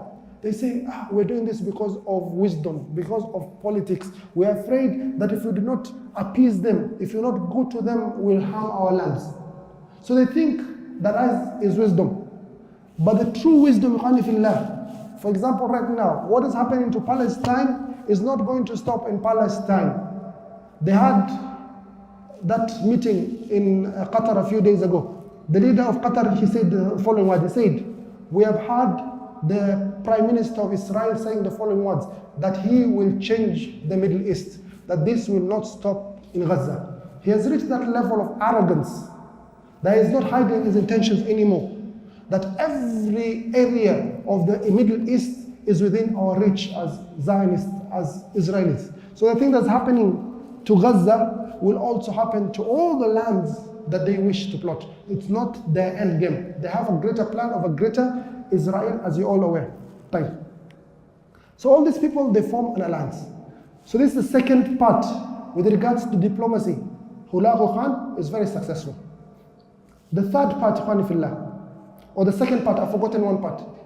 They form an alliance, with one of the greatest betrayers in Islamic history. A man Muslims even hate to mention his name. The Prime Minister of Iraq, the Prime Minister, the senior minister in the Islamic Khilafah, Al-Alqami, Mu'ayyiduddin Al-Alqami. This man was a Shia. He's from the Shia Ibn Ashariya. People who hate Islam. They hate Abu Bakr, they hate Umar, they hate Uthman, they hate the mothers of the believers, they hate Aisha radiallahu anha. This person who had a lot of hate and jealousy of how the Ahl Sunnah had achieved, he was also part of the alliance of the Mongolians. And he's one of the main reasons that the Muslims fell into the despair and the harm that we're going to discuss in the forthcoming lecture. So these are the three that succeeded so far. We've talked about infrastructure, diplomacy. Number three, this alliance, yes, the diplomacy and the alliance. Number three, they started something called psychological warfare. Before, you fight an enemy, you have to demoralize them. You have to demotivate them. You have to make them look weak and make the enemy look great. Are you together? And this is a big sin, never do such a thing. Never put the enemies of Islam on such a great pedestal. You say, they have the greatest planes, they have the best technology, they have AI. What do you Muslims have? You don't even make your own slippers, and so on and so on. It's not correct. It's not the correct way. So they started something called psychological warfare. For this, they employed some evil munafiqun from amongst the Muslims, people of poetry, people of qasas. So the poets, they start spreading information and their poetry amongst the population of the Muslims. They say that this Tatar, these Mongolians are the Ya'juj or Ma'juj. You cannot fight the Ya'juj or Ma'juj. They say that these Mongolians, the woman is stronger than even the men. The woman soldier from the Mongolians is even stronger than the men. These Mongolians, their horses, when they're ridden, it burns, it causes the lands to cause fire. And all this also scares the Muslims a lot. No one can fight the Mongolians. The people receive news. The people give news to the Mongolians. Mongolians do not give news to anyone because they destroy everyone, and so on and so forth. So psychological warfare through poetry and through these people. Number two, they also employ Muslim writers to send letters that threaten the Khalifa. We're going to destroy you. We're going to do this to your family. We're going to do this to your relatives. We're going to, and so on. Letters that are very eloquent, written by the best Arabic language, the balagha. So that also causes fear. And these letters are also read openly in public squares, in mosques, and so on and so forth. Psychological warfare continues. Number three, they attack caravans and they cause an embargo of the land of Iraq. Like the same way they did in Gulf War I and Gulf War II. They caused an embargo of Iraq. So no food, no merchandise, no trade can enter the land of Iraq. So this was a way of causing a psychological warfare. And number four, they cause random attacks so that they can make them busy in unable to protect their land. This also tires you every time you hear that a part of the land of the Muslims has been attacked. You go rush there to help them, to give them medical aid, then you hear another part has been attacked. So this happened, psychological warfare.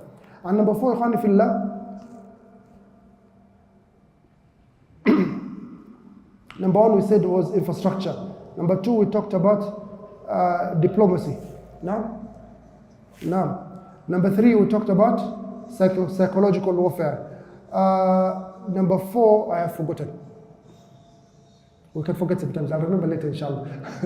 Why are you laughing? People can forget. So, Hulagu Khani Fillah, he prepared for 5 good years on how to conquer these Muslims. He formed his alliances. He took all the asbab of Nasr. Allah subhanahu wa ta'ala, he says in the Quran, لو أرادوا الخروج لأعدوا له عدة ولكن كره الله بعاثهم فثبطهم وقيل قعدوا مع القاعدين. If you Muslims truly want to give victory to the deen of Allah Azza wa Jal, if you want to really save those Muslims in distress, the ones that are oppressed, لأعدوا له عدة, you will have prepared yourself. ولكن كره الله بعاثهم, but Allah hated for you to perform this ibadah of nusra of your fellow brothers. فَثَبَّطَهُمْ, he made you heavy, he made you lazy, he made you stuck to the ground. وَقِيلَ قُعُدُوا مَعَ الْقَاعِدِينَ, it was said to them, sit and be like the people who sit. So ikhwani fillah, this was the state of the Muslims in the year 649 to the year 654 as they are waiting for the impending doom at the hands of the Mongolians. What was the state of the Muslims like, ikhwani fillah? Number one, Muslims were divided. Muslims were divided. There was a lot of infighting. Also infighting amongst fellow brothers, like the Dawla al-Ayyubiyya, Syria and Egypt. You find blood brothers, same mother, same father. What are they fighting for? What are they fighting for? They're fighting for a throne, for kingship. Number two, the Prophet ﷺ says, إِذَا وُسِدَ الْأَمْرُ إِلَى غَيْرِ أَهْلِهِ فَانْتَظِرِ السَّاعَةِ. If you have leadership that's not worthy of leadership, then await your destruction. When you find the leaders are focused on things that are not priorities, then you know you're a society that's going towards destruction. Number three, if you find, on this time, there was a lot of Qabaliyah. There was a lot of tribalism and racism amongst the Muslims, so to speak. The lands of Iran, Tajikistan, Afghanistan, Uzbekistan, all these lands of Muslims, Iran and so on, Azerbaijan, all these lands of Khwarazm, they were taken by the time of Genghis Khan. Yet you will not find even in the books, the scholars, you will not find the poets speaking about those lands in pain and anguish that our brothers and our sisters were harmed and so on and so forth. That is a problem for them. As we are different society, as we are Somalis, as we are Swahilis, as we are Arabs, those are a different society. So there's Qabaliyah. The Prophet ﷺ says, "Ad-da'watu jahiliya bayna adhurik." Are you going to call by the da'wah of jahiliya wa ana bayna adhurikum, and I'm amongst you? Da'uha fa innaha muntina. This issue of tribalism is what causes a lot of problems for us as Muslims. If you want to destroy the Muslims, it's very easy. If you want to conquer any Muslim society, number one, spread ma'asi in that society. Let them be focused on romance and girlfriends. Let them be focused on the party life, on alcohol, on mira, on shisha, whatever it is. If you want to destroy the Muslims, let them know their tribes, that this is from this tribe. Not only tribes, let them know their clans, not only clans, sub-clan and so on. That's how you destroy the Muslims. And this is the situation the Muslims found themselves in that period. And the Prophet ﷺ also mentions another disease, حُبُّ الدُّنْيَا وَكَرَاهَةُ الْمَوْتِ. The Prophet ﷺ says, was asked, وَمَا الْوَهْنُ? What is that disease that affects the Muslims? He says, when the Muslims start loving this dunya and hate death. That is a great disease. And from the things that this disease causes, when people love, they start competing in this world. Jealousy forms in society. People want the largest business. They want the biggest houses. They want the tallest buildings. They want the most expensive vacation to be on Instagram and TikTok and so on and so forth. So this is the thing that preoccupies you Muslims. And also the next issue, the Prophet ﷺ mentions, is that the Muslims forget that Allah has given them something that is a pinnacle of their religion, and that is the issue of jihad. To protect themselves by themselves, not to rush to conferences or to the Security Council or to condemn or to, no.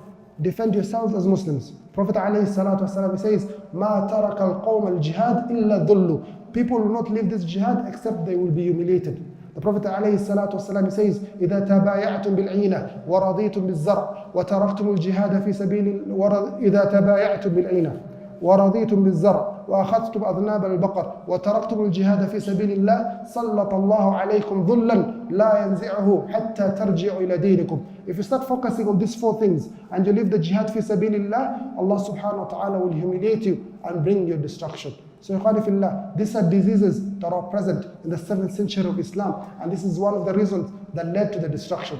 In the previous lecture, ikhwani fillah, we mentioned that the leaders of the Mongolians so far that we have taken, number one was Genghis Khan. Number two was his son Ogaday. The third one we took was Kyuk. And the fourth one that we're discussing tonight and for the forthcoming lectures is Mongol Khan. So Mongol Khan is the fourth Hakha Khan, or the fourth great leader, the fourth Khan of the Mongolians. He took over from the year 649 of the Hijri calendar. He took charge from the year 649 of the Hijri calendar. In the previous lectures we mentioned that he was assisted in his rule by his three brothers. He had three brothers who are as strong, as powerful and influential like him. The first brother is called Arik Boke. He's the youngest of them. He remained with the leader of the Mongolians in the capital city in Karakorum to assist him. The first one is called Arik Boke. The second one is called Kublai Khan. Kublai Khan was given the mission of conquering parts of China, the Yunnan province, the Dali kingdom, and the Song kingdom of Korea, and so on and so forth. So that was the second brother who later on became also the leader of the Mongolians. The third brother, the one the Muslims hate the most, is a man called Hulagu Khan. Hulagu Khan was the leader or the Sultan of the area of Azerbaijan and Iran, part of the Muslim world that was captured by his grandfather, Genghis Khan, la'natullahi alayhim jami'an. So from the year 649 to the year 654, 5 years, the Mongolians are planning, how do we destroy these Muslims? How do we destroy this civilization of Muslims that has survived for 7 centuries? How do we destroy this fear that we have had of the Muslims, this terror that we've been having in our hearts because of something called the Khilafah of the Muslims? How do we remove this from our hearts? So they said, the Muslims are not an easy people. We have to plan and we have to do it well. We mentioned the actions that he took. For 5 years, he did not attack the Muslims. He planned, prepared himself well, so that when he attacks the Muslims, he is sure that he can destroy this enigma or this fear that has been in their hearts for centuries. How do we destroy the Khilafah? So number one, we mentioned from the 4 strategies that he took. Number one, we said that he took care of the infrastructure required for war. He made sure the roads all the way from China to the borders of Iraq were repaired in good condition. We mentioned he built the bridges and made sure all the bridges were guarded, especially over the main rivers of Jehun and Seyhun. We mentioned caravans were built ready to carry the weapons that are required for bombarding and breaking the fortresses of Baghdad. Because Baghdad was the most fortified city, the hardest city to conquer in the entire world. Baghdad and the city of Constantinople. Those are the most difficult cities to conquer in the entire world. Strategy number two, after infrastructure, making sure also there's enough, the roads are not used so that the grass is lush, so that our animals pass, we get enough food for our horses. So that was the first strategy the Mongolians took. The second strategy, diplomacy. Let us form a coalition. We cannot fight the Muslims alone. Let us have alliance with other people who will fight us, who will help us assist to fight as the Muslims. So we need, number one, the biggest army ever seen by the Mongolians has to be ready for this war. Number two, we need a collision with the Crusaders. The Crusaders are in part of the Muslim world. We want these people who have a hate for Muslims to assist us. Yes, we tried with the French, Louis IX and the Pope Innocent IV, we tried an alliance with them, but they were very arrogant, and we were more arrogant towards them. Our diplomacy failed. So they tried, and they were successful. They formed alliances, number one, with the king of Armenia. We mentioned Haythum, the king of Georgia, the leader of the Christian world, or the Crusader states or inside the Muslim world, more so Bohemond, the leader of Antakya.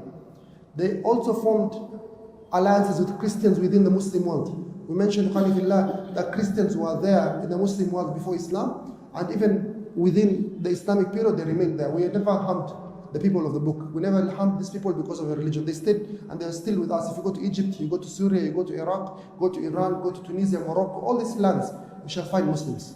By opposite, we mentioned in previous lectures, you cannot find Muslims in Spain who come back from that century, those centuries. You cannot find Muslims in Sicily. You cannot find Muslims in southern France. What happened to all those Muslims who are there for centuries? They're all massacred. Different from us as we looked after these people. So he formed alliances with these Christians. So he was ready and he was sure. So number two, he took alliances. Number three, started psychological warfare against the Muslims. He starts attacks on their carriages. In one carriage, they managed to capture goods worth 600,000 dinar. 600,000 dinar, a dinar is about 4 grams. So 6,000 dinar is about 2.4 million grams of gold. A gram of gold right now is about $100.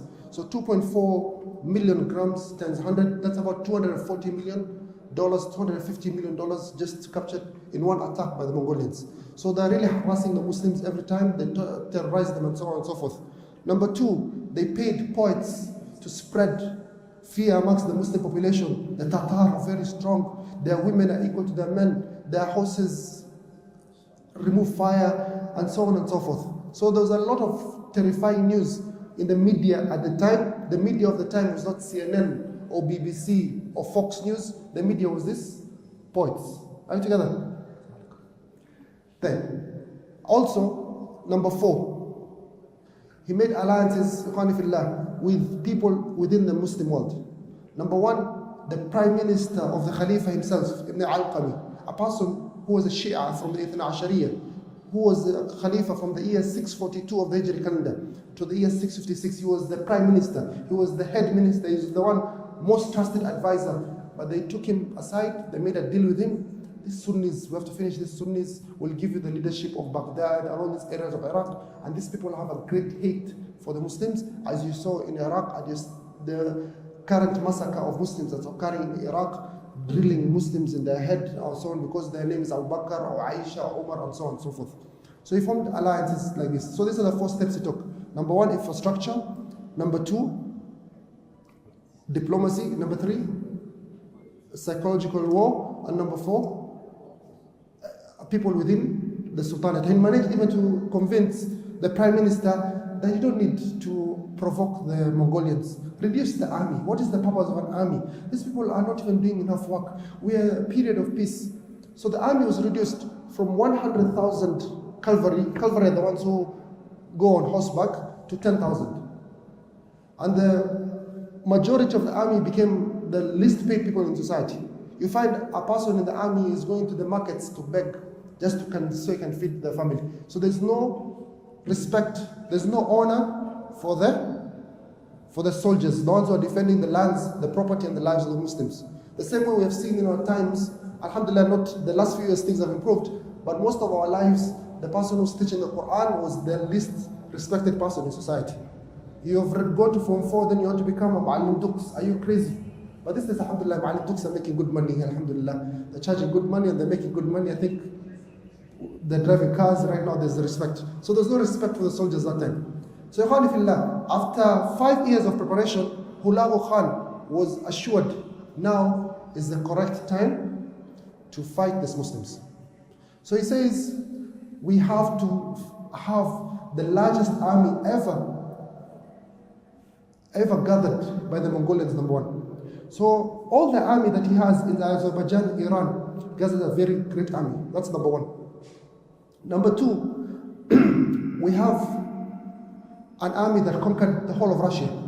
Russia is the largest country in the world, 17 million square kilometers. It was conquered by the Mongolians in 2 years. There was an army that was stationed, or part of the army or battalion that was stationed in the Volga River of Russia. Bring that army. We're fighting the Muslims, we need something great. Number 3, there's an army that has conquered most of Europe, Poland, Serbia, Croatia, Hungary, and so on and so forth, led by Biju. Biju, also you have to join us in this war against the Muslims. Number 4, China, we have very good soldiers, archers, people who can shoot arrows very well, especially if they're with fire. Also bring as many as you can, 1,000, 2,000, who are very good in shooting.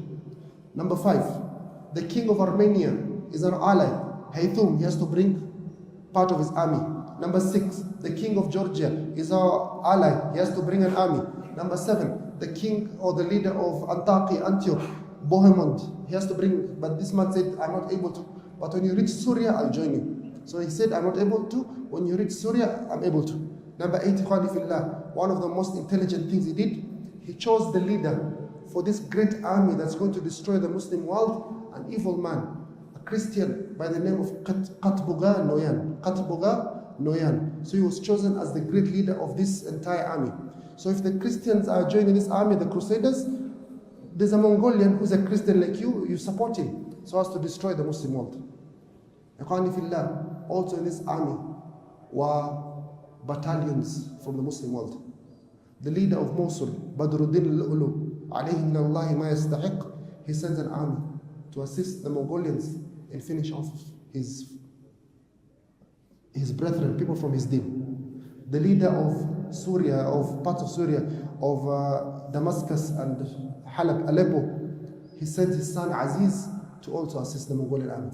So the Mongolian army, Ikhwani fillah, when it is 654 of the Hijri calendar, he assured now, I have a coalition of the free, as George Bush had mentioned when he was attacking Iraq, to attack the Muslim world, to attack the jewel of the Muslim world, the capital city, Baghdad. Ikhwani fillah, a political city, Ikhwani fillah, or a city such like Baghdad has great worth to the Muslims, even more sometimes than the holy cities. Because that is where the administrative capital of the Muslims is. That is where the Muslims are doing all their government works. So sometimes, even if you see the Sahaba, when they were conquering Syria, they didn't go first for conquering Bayt al-Maqdis. They had to conquer Damascus first. So conquering of Damascus sometimes is even more important than conquering of Bayt al-Maqdis. Are you together? So the coalition is ready. So they sit down in a meeting from Hamadan in Iran all the way to Baghdad is 450 kilometers. Right. This 450 kilometers, there's a big oversight we did. There's a group between Iraq and Iran in the mountainous region of Iran. They're called the Hashashiyun, the assassins. There's a video game called Assassin's Creed. This video game has over $4 billion worth of revenue. It's one of the most, but this video game is based on history. It's based on this group, the most feared sect, not only in Islamic history, but in world history, the Hashashiyun. So Hulagu Khan says that there is a mountainous range over here that is ruled right now by the Hashashiyun. And these are Ismailis from the Shia. We cannot trust them. We have to take out these Ismailis first before we even consider attacking Baghdad. Just if you go a little bit back, who are these Ismailis? The Ismailis currently are the Aga Khan family. These are the Ismailis, the Nizaris. Ismailis, the Shia, they believe in a number of Imams. So the first Imam, the Shias, they believe, all of them, they agree, the first Imam is Ali ibn Abi Talib. The second Imam is Al-Hasan ibn Ali ibn Abi Talib. The third Imam is Al-Hussein ibn Ali ibn Abi Talib. The fourth Imam, they say, is Zayn al-Abidin, Ali ibn Hussein ibn Ali ibn Abi Talib. The fifth Imam is Muhammad Baqir.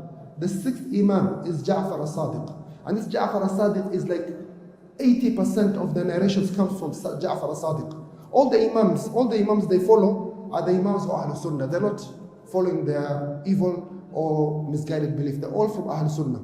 So the sixth Imam, Ja'far al-Sadiq, he has a son. His eldest son is called Ismail.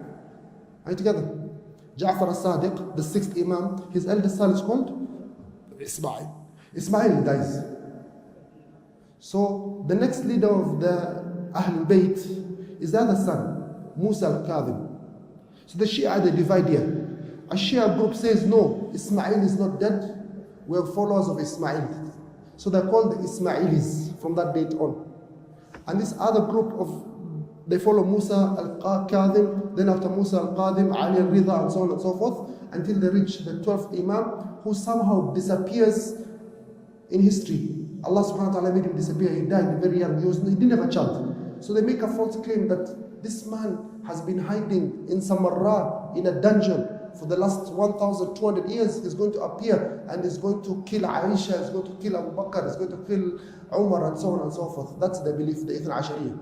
This other group, the Ismailis, they conquer North Africa in the year 297 of the Hijri calendar. And they formed the Dawla al-Fatimiyya that we mentioned previously, or the Dawla al-Ubaydiyya. They massacre the Ahl Sunnah. Taraweeh is banned. You're called Abu Bakr, you're killed. You're called Umar, you're killed. You're called Aisha, you're killed. So many evil beliefs they bring to the Muslim world. Massacre a lot of Muslims, cause a lot of harm to the Muslims. They tried to go to Medina to steal the grave or the body of Prophet Muhammad ﷺ. On two separate occasions, they tried removing the body of Prophet Muhammad ﷺ from Medina, and they were captured. Very evil sect.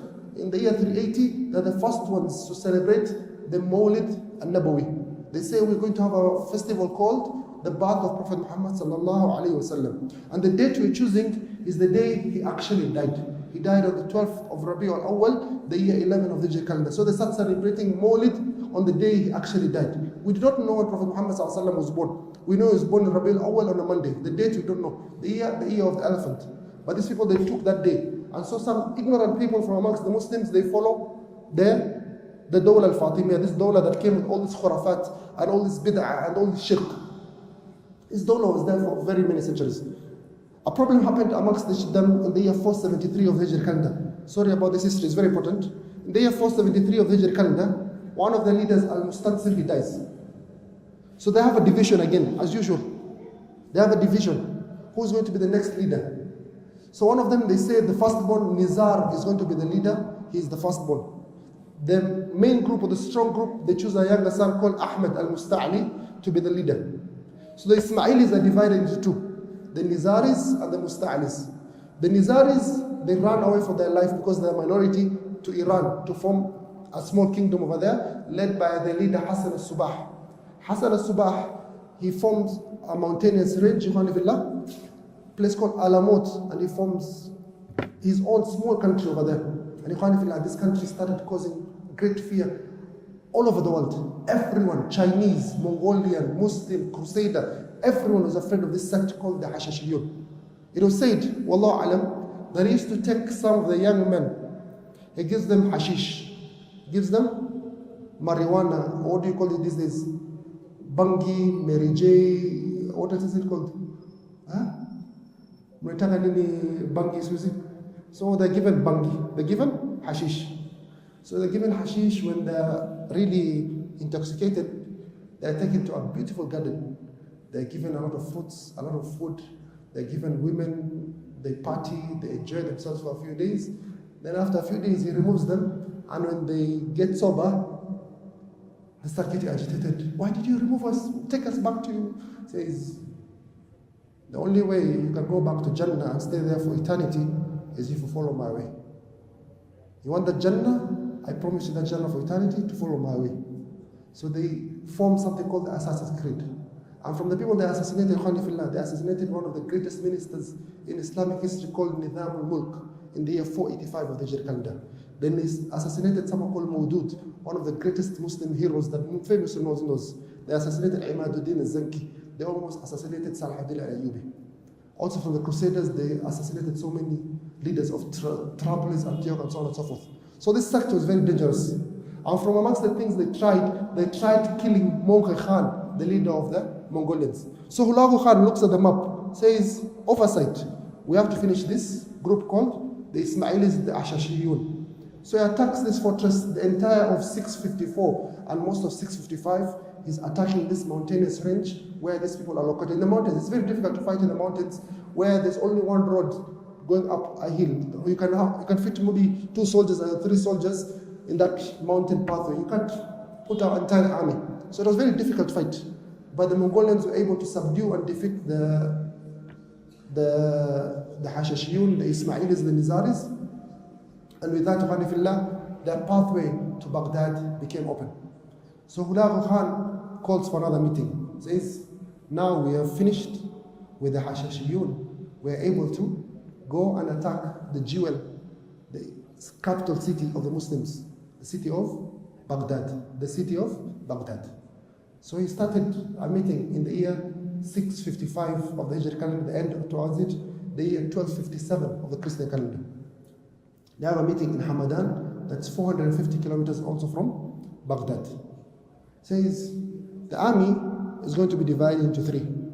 That was how the armies were divided for very many centuries. The heart of the army, or the vanguard, or the center of the army, I, as Hulagu Khan, I'm going to lead that army. This army consists of all my soldiers in Azerbaijan and Iran. All the soldiers are brought from the Volga River in Russia. And also the archers who have come from China. All these are in the heart. Also, this army is going to come to Baghdad and blockade Baghdad from the east. Blockade Baghdad from the east. The second army, by the leader the overall leader of that expedition, is called Kitboga Nuwain. He's going to come from a different direction and is going to come to the south of Baghdad and is going to besiege and blockade Baghdad from the south. Are you together? So Baghdad from the east by Hulagu Khan, Baghdad from the south by this man called Kitboga Nuwain or Kitboga Noyan. The third army from Russia, from Europe, led by Biju. We said Biju is the one who conquered most of Europe. So this army will come to Baghdad, all the way from Eastern Europe, come to Baghdad and besiege Baghdad from the north and from the west. Therein, we are able to besiege Baghdad from all the sides and we can start bombarding it and destroying the fortresses and thereafter conquering the city of Baghdad. So this was the plan that was kept by Hulagu Khan after this meeting in Hamadan. So the army is set out to Khanifillah. The army of Hulagu Khan sets out, passes through the mountains Kermanshah in Iran, enters through Mosul, and so on and so forth, reaches the eastern side of Baghdad. So the Muslim intelligence, or the intelligence service of the Muslims, was not doing a good job, because this army was hidden for most of the distance is covered. They only discovered it about 50 or 70 kilometers before it reached Baghdad. So they are shocked. An army led by Hulagu Khan, over hundreds of thousands of soldiers, is besieging the east of Baghdad. Another army by Qutb and Nuwayn also has come hidden. We've just discovered it 50 or 70 kilometers from Baghdad. It is besieging the south of Baghdad. So there's a meeting in Khanifillah. The Muslims decide, the Khalifa calls for emergency meeting. We are under attack. What do we do? The evil Prime Minister, the Shi'i, Ibn al-Qami, says, you have to make peace with the Mongolians. Give them whatever you want. We cannot fight these people. These are people who are Ya'juj and Ma'juj and so on and so forth. We cannot fight them. Give them whatever you want. So he gives him advice for surrender. And this, Ikhwanifillah, if you surrender yourself to these people, you are surrendering yourself to hopelessness, because they will never keep their word. You'll never keep your word. So this is the advice he's given. A second group speaks of something very strange. One of the leaders of the army, Mujahideen Aybak, another called Suleiman Shah, they say, oh Khalifa, it is a must for you to declare jihad for the Muslims to defend themselves. What is this jihad that you're talking about? First time he's hearing such a word. He's been the leader for the last 14 years. He's never heard of this word, or this word is strange to his ears. His father never fought jihad. What is this jihad? He says, no. Allah subhanahu wa ta'ala has given us the way to defend ourselves. And that way is we have to take weapons and defend ourselves as men, defend our lands, defend our women, defend our children. We cannot allow these people to take over the city of Baghdad. He says, okay, go do whatever you're claiming to do. So Mujahideen Aybak, he leaves the city of Baghdad with a small army. The army is very small, it's been neglected for many years. The Muslims have not been preparing themselves.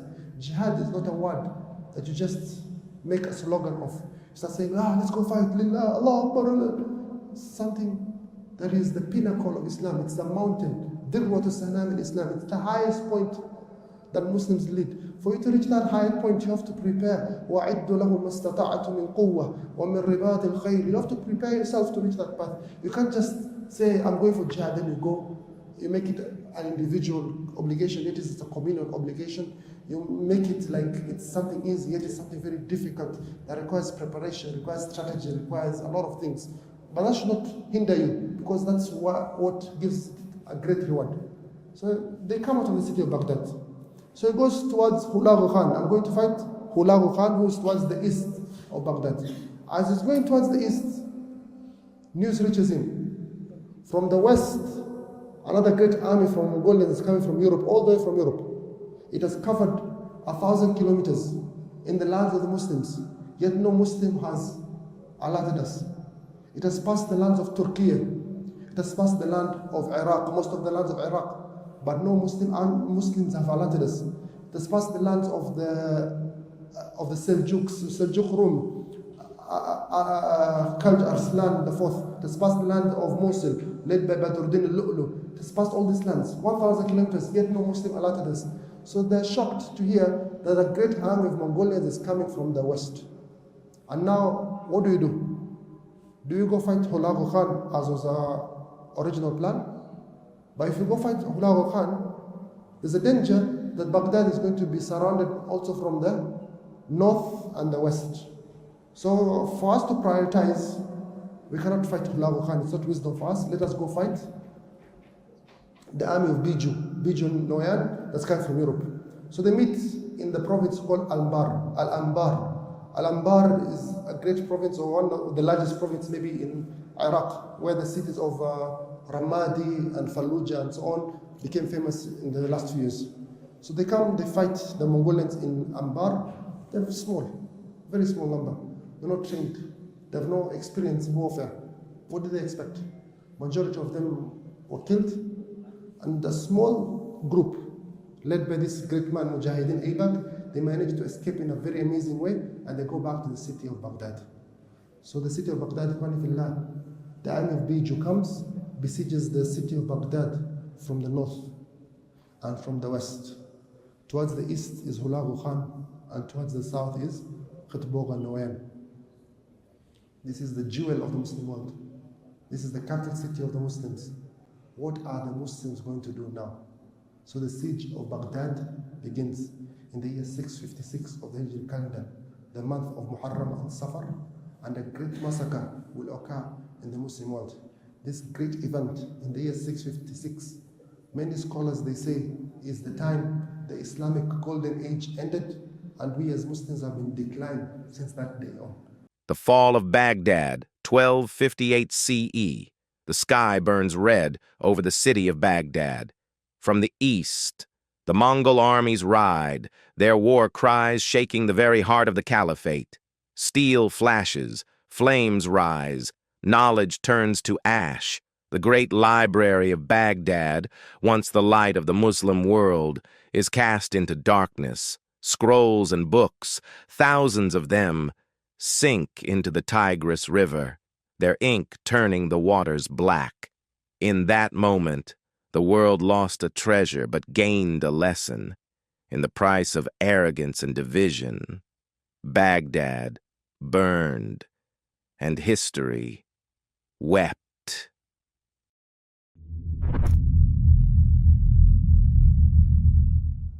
One of the most difficult periods for us as Muslims, one of the most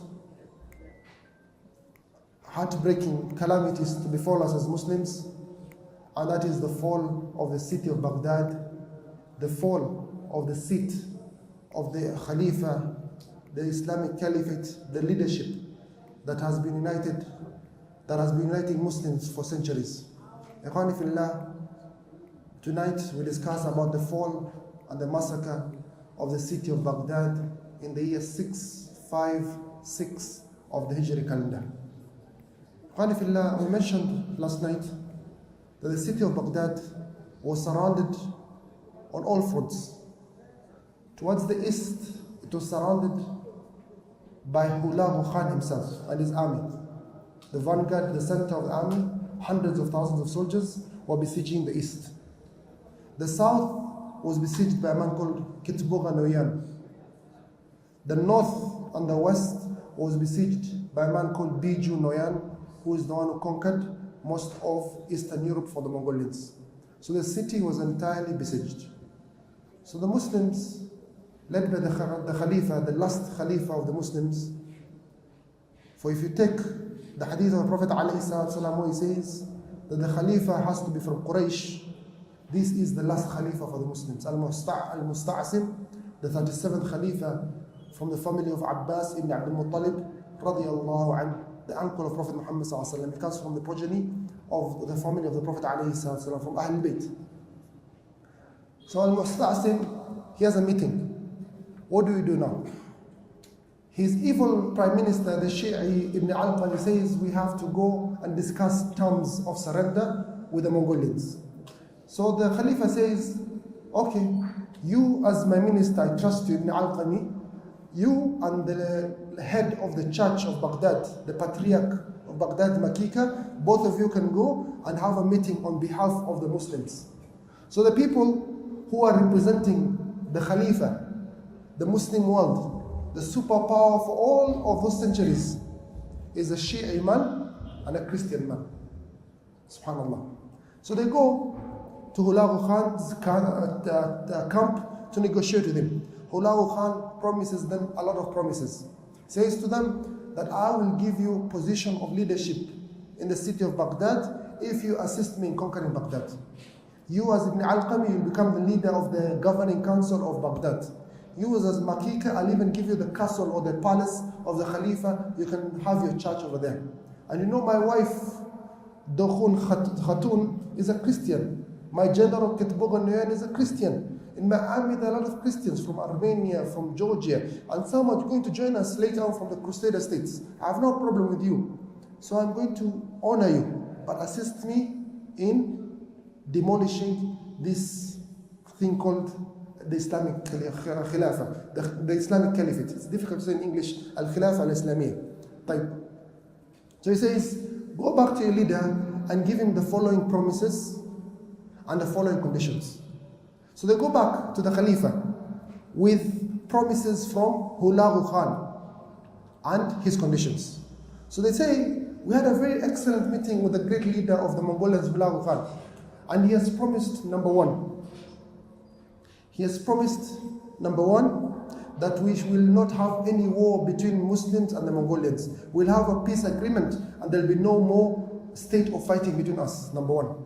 Number two, I even want my son to marry, I want my daughter to be married by the son of the Khalifa. Number three, the Khalifa will remain the ruler of this area of the world. I'm not going to really remove him from rulership. He will retain his position of rulership. And number four, I give full amnesty and full security, sanctity of the life of the people of Baghdad and their property. No one will be harmed. Nothing will happen to the people of Baghdad. So these are the promises this great leader of the Mongolians, La'natullah alayhi, gave to this delegation of Makhika and Ibn al-Qami. But our conditions as Mongolians are as follows. Number one, there will be no resistance, no calling for jihad in the lands of Baghdad. Whoever is calling for this must be immediately arrested and brought to me as Hulagu Khan. This is a person who wants to break the peace that we are all setting out to get. So the person who is calling for resistance or fighting jihad, all these people have to be surrendered. Number two,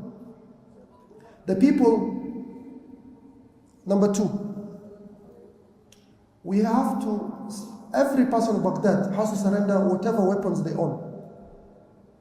The fortresses have to be destroyed. There should be no fortresses between us and the Mongolians. Number three, the trenches or the moats that are filled with water should all be covered so that the army of the Mongolians can enter easily. So these are the conditions that are given by Hulagu Khan. And the rulership will be retained by the Mongolians, but you as the Khalifa will be ruling on behalf of the Mongolians. So these are the conditions that he was given. So he wonders what to do, the Khalifa.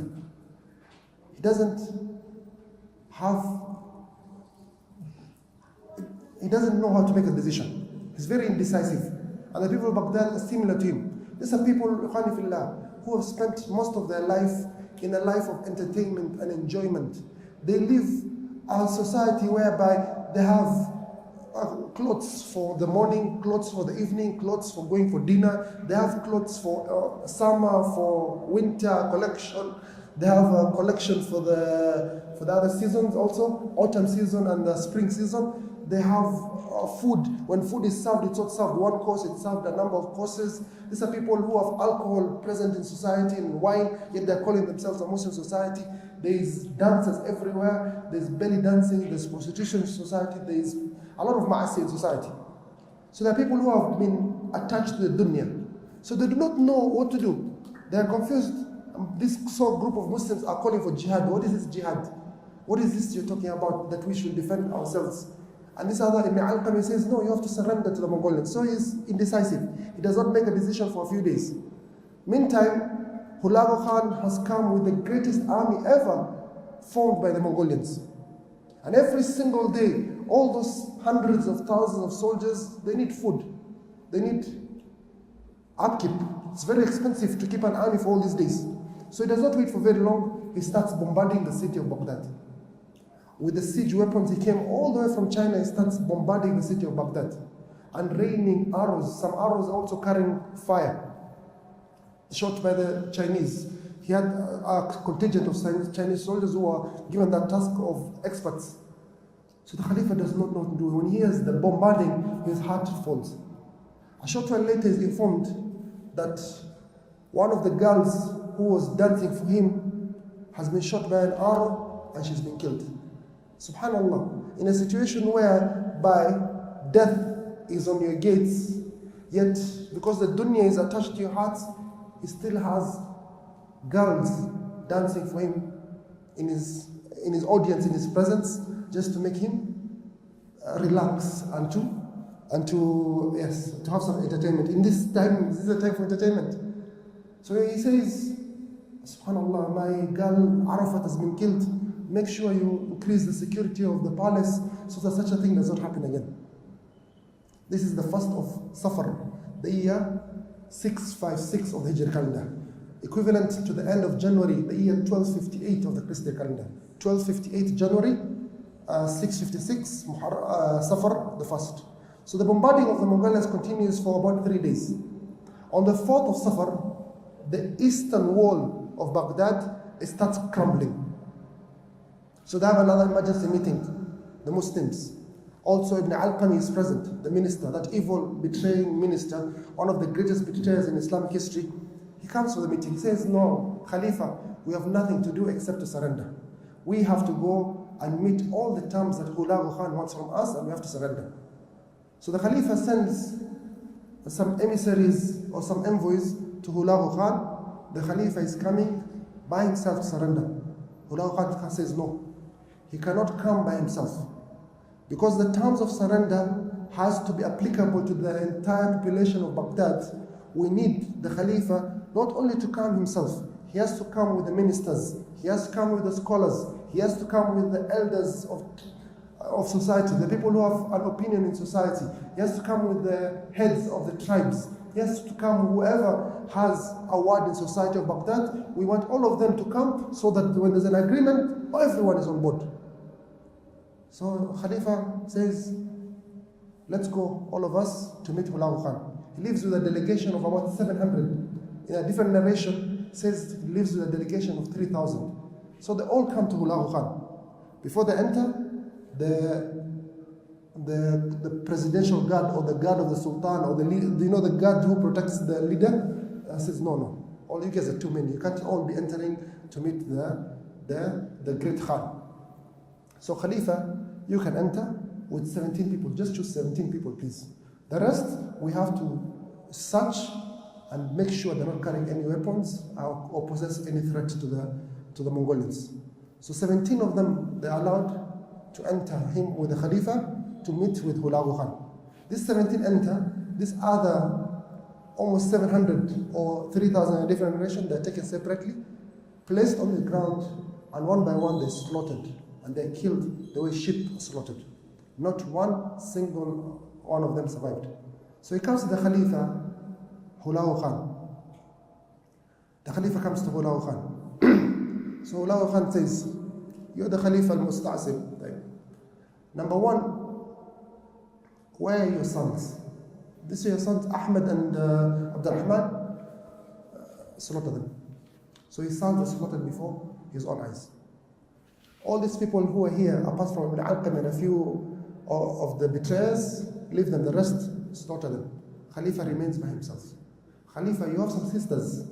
Your 3 sisters, Maryam, Fatima, Khadija, all taken as slaves to be sold by the Mongolians and to do with them as they wish. Khalifa, you're the great leader of the Muslims. You shall be kept in chains, in handcuffs, and you shall be taken around the city of Baghdad. You must show us where the treasures and the wealth of the people of Baghdad is. So he was taken back to the city of Baghdad to show them where the wealth and everything in Baghdad is. Khalifa, you have shown us the wealth. Now, number one, you have to give us the following people immediately. They have to come. Call them to come meet us. Mujahidin Aybak and Sulaiman Shah and whoever followed them. These are the people who are calling towards resistance, towards jihad against the Mongolians. Bring them here. Let them come with their wives, their children, and their entire family here. So they are brought. All of them placed on the ground, slaughtered immediately. Their wives, some of them were killed, some of them were sold into slavery, some of the children were killed, some were sold into slavery. Number two, we have a list that Ibn Alqam has given us of all the scholars of Baghdad, of Ahl Sunnah. If you're a Sunni scholar, if you're imam of a mosque, of a Sunni mosque, if you give khutbah in a Sunni mosque, if you're a Hafid al-Quran, Muallim al-Quran, you teach the Quran, you've memorized the Quran, you give the qira'at or you're a scholar of hadith, you're a scholar of Arabic language, whoever has any scholarship of any form, bring them to meet Hulagu Khan. All of them, that list, they're brought to their families, all of them slaughtered. Taken to the graveyards near Baghdad, all of them slaughtered. Amongst them who was slaughtered is Muhyiddin Yusuf, the son of the great scholar Ibn Jawzi. Ibn Jawzi is one of the greatest scholars of Islamic history, one of the scholars who has written the most books in Islamic history. Ibn Jawzi, Imam al-Tabari, and Imam al-Suyuti, these three are the ones who have authored the most books in Islamic history. His own son, Muhyiddin Yusuf, was brought slaughtered. His wives slaughtered, some of them slaughtered in slavery, and the children also. The teacher of the Khulafa, Sadruddin, Ali Nayar, slaughtered. Most of the Ahl Sunnah Khanifillah was slaughtered in this brutal manner. None survived from amongst the scholars. Some ulama, they say over 100 or 200 scholars lost their lives in the city of Baghdad. This is the year 656 of the Hijri calendar. Thereafter, Hulagu Khan, la'anatullah alayh, he says to the people of Baghdad, I have taken your wealth. I have killed your elders and nobles. This is your Khalifa al-Mustasim. His blood is royal blood. We cannot kill a Khalifa the way we kill a normal person because we are afraid of curses of the heavens. So they take a carpet and they cover the Khalifa with a carpet, or they roll him into a carpet, and they get the horses and the soldiers to step on him and it's called what? And stamp on him with their legs and the horse's legs until he dies in this manner.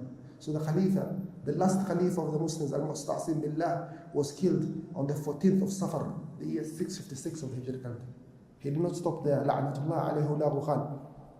He says to his soldiers, enter the city of Baghdad and do whatever you want. You're free to do whatever you want. Kill, maim, pillage, burn, rape, destroy, do whatever you want. The city of Baghdad is free for you to do whatever you want. So the armies of the Mongolians enter the city of Baghdad, the most civilized city in Islam, in world history, not even in Islamic history, the city of the Khulafa. This is a city that was built by the great Khalifa of the Abbasids, the founder, the actual founder of the Abbasid Caliphate, the great leader Abu Ja'far al-Mansur. This is where Harun al-Rashid came from, the great Khalifa. This is where Al-Mu'tasim had that woman crying, Wa Mu'tasima, and he went to the great army all the way to the land of the Byzantines to conquer Ammuriya because of one woman who was screaming for justice. He set out with an army from the city of Baghdad. This is the city of Imam Abu Hanifa. This is the city of Imam Ahmad ibn Hanbal al-Shaybani. This is the city of the great scholars of hadith, the great scholars of fiqh, the great scholars of Arabic language, the great scholars of astronomy, physics, every field you can think of. This was the capital city, the jewel of the not only the Muslim world, but the entire world. So he says, do to Baghdad as you wish. So the armies of Mongolia start entering Baghdad. They start massacring the Muslims in the streets, in the courtyards, in the gardens, in the mosques, wherever they're hidden. No one is safe in Baghdad as long as you're Muslim. The Christians, not harmed. Why? Because we already made a deal with the Patriarch of Baghdad, the leader of the Christians of Baghdad, number one. And number two, in my army as Hulagu Khan, there are many Christians. My own wife, Dokhun Khatun, is a Christian. So there's no need for me to harm the Christians. The Christians can set themselves in a separate area of Baghdad. No harm will come to them. But the Muslims have to be massacred. So the streets of Baghdad, are filled by the corpses of the Muslims. The Muslims, some of them try entering the houses to run for their lives, locking the doors. The doors are broken down or they're burnt down, and the Mongolians enter the house and chase them to the house. Some of them run to the roofs to try escaping death, and they are slaughtered as they run for their lives. Hanifillah, one of the Mongolians, very heartless, these people, they killed men, they killed women, they killed children. One of them finds on the street, or in Astaghfirullah, he finds in the house about 40 newborn children whose mothers were killed, newborn infants. And he takes out his sword and he starts killing one by one every single child. And this is the only thing that we as Muslims can never do. You can never find us, regardless of what the enemy does to us, we will never kill children. We will never kill women. We have a set law. We have set values and set morals in our religion. When you hear this Mal'un Netanyahu saying that he has killed 20,000 or 25,000 children, even if we were to revenge back later, there's no way on earth we are going to kill children. It's not part of our moral system. It's not part of our deen. Prophet ﷺ has not allowed us. Our deen does not allow to kill people who are innocent in that manner. So he kills the children. There's so much fear in the hearts of the Muslims that they feel that this is the day of Qiyamah that has come to us, that we cannot fight these people. These are the Ya'juj and Ma'juj that the Prophet ﷺ has told us about. This is the sign of the day of judgment that Allah subhanahu wa ta'ala and His Prophet talked about us. يَسْأَلُكَ النَّاسُ عَنِ السَّاعَةِ قُلْ إِنَّمَا عِلْمُهَا عِنْدَ اللَّهِ. Allah is the one who knows the knowledge of the hour. No one knows about it. Shaykhani fillah, there's a great massacre of Muslims. Over 1 million Muslims from the citizens of Baghdad, they lose their lives. The Mongolians, Shaykhani fillah, they did not massacre Muslims for 1 day or 2 days or 3 days. It was 40 days. An orgy of massacre and genocide of the Muslims of Baghdad. After 40 days ended, Hulagu Khan fears for his army. What does he fear? He fears that all these dead bodies and all these hills of dead bodies of men and women and children of Baghdad will cause a disease and a plague to spread amongst his army. It will not only harm the Muslims, but it will also harm the Mongolians. So he asks his army to give security and peace, honestly this time, that no Muslim will be harmed. So the Muslims, they come out of their dungeons that they were hiding in, the graveyards. Some were hiding in graveyards, some were hiding in wells that had no water, some of them were hiding underground somewhere, in sewers, wherever they could find any form of life and able, they came out. And the shock that they could see, 1 million of their brethren of the city of Baghdad. Baghdad was in ashes. The whole of the city of Baghdad, the jewel of the Muslim world. You see all this death, and they're told, go bury your dead. And these Mongolians, they did not only massacre the people of Baghdad, they did not only steal the wealth and pillage the wealth of the people of Baghdad, they did not only destroy their houses and their mansions and their gardens and their civilization, they did something, a crime that has no reason at all, except that these are people who have hate for the Muslims, hate for anything called civilization and legacy. So they go to the great library, Bayt al-Hikmah. This is a library that has been surviving for over 500 years, the largest public library in the entire world. A library containing not only books of Sharia, but books of astronomy, physics, chemistry, biology, mathematics, translations of the works of the Latin, of Greek scholars, of Persian scholars, of Indian scholars. The entire knowledge of the world, with no doubt, was in this maktaba. So they come to this maktaba, the great library of Baghdad, Bayt al-Hikmah, and they start taking out the books and throwing it in the river, the Tigris River. Baghdad is divided, or Iraq is divided into 2 rivers, the Tigris and the Euphrates. So they threw it in the Tigris, until the Tigris became black because of the ink of the books. They destroyed all the books.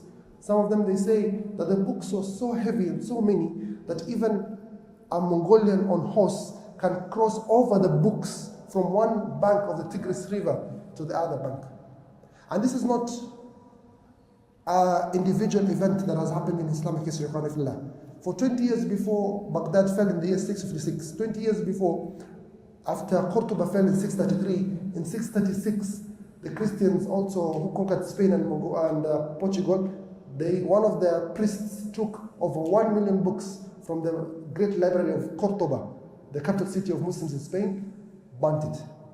When Granada fell, the last area for Muslims in Spain, they burnt over 3 million books. They did the same when they conquered Sevilla, Zaragoza, Valencia. All these names that you hear in the La Liga in football, all these were Muslim towns and Muslim cities. They burnt all these books. They didn't stop also in Spain and Portugal. If you come to Lebanon, there's a city called Tripoli, Tarablis in Lebanon. There's Tripoli in Libya and Tripoli in Lebanon. So they entered the Grand Library of Tripoli in Lebanon. The Crusaders, they burnt 3 million books. They entered Gaza. They burnt the books of Gaza, Al-Quds, Asqalan. They did this for so many centuries. This was their way to disconnect us from our legacy, our history, our knowledge.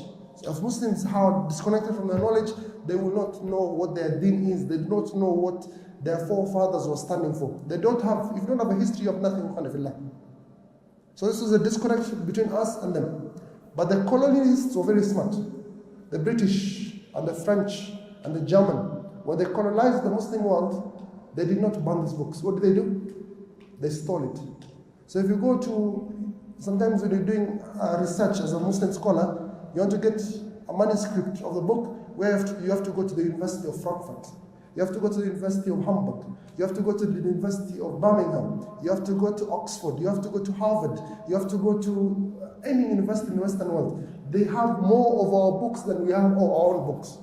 Why? Because they stole our books. They not only steal from the Muslim world, they stole from us in Kenya, in Africa, in Egypt. They stole artifacts and they stole a lot of things. If you go to Ghana, there's a lot of things for Ghana stored right now in the Royal Museum in London and UK and so on and so forth. So these people are smarter, they stole our legacy. So after 40 days of massacre, the Mongolians, they gave the Muslims safety, come and bury your dead. So they started burying the dead, but they feared the Mongolians had also came. Ibn Kathir rahimahullah, he says in Bidayah and Nihaya, فَمَنْ لَمْ يَنْجُو مِنَ الطَّعْنِ فَمَنْ نَجَى مِنَ الطَّعْنِ لَمْ يَنْجُو مِنَ الطَّاعُونِ. Says whoever was saved from being stabbed or from killed was not saved from the ta'un, from the disease and the plague that came after. So there's a plague in the city of Baghdad, and hundreds of thousands of lives are thereafter lost in the city of Baghdad. This is the year 656 of the Hijri calendar. When the Muslim world, they had this, they all broke down in tears. What a great calamity. We as Muslims have no Khalifa from this day. We as Muslims have lost the Khilafah, the Islamic Caliphate. Our leadership is no longer there. We are going to be divided for how long? Until the Mahdi comes back. How long is that going to be? So there's a lot of sadness in the entire Muslim world. On the other side, the Crusaders, they were celebrating. This is a great victory against the infidels or the Saracens or the Mohammedans, or whatever name they call us, instead of calling us our true name. So they had a great celebration. And this, Ikhwanifillah, was beginning of Hulagu's plan to destroy the Muslim world. He had destroyed the jewel of the Muslim world, the capital city of the Islamic State, the city of Baghdad. These are the events of the year 656 of the Hijri calendar. With the fall of Baghdad, Ikhwanifillah, Muslims were pinnacle of civilization. Everyone wanted to become like a Muslim. Everyone to dress like a Muslim. They want to learn Arabic language. From that date on, most of our scholars, they say, we as a Muslim society, we started going down because we reached the pinnacle. But what was the reason for this destruction? Prophet ﷺ was asked, Anahliku wa fina salihun. Oh Allah, oh Prophet, are we going to be destroyed? And amongst us are righteous people? Says, Na'am, idha kathura al-khabath. Yes, you will be destroyed, O Muslims, if there's a lot of evil in society. Even the presence of righteous people in a society will not assist you. These salihin who pray in the mosque, who come and ask Allah for istighfar, they give out sadaqah, even with their presence will not assist you if ma'asi is spread in your society. If you Muslims start engaging in transactions that are not allowed, if you Muslims start engaging in zina, if you Muslims start wasting time in music and false talk, if you Muslims leave the jihad fi sabilillah, all these are reasons for your destruction.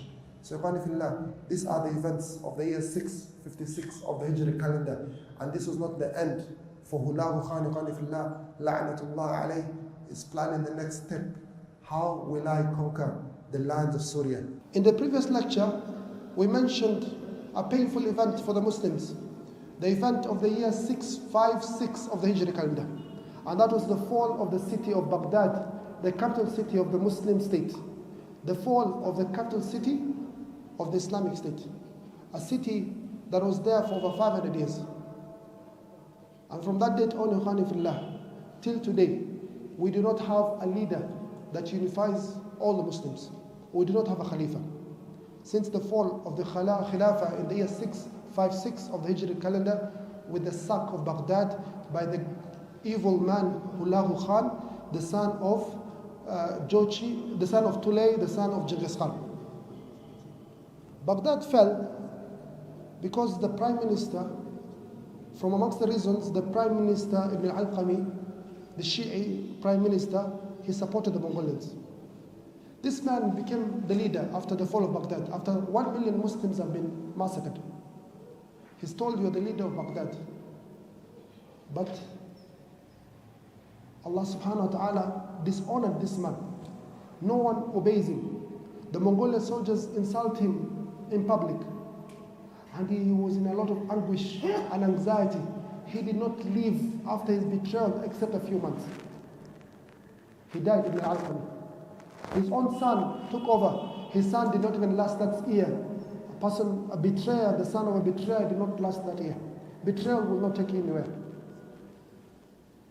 So after Baghdad has been massacred, the city of Baghdad, everything has been taken. Hulagu Khan, he takes the wealth, the treasures of Baghdad, he takes them back to a place called Hamadan in Iran, his main city. And he takes a part of the wealth that he likes a lot to an island in Azerbaijan to keep for himself. Then he plans his next move. When he's planning his next move, Hulagu Khan, the whole world is coming to give him allegiance and saying, you are our leader, and giving him the oath of allegiance. Amongst the people giving him the oath of allegiance are Muslim leaders in that part of the world. More so the leader of Mosul, Badruddin al-Ulu. The leaders of Anadol of Turkey is called Kikawis and Kalj Arslan IV. The leader of Hims, Ashraf al-Ayyubi. The leader of Aleppo and Damascus, Al-Nasir Yusuf. All these leaders, they are Muslim leaders, but they rush towards the new reality so that it does not fall on them what Allah brought to the city of Baghdad. What fell on Baghdad, on our brothers, it happened already. We can't do anything about it. Let us go be allies of these Mongolians so that we can save ourselves with an extra day in the dunya. Allah subhanahu wa ta'ala says in the Quran, فَتَرَى الَّذِينَ فِي قُلُوبِهِمْ مَرَضٍ. You will surely see the ones who have a sickness in their heart. يُسَارِعُونَ فِيهِمْ. They rush towards the enemies of Allah. يَقُولُونَ نَخْشَىٰ أَن تُصِيبَنَا دَائِرَةً. We say we are afraid that what happened to the people of Baghdad will come to us. So this is not the way of the Muslims. Your brothers have been massacred, then you rush to the people who oppressed and massacred your brothers to give them allegiance, to say that we are one people, that we support you in all your endeavors of conquering the entire world. And as we mentioned previously, you can choose whichever path you choose, the end result is one. You can choose the path of cowardice, or you can choose the path of bravery. If you choose the path of cowardice, it will not increase your life by a single day. If you choose the path of bravery, it will not reduce your life by a single day. The day that Allah subhanahu wa ta'ala has written for you to live this dunya is exactly the day you're going to live it. So live this world with your head raised high, in bravery, in courage, or live this world in a humiliated state, in a cowardice state. You meet Allah subhanahu wa ta'ala where you are an ally of the enemies of Islam. So these people, they all rush towards Hulagu Khan, except one leader. In the east of Turkey, in the northeast of Syria, the northwest of Iraq, a small city, a small area is called Mia Farqin. It's led by one of the Ayyubid leaders, it's called Al-Kamil Muhammad Ayyub. This man refused. He said, I cannot find it in my conscience to go be with the Mongolians, yet they have done to our Muslim brothers what they have done in Baghdad. I cannot find it in my conscience as a Muslim to go ally myself with these barbarians who killed the Khalifa in that barbaric way and massacred and raped and pillaged the city of the Muslims, the city of Baghdad. I cannot stand with them. I'm not going to give them allegiance. So Hulagu Khan is worried that this cancer of resistance that this man is portraying and showing can spread. The Muslims can start rallying to his call to jihad, to defend their honor, to defend their lives, to defend their property, and this cancer or this disease can spread to other lands of the Muslims, and we'll be in trouble. Muslims are not some people who are easy to take. They conquered most of the world in a few years, and they were super powerful, close to half a millennia, over 500 years plus. The Muslims are very powerful. So we have to control this situation that's occurring in Mir Farqin.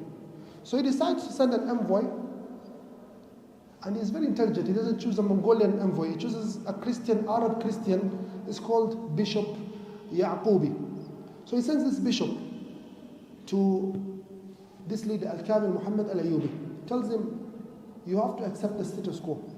We Mongolians are going to rule everything under the sky.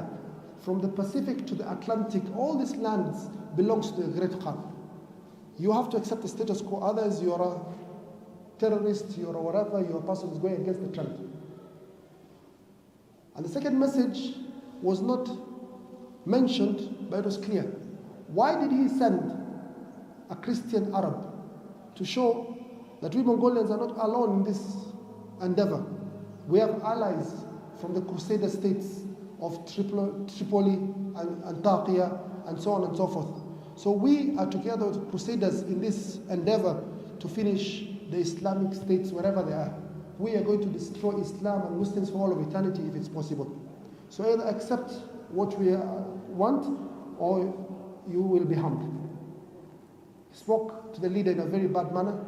The leader felt that these people have not shown respect to any laws that people have accepted for all of eternity. For example, the laws related to ambassadors. So he took out his sword and he killed this envoy, and he sent the message to Hulagu Khan that between us and you is war. May Allah subhanahu wa ta'ala give victory to whoever he wants to, but between us and you is war. So when Hulagu Khan, this message reached him that there's people still daring to fight me as the great Khan. We have conquered most of the world, we have conquered most of Europe, most of Asia, and we are going to conquer most of these Muslims also. There's someone who's daring actually to fight with us. Okay. So he sends his son, Ashmut or Yashmut, to go besiege this land of Mir Farqin. And he also sends his allies to besiege and to finish off this cancer before it becomes dangerous. Ikhwani fillah, Mir Farqin, he's alone. No Muslim is going to support him. No non-Muslim is going to support him in this endeavor. And he's in a place where he's surrounded from all sides by his enemies. Mir Farqin, Ikhwani fillah, as we mentioned, is the east of Turkey.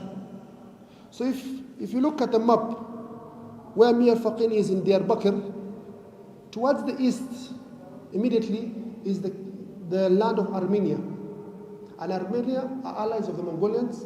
Even the attack of Baghdad, Haythum the king of Armenia, participated in it. So Armenia is bordering Mir Farqin towards the east. Towards the northeast also is the land of Georgia. Georgia also participated in the massacre of Baghdad, allies of the Mongolians. So that's east and northeast. Towards the southeast is the land of Nainawa, Mosul. And the leader of Mosul is a betraying Muslim, it's called Badruddin Lu'lu. He's also with the Mongolians. So this is towards the east. Now if you look towards the west, is Kikawis and Karj Arslan, the leaders of Anadolu, of Turkey, of Anatolia, towards the west. Towards the southwest is his own cousin, Nasir Yusuf, the leader of Aleppo and Damascus, also an ally of the Mongolians. So he's trapped from both sides, from the east, the west, the north, the south. He's entrapped between these people who are all in this alliance. So the army of Hulagu Khan, his son Yashmut, they come, they besiege the city of Mir Farqin. Of course, you'll find whenever a trial befell the Muslims, you'll find the Muslims divided into two groups. Know this always. You shall find some Muslims who are very patient, who accept that Allah subhanahu wa ta'ala plans as His wills. And also you'll find, Ikhwani fillah, some Muslims who all of a sudden, they think they're the wisest people in society. Allah subhanahu wa ta'ala says, سَلَقُوكُمْ بِأَلْسِنَةٍ حِدَادٍ أَشِحَّةً عَلَى الْخَيْرِ أُولَٰئِكَ لَمْ يُؤْمِنُوا فَأَحْبَطَ اللَّهُ أَعْمَالَهُم. Allah says about these people is when such a thing happens, you find them talking a lot. Allah subhanahu wa ta'ala says, لِيَمِيزَ اللَّهُ الْخَبِيثَ مِنَ الطَّيِّبِ. Allah subhanahu wa ta'ala wants to make it clear who are the true Muslims and who are the ones who are just claiming La ilaha illallah. La ilaha illallah is not only the mosque and your salah and your actions. When a trial befalls you, when a musibah befalls you, that is when you will know truly if that La ilaha illallah is deeply entrenched in your hearts or it's just on your tongues. Are you together? Alif Lam Mim. أحسب الناس أن يتركوا أن يقولوا آمنا وهم لا يفتنون. Do the people think they will be left and they will not be tried? You shall all be tried until Allah subhanahu wa ta'ala knows who is truthful amongst you and who is a liar amongst you. So the city of Mirfaqin is besieged. People elsewhere are glad that this is not befalling them. That what has happened to the people of Mirfaqin, what has happened to the people of Gaza has not fallen on them. As we are safe, we are okay. We were smart. We didn't act. We obeyed, we accepted, we surrendered, we put our head down in humiliation to live an extra day. So, Ikhwani Fillah, Hulagu Khan receives a letter from Nasir Yusuf. Nasir Yusuf is the leader of Syria, Aleppo and Damascus. These are the two capital cities of Syria. These are the two oldest cities in the entire world. Aleppo and Damascus, the oldest cities in the entire world of history. So he receives a letter, Hulagu Khan. He says, Nasir Yusuf. Nasir Yusuf is the great-grandson of Salahuddin al-Ayyubi. Nasir Yusuf, the son of Zahir, the son of Aziz, the son of Salahuddin al-Ayyubi, great-grandson. He sends a letter to Hulagu Khan. He says, my cousin that you're besieging Mirfaqin has asked me for food. I have refused him food. He has asked me for water. I have refused him water because of the great alliance and the great loyalty I have for you. But I request you, O great Khan, to assist me with a part of your great army so that we can go conquer Egypt together and Egypt becomes part of my kingdom. Syria is not enough for me. I want also Egypt has been taken over by the Mamluks. I want to take it over so that it becomes part of my kingdom. Subhanallah. In this state where Muslims are in all this weakness and all this massacre and death that has happened to them, you find a person who claims to be a Muslim leader going to the enemies of Islam, seeking their help to fight their own fellow Muslims. So Hulagu Khan is not very pleased that, number one, this letter was not brought by Nasir Yusuf. Where's the decorum? Where is the respect? It was brought by your son. Why didn't you come yourself? Why are you being disrespectful sending your son? You didn't come by yourself. And number two, the language you're using shows that you consider ourselves as equal. And we as Mongolians do not see anyone equal to us. It is us and the entire world subjugated under us. We cannot have any person who thinks they are on equal footing with us. You are either with us or against us. But being allies or being the same level as us, that language we do not understand. Have you not seen what we did to Baghdad? And how we massacred the Khalifa? We trampled him with our feet. And we took all the treasures of Baghdad that were not used for the power or to strengthen the people of Baghdad. You left all this. Then now you're claiming for our alliance. You shall see what we'll do to you. So Nasir Yusuf, he sees this letter and starts shaking. What do I do? So he decides, oh, sheikhs, scholars, come, give me advice. Let us call for jihad fi sabilillah to fight the Mongolians. Jihad. This is the pinnacle of Islam. Dirwat al-Islam. This is the highest level of Islam. You don't reach this high level until you go through some steps. Then you're a person who is a betrayer, a hypocrite, a person who stood with the enemies of Islam. Then now you're claiming that you want to declare jihad. Allah subhanahu wa ta'ala is tayyib and does not accept that which is good. So he takes he takes all his army from the city of Aleppo to near the city of Damascus so that he can plan how to fight the Mongolians in quotes. So he he leaves the city of Aleppo. Hulagu Khan, he's in Hamadan, he's in Iran.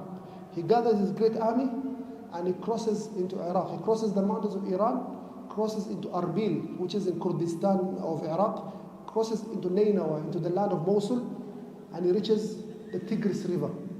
The Tigris River is the first river that you reach when you're coming from the east. So he crosses the river easily. It's a very difficult river to cross. But he crosses easily because the leader of Mosul is his ally. He's built bridges for him. He has prepared supplies for him. So he crosses the Tigris River. Crossing the Tigris River, the next river is the Euphrates. Iraq is called Bilad al-Rafidain because it has two rivers, the Tigris River and the Euphrates. The land between the Tigris and the Euphrates is called Al Jazeera. It's like an island between two water bodies. It's called Al Jazeera. It's called an island. So he reaches Al Jazeera. Also, he goes through Al Jazeera, the cities of Nasibin and so on, and he crosses from the Euphrates into the land of Turkey. When he crosses Turkey, he sees Mirfaqin from a distance. He leaves it alone. He crosses from Turkey into Syria and he starts besieging the land of Aleppo, the city of Aleppo from the north of Aleppo. And he manages to besiege the entire city. The people of Aleppo at that time are led by the uncle of this leader, is called Turan Shah. Turan Shah is a very old man, but he loves the deen of Allah Azza wa Jal. He does not accept humiliation. He does not accept for these Mongolians to do to the city of Aleppo what they did to the city of Baghdad. So he refuses to surrender and he decides to defend the city with whatever power and strength they have. So the Muslims, this took the entire 657 and Muharram of 658. So as the Mongolians are besieging the city of Aleppo, news reaches Khanifillah, the city of Aleppo, that the Muslims of Mirfaqin, after 18 months of resistance, of fighting the Mongolians, they were subdued, the gates were opened, and all the Muslims were massacred in the city of Mirfaqin. Every single Muslim man, woman, or child was massacred in the city of Mirfaqin. Their houses were burnt. The city was left in a destroyed state. Only the Christians were left alive. And one person from this city was captured. Who is this man who was captured? The leader we spoke about, Al-Kamil Muhammad Ayyubi. We mentioned previously, another Kamil Muhammad Ayyubi in the year 626 of Hijri calendar. The one who gave Al-Quds for free to his crusader friend because he wanted an alliance to fight his own family.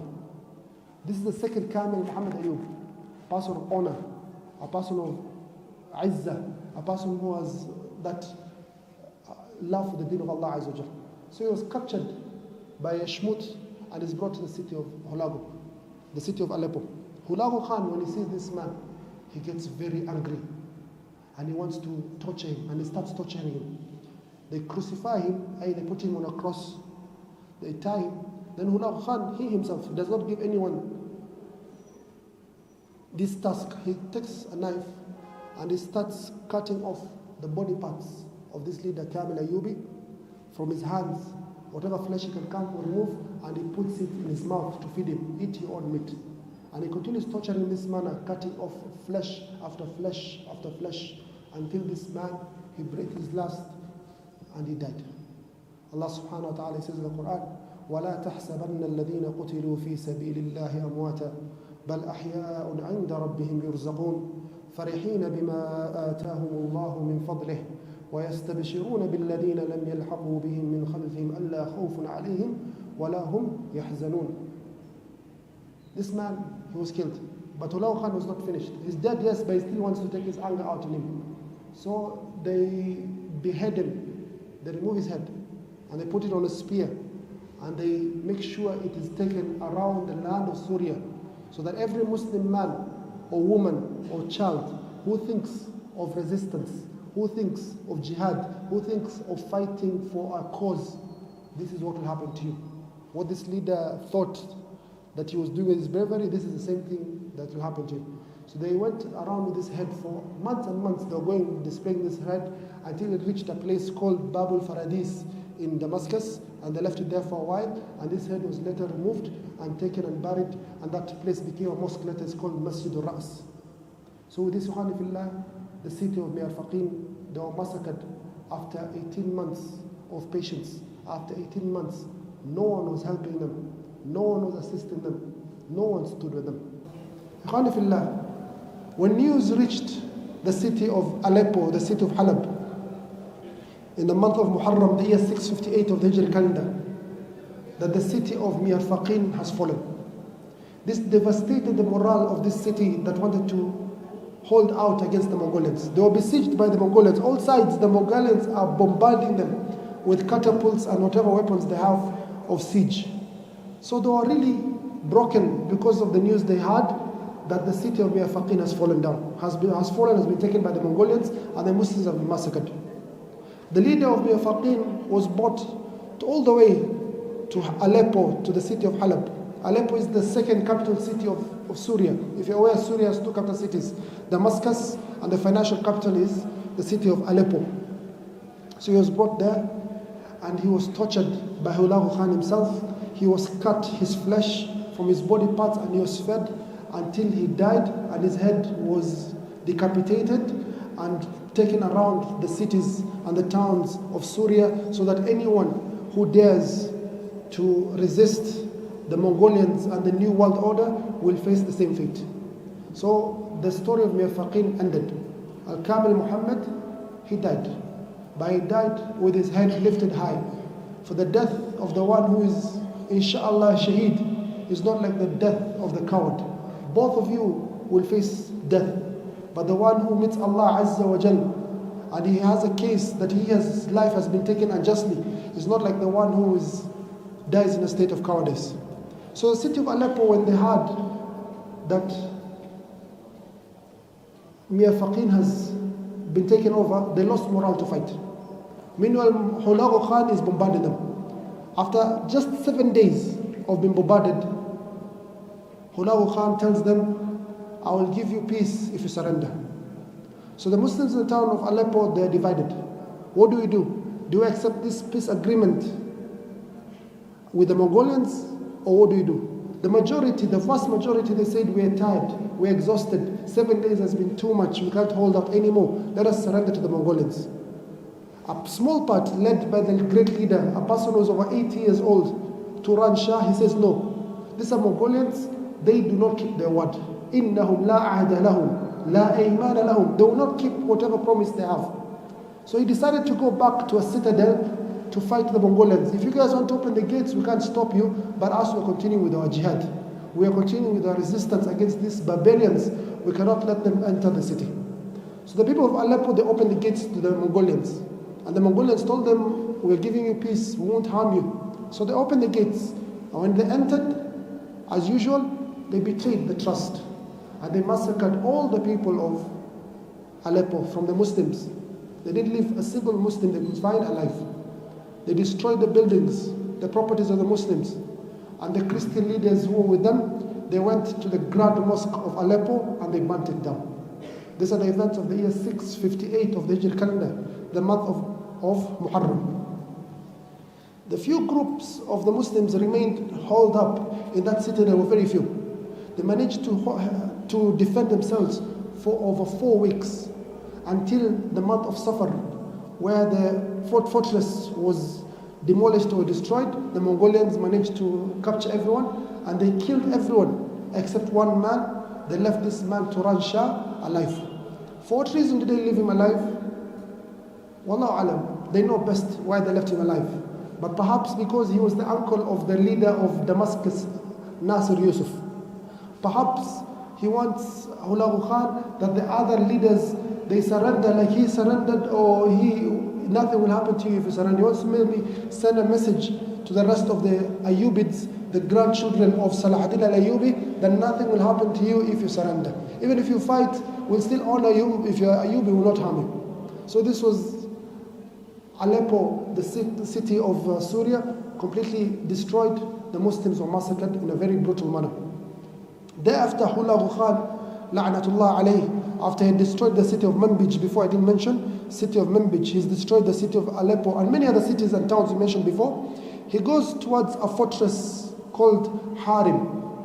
And the Muslims there also, they don't want to fight and defend themselves. He defeats them and he massacres all of them. He gives the city of Aleppo to the leader of Hims, it's called Al-Ashraf al-Ayyubi, who helped him in his quest to conquer the city of Baghdad. Told him, now you're the leader of Aleppo and you're leader of Hims. You're a Muslim who helped us in our endeavor to conquer these lands of the Muslims. Take the city of Aleppo, but you're going to be a subordinate, or you're going to rule on behalf of the Mongolians. Thereafter, after he finished with Harim, Hulagu Khan, he set out to Antioch. This is one of the most famous cities in Christian history. It's a Muslim city. It's in Turkey currently. So at that time, it was led by Prince Bohemond VI, one of the leaders of the Crusaders. It was a Crusader state. There were many Crusader states in Syria and Lebanon and Palestine from the days of the First Crusade, and they were not yet conquered. They were not taken back by the Muslims. So he was the leader of this area, Antakya. So they have a conference outside of Antakya. He calls Hulagu Khan, all his allies, for a conference in this land. So he comes the king of Armenia, Haythum I. He comes the prince or the king of Antakya, Bohemond VI. He comes the leader of Hims, Al-Ashraf al-Ayyubi. He comes the leaders of Anatolia, of Turkey, Kikawis II, and Kalj Arslan IV. All these leaders, they gather for this conference. Hulagu Khan, this tyrant, he starts giving out what does not belong to him. Number one, he says, the king of Armenia has helped me very greatly.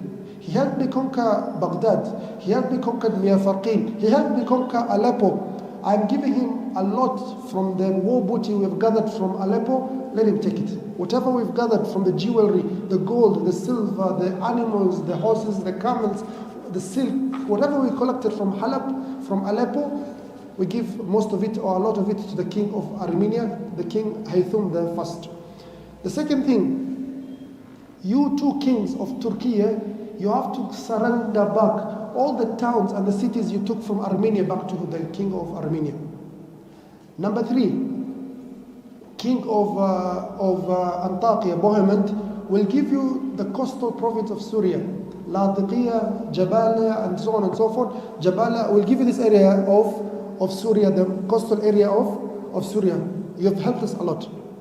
Number four, I, as the overall leader, want to make a good relation between myself and the Byzantine kingdom that is in Constantinople, that later on the Muslims conquered, became the city of Istanbul.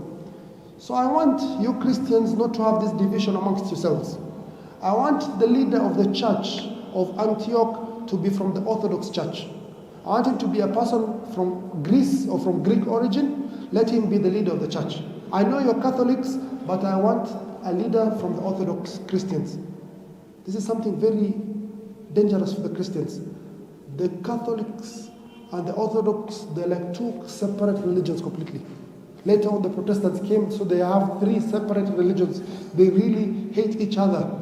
تحسبونهم جميعا وقلوبهم شتى. You think they're one thing, but their hearts are completely separate. They really hate each other. Like even when the Crusaders came to conquer, to take over Jerusalem, Al-Quds, they didn't leave the Christians because the Christians are not Catholics like them. So they massacred the Muslims, they massacred the Jews, and they also massacred the Christians because they're Orthodox Christians. So this is something very dangerous. But Hulagu Khan is the most powerful man, or one of the most powerful dynasties, the superpower. He's representing the superpower, the Mongolians. So it says the leader of the Christian church in Antioch is no longer a Catholic, he is an Orthodox. They can't say anything, they keep their head down. So they finished their conference, and he sets out to conquer what remains from the land of Syria. So he leaves Antioch. This is the year 658 of the Hijri calendar. He comes to the city after Aleppo, the major city is the city of Hama. So the Muslims of Hama, they all are very fearful that what happened to Aleppo will befall them. So they rush to meet Hulagu Khan, and they surrender peacefully and give him the keys to the city. Hulagu Khan is very impressed with this. And because he wants to encourage all Muslims to do the same, he does not harm them. He gives them true peace. He does not kill a single one of them. So he takes over the city of Hama. Thereafter, the city that comes after Hama in Syria, the major city is the city of Homs. So he sets out to the city of Homs, but who is the leader of Homs?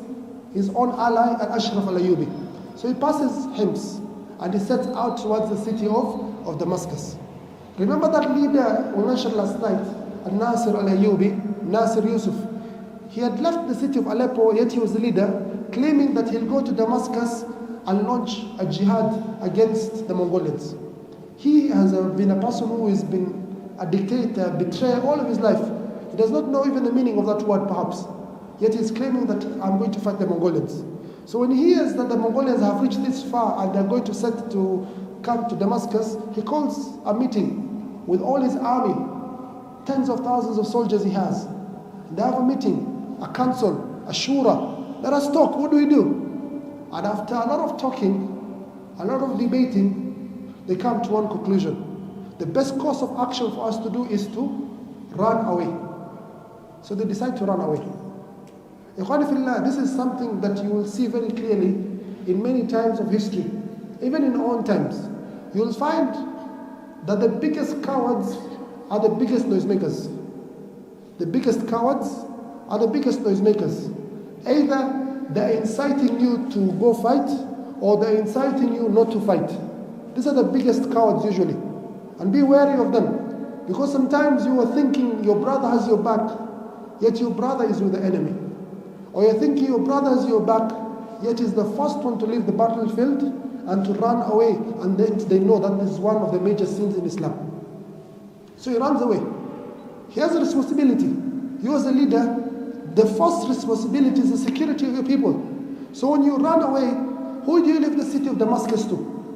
This city of Damascus was the capital city also of the Muslims. Before Baghdad became the capital city, the city that was the capital city for the Muslims was the city of Damascus. This is the seat of the Dawla al-Umayyah, the Umayyad dynasty, from the time of Muawiyah ibn Abi Sufyan until it fell to the Abbasids in the year 132 of the Hijri calendar. This was the capital city of the Muslims, one of the major cities in history, the oldest capital city in history. Yet, you're not there to defend it. So the Muslims in Damascus also confused. They don't have any experience in fighting. They don't have any soldiers. Most of the soldiers of the army, they've run away. What do we do? So they have a council, the ulama and the elders and the people who have status in the society, and they agree to surrender to the Mongolians, to hand over the keys of the city of Damascus to the Mongolians. The year 658 of the Hijri calendar, the month of Safar, exactly 2 years after the fall of Baghdad. So they agree to this, except a small group that says, no, we're not going to accept this. We are going to fight until our last breath. These are Mongolians, they cannot be trusted. So they lock themselves in a citadel, in a fortified area of Damascus to fight the army of Mongolians who are coming soon. So the keys are brought to Hulagu Khan, la'natullah alayh. As he receives the news, the keys, news reaches him that shakes him to the core. The news that reaches him is that the great Khan, Mongol Khan, la'natullah alayhi kadhalik, in Mongolia has died. And there's going to be a kurultai, there's going to be a leadership council where they're going to choose the next leader of the Mongolians. We mentioned previously that this Mongol Khan had 3 brothers. One of them is this Mal'un Hulagu Khan, the other one is Arikh Boke, and the other one is Kublai Khan. All these are his brothers. So who amongst them will be the leader of the Mongolians? So he asked himself, yes, the land of Syria is great. Conquering the Muslims is a great endeavor. But even better is for me to be the leader of the entire Mongolian world. It's much bigger, it has much honor and much status. So he leaves, he doesn't enter Damascus, he sends his army by that leader who conquered Baghdad on his behalf, the leader of the expedition of Baghdad, Kitbuga Noyan, who was a Nestorian Christian. He was a Christian Mongolian. So Hulagu Khan lives with his army. He goes back to, he wants to go to Karakorum in Mongolia, But before when he reaches Tabriz in Iran, he's informed that the Mongolians have had a kurultai, they've had a consultation, and they have chosen the next leader of the Mongolians to be Kublai Khan, his brother. So he cannot be the leader of the Mongolians. خسر الدنيا وطبعا خسر الآخرة. He's not big benefit from his dunya apart, even despite all his brutality. So the Muslims of Damascus, they have surrendered this great city. This city that was conquered by Abu Ubaidah Amr ibn Jarrah, the Ameen of this Ummah, radiallahu anhu. This is a city that was conquered by Sayfullah al-Maslul, Khalid ibn Walid. The sword of Allah conquered this city. This is a city that was conquered by Shurahbil ibn Hasana. This is a city that was conquered by the greats of the Sahaba. And it was so important for the Muslims to conquer this city than even the city of Al-Quds, the city of Jerusalem. For if you conquer Damascus, it's easier for you to conquer the city of Al-Quds. So they entered. The first time in history, since it was conquered in the year 14 of the Hijri calendar. Damascus was conquered at the time of Umar ibn Khattab in the year 14 of the Hijri calendar. No single non-Muslim army had entered that city. Same as Baghdad. No one had entered before. It was the first time in history that a foreign non-Muslim army was conquering it. It's the first time a non-Muslim army is coming to conquer the city of Damascus, the year 658 of the Hijri calendar. So this time, 3 leaders from the Christian leaders, they entered the city of Damascus. The first of them is the leader of the Mongolians, Ketbuga Noyan. The second of them is the king of Armenia, Haythum the First. The third is the king of Antioch, the king Bohemond the Sixth. They enter the city of Damascus. And a Mongolian is left to be the governor of that city. Is called, I don't know his name, Iblias or something like that. Ikhwani fillah. Ibn Kathir rahimahullah, he mentions in Bidayah and Nihaya that when these people entered the city of Damascus, immediately they started provoking the Muslims. Number one, they started going around from Babu Tuma and other places of Damascus with a very large cross and shouting and claiming that the correct religion has gained victory. And starting insulting the Muslims and the symbols of Islam and whatever they can insult from Islam. You'll never find a Muslim insulting the Prophet Isa alayhi. You'll never find a Muslim insulting Jesus. You find them insulting Prophet Muhammad, but you'll even find even the most ignorant of Muslims insulting the Prophet Isa alayhi salam.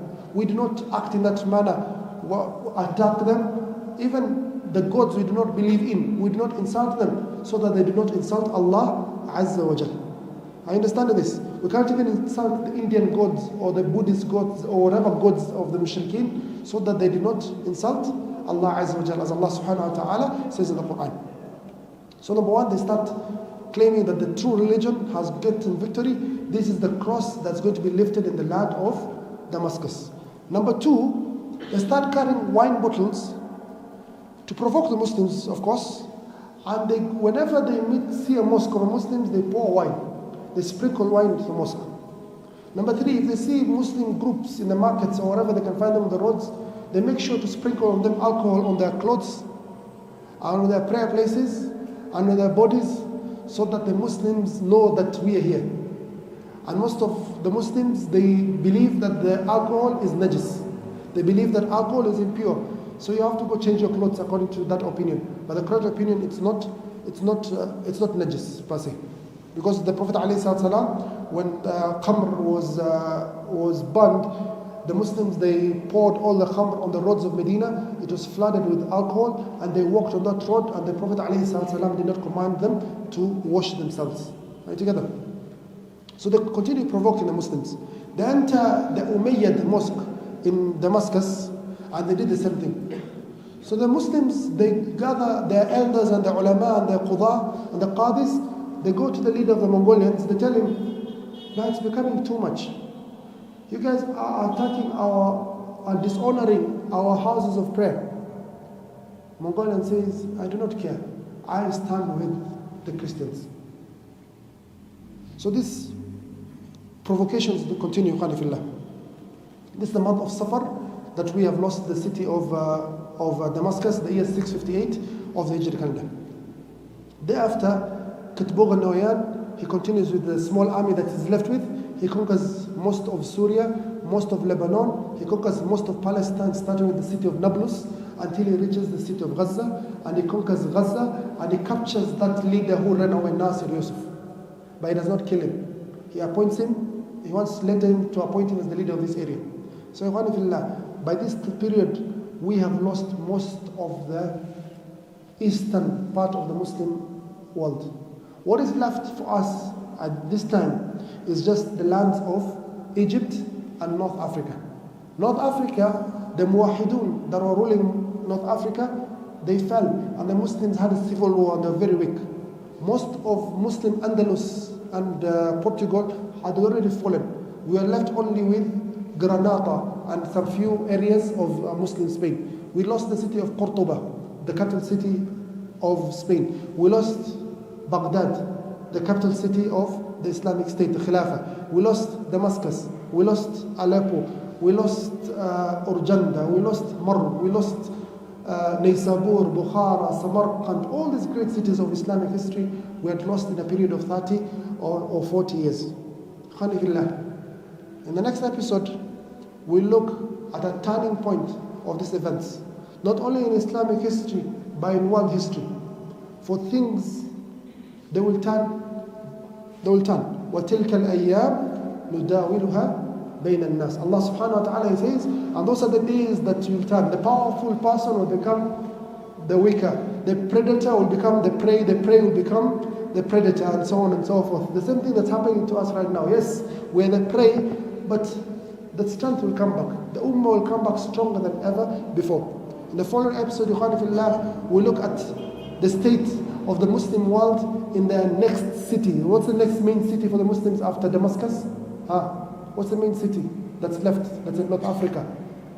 What's the main city that's left? If you look at the map of the world, Egypt. What's the capital city of Egypt?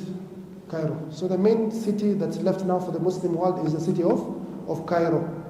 And you know these are political areas. So the Mongolians are not worried about Makkah or Medina. Those are religious areas that are not where armies are based, are not where government offices are based, and so on and so forth. We want where their institutions, we want where their armies, we want where the leaders live. So the next stage is for us as Mongolians to conquer the north of Africa. When the Mongolians began their attacks, who were the rulers of the Muslim world in Egypt? Because Egypt is a very important area of the Muslims since it was conquered. Who conquered Egypt? Umar ibn Khattab Khalifa, but who was the general who conquered? Amr ibn al-As is the one who conquered Egypt. So Egypt is very important for the Muslims. So Egypt, during the time of Genghis Khan, when he began his massacre and his genocide, it was ruled by the Ayyubids. Thereafter, it was ruled by the Mamluks. So we have to look at the situation of Egypt to understand the Muslim world better. Because from this land of Egypt is where the victory of the Muslims is going to come from. We have a great leader from the leaders of the Muslims that no Muslim should be forgiven not knowing this name, the name of the great man Salahuddin al-Ayyubi.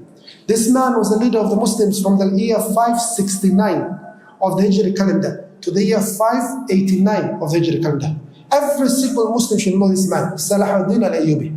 Why? Because in the year 583 of the Hijri calendar, in the month of Rabi' al-Thani, he defeated the Crusaders in the great battle of Hittin.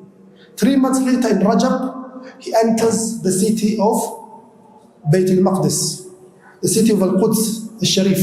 He enters the city of Jerusalem and he frees it from the Crusaders who had ruled it for almost 90 years. The Crusaders had massacred the population of Jerusalem or Al-Quds, and they had made even the mosque into a filthy area. They made it like a garbage area and a place to keep dirty animals and so on forth. So this man Salahuddin Ayyubi is the one who reconquered Jerusalem or Al-Quds from the Crusaders in the year 583 of the Hijri calendar. He died in the year 589 of the Hijri calendar. After him came his sons and his grandsons and his great-grandsons. And they ruled from the year 589 of the Hijri calendar to the year 648 of the Hijri calendar. They were not like the father. The father was a man who knew the importance of jihad fi sabilillah. He knew the importance of defending the lands of the Muslims. But these are his children. They wanted to live a life of splendor, of glamour, of wealth, to live the Instagram life, as you can say. They want to live a life of wealth and not do anything like their father did. So these sons, of course, they started interfighting amongst themselves.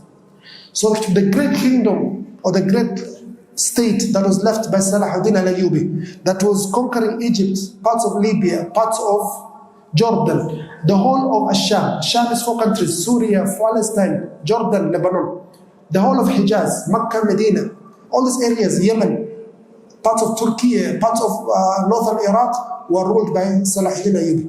Once he dies, his children, they're fighting for the seat. Same family, so they start fighting.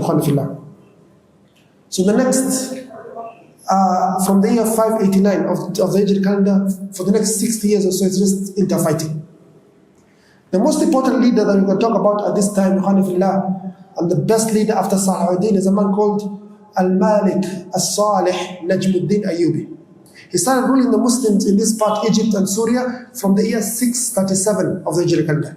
So he becomes the leader of the Muslims in the year 637 of the Hijri calendar. This is the same time that Uqaydai, the son of Genghis Khan, is ruling most of the world. He's the most powerful part. 4 years into his rule, in the year 649, in the year 641, 4 years after he starts his rule, the Ayyubids in Syria, they gang up against him to remove him from his throne in Egypt.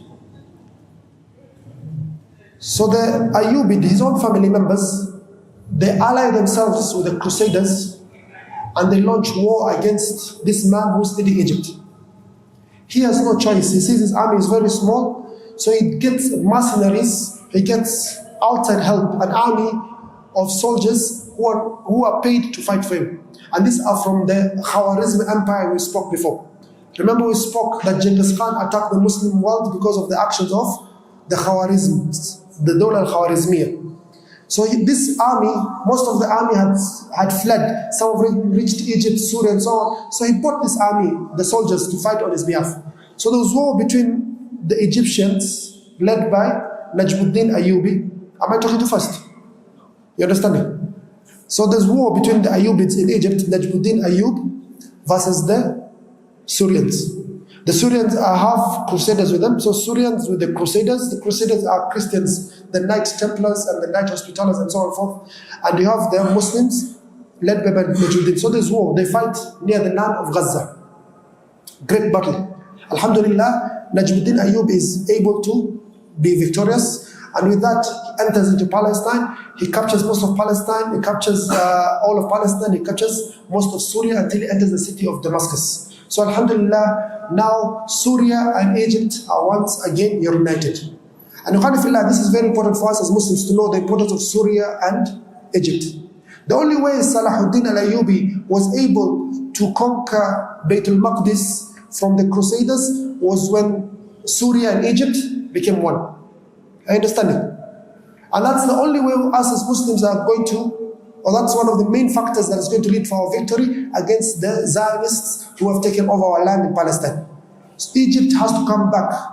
Egypt has to be part of this effort of the Muslims to set these lands free. So there's no free Palestine without the involvement of Egypt. There's no free Palestine without the involvement of Syria. These are the two main factors for us. Thank you. So Najmuddin, he conquers most of Syria. A short while later, the army, the mercenary army of the Khwarizm, they betray him. They get a better offer from one of the Ayyubids. So they betray him and they start fighting the leader who they were fighting under a few weeks or a few months before. So there's a great war and he loses a lot of his soldiers. And he feels Najmuddin al-Ayyubi that he needs to make a change. So he decides, I have a small army of slaves, Mamalik. I have to increase the numbers so that I can have people loyal to the country, loyal to our state, not mercenaries. We can't fight people who can't depend on people who fight for money. One, people who fight because of Allah, number one, and to protect the property and the lives of the Muslims. So we cannot depend on these mercenaries. So we need to increase the numbers of the Mamalik or the slaves that we have who will fight on our behalf.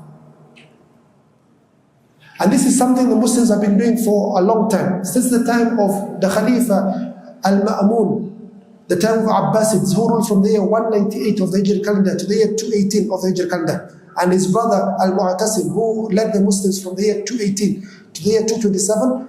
There was a great dependence on these slaves. These are people who are either captured in war, so they were slaves because of a war that happened between Muslims and the non-Muslims, or number two, there are people who are purchased from the slave markets, mostly in the lands behind, or they call Wara al-Nahr, the lands of Afghanistan, Turkmenistan, Uzbekistan, and so on and so forth. So these slaves they were forming an important part of this army. So Najmuddin Ayyub, he decides to increase their numbers. What he does something different. He makes sure he gets the young ones. These are people of Turkish origin. So he gets young slaves. Number one, teach them the Arabic language. They have to know they're not Arabs. Whom Ajam, they're Ajam, they're people of Turkish origin. So teach them Arabic, how to read Arabic, how to write Arabic, how to speak Arabic. Number two, teach them the Quran. Number three, teach them Al-Fiqh al-Islami, Al-Aqidah, wa Mabadi. Teach them the beginning of Islamic studies. You teach them all this. Then number four, teach them military studies. Teach them how to fight wrestling, how to swim, how to fight on horseback, archery, how to fight with swords, how to fight with spears, and so on and so forth. They have learned military skills well. Let us go to the next stage. Teach them administrative, how they can take up leadership roles, how they can rule over a small garrison of soldiers, how they can rule over a town, a village, a city, a country. Teaches them everything they require regarding al-qiyada, leadership. So these people are excellent. Amongst them, Khalifillah, is the Mamluk al-Mamalik al-Bahriya. These are slaves who are living next to him, next to the river Nile. He builds his palace next to the river Nile, then he builds a small garrison or a small fortress or a small building for them, also to live next to him. These are known as the Mamluk al-Bahriya. This man is really beloved, not only by the people of Egypt, but also by these slaves. They love him a lot. Why? Because he does not treat them as a master treats a slave. He treats them as his own children, as his own sons. They call him Ustad. They call him Ustad. Even if you go to Egypt right now, they keep calling people Ustaz, Ustaz, Ustaz, yeah? Like a teacher or a leader or so on and so forth. They call him Ustad. He sits with them, eats with them. When they have weddings, he attends their weddings. When they have funerals, you have to interact. If you're a leader and you want people to love you, interact with them. Be with them during moments of happiness. Be with them during moments of sadness. So they really love them. Amongst them, he chooses governors for areas of the Muslim world. Number two, the leader of the army, the head of the army, or the general in charge of the entire army is from the Mamalik. It's called Farisuddin Ukhtai. Farisuddin Ukhtai.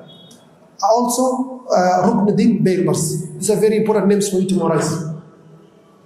So he prepares a great army of this Mamalik, and this country is strong once again.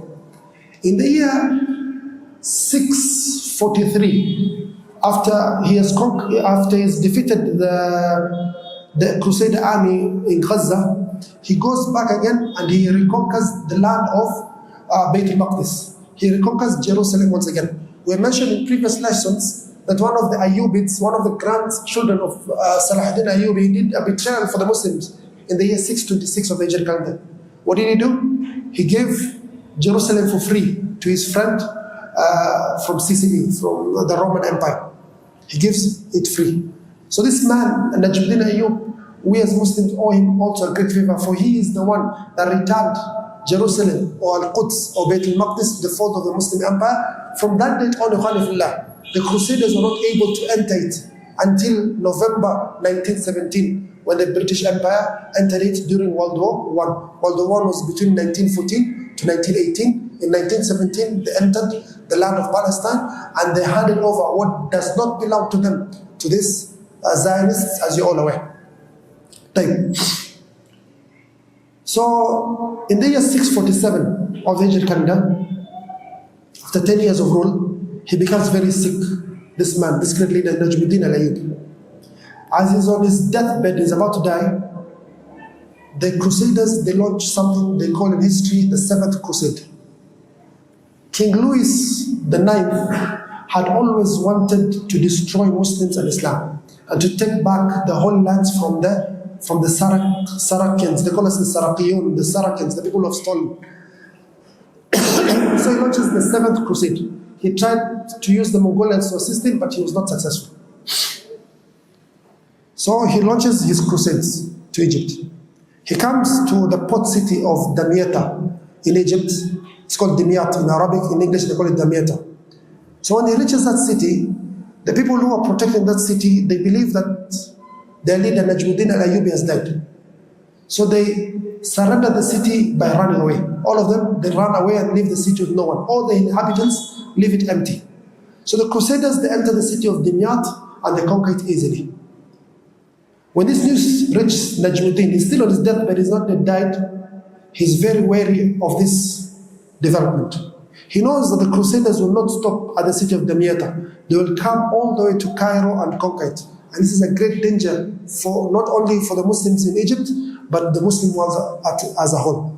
So what do we do? So he decides, talks to his generals, Farasuddin Ukhtai and Ruknuddin Baybars. We have to beat these Crusaders in a town between Cairo and Damietta, the city of Mansoura. So him, and he's very sick, his legs have been amputated, he's in a very bad state. He leaves the city of Cairo with his army and they go to the city of Mansoura to meet the army of the Crusaders that is coming in the year 647, 648 thereabout. 647. So they meet Ikhwan Fillah in the city of Mansoura. The Crusaders enter the city of Mansoura, they find no one. And they get deluded, they think that they have captured the city easily from the Muslims. As they enter the city, suddenly Muslims appear from everywhere, from the left, from the rooftops, from underground, from everywhere. Muslims, where are these Muslims from? And the Muslims defeated them thoroughly in the Battle of Mansoura, and most of the Crusaders had to leave the city of Mansoura. During this battle, this man Najmuddin Ayyub rahimahullah, he passes away. And the lady, his wife, very famous in Islamic history, she's called Shajar al-Dur, she hides that her husband has died. Are you together? This is just a summary of history. She hides that the husband has died. Why? Because the Crusaders are still there in the land. Number two, we don't have someone who will take over the rulership of Egypt after Najmuddin Ayyub. He doesn't have his son. His son is far away in a place called, in Turkey, in a place called Husn of Kaif. His son is called Turan Shah. So what do you do? So she says, let me hide this. Speaks to the generals, prepare your battle plans. She sends a letter to Turan Shah, come immediately, your father has died, come take over rulership of the Muslim world, of this part of the Muslim world. So the son receives the letter, he goes into Syria first, claims his rule over there, then comes to Egypt. He reaches Egypt on the 17th of Dhul Qa'dah, the year 647 of the Hijri calendar. He organizes his affairs, declares that Najmuddin al-Ayyubi, the leader, has died, and I am the new leader of the Muslims. Thereafter, he decides to finish off the Crusader army with whatever power he can. So he declares war on them, declares jihad on them. So the Muslim army leaves the city of Mansoura to follow this remaining army of King Louis IX. And they meet in a place called Faras-Qur, and they defeat the Crusaders in a very thorough manner. They kill most of them and capture the remaining. Amongst the people who are captured is the King Louis IX, the King of France, the one who was sent by the Pope to conquer the Holy Lands as they claim. So he's captured, alhamdulillah. So the Muslims, they say to him, we're going to give you freedom with the following conditions. Condition number one, you have to free all Muslim prisoners that you have taken. Condition number two, you have to pay 800,000 gold coins. 800,000 gold coins. How much is that? A gold coin is about 4 grams. So 800,000 times 4 grams is about 3 million grams of gold. A gram of gold currently is about $130. So 3 million grams times 130, about $400 million he has to pay as his ransom. Are you together? Where's this money going to come from? He says, okay, you don't have the money, pay half. You can pay half later and promise never to fight the Muslims again and never set out to fight the Muslims, and you surrender back all the lands that you have taken from the Muslims, starting with the land of Damietta or Dimyat. So the Europeans who are thinking that the crusades is very successful, that this man is victorious, they are shaken when they hear that the Muslims, the bearded Muslims, have captured their king. And they set out to gather this ransom of 400,000 gold coins, half of the ransom. So they gather it in a state of very difficulty, and they pay to the Muslims, and he is given his freedom, and he goes to Akka, he goes to Palestine, one of the Crusader states that was still in Palestine. So the new leader of the Muslims in this part of the world is Turan Shah, the son of Najmuddin Ayyub. This man Turan Shah was not very intelligent politically. He wanted to start removing all the leaders that his father had kept in place. Number two, he starts accusing the wife of his father, Shajaruddin, that she was hiding a lot of secrets, a lot of wealth, and she needed to surrender all that wealth. This lady is the one who brought you to rule in the first time. She's the one who made your rule possible. Right now, you're accusing her of stuff. You're threatening her. So the lady was in a very difficult situation. So she speaks to the leaders of the army, Farasuddin Ukhtai and Ruqduddin Baybars, and they all agree that this man, Turan Shah, is a danger to all of us. If we let him remain, he's going to either remove us from our posts, he's going to take our wealth from us, or he's going to kill us. We have to take action.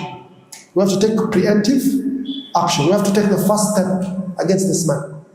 So on the 27th of Muharram, in the year 648 of the Hijri calendar, in a dinner, they attack this man and assassinate him. The last Ayyubid leader, Turan Shah, the son of Najmuddin, he was assassinated on the 27th of Ramadan, the year 648 of the Hijri calendar.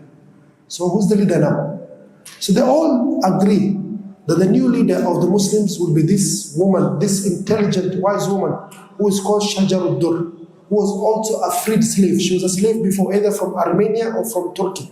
So she's the new leader of the Muslims and the beginning of a new dynasty known as the Mamluki period. Khanifillah, if you go to Egypt or if you go to Syria, you'll hardly find, after every 2, 3, 4 buildings, you'll find buildings built by these Mamluks. During this Mamluk period, Khanifillah, are some of the greatest scholars that appeared in Islamic history. You have a scholar known as Sultan Ulama, the Sultan of the scholars, Al-Izz ibn Abd Salam. You have a scholar who wrote one of the most foremost books of Mustalah Hadith, it's called Ibn Salah. You have a scholar known Imam Al-Nawawi, Imam Abu Zakaria, Yahya ibn Sharaf Al-Nawawi, who passed away in the year 676 of the Hijri calendar.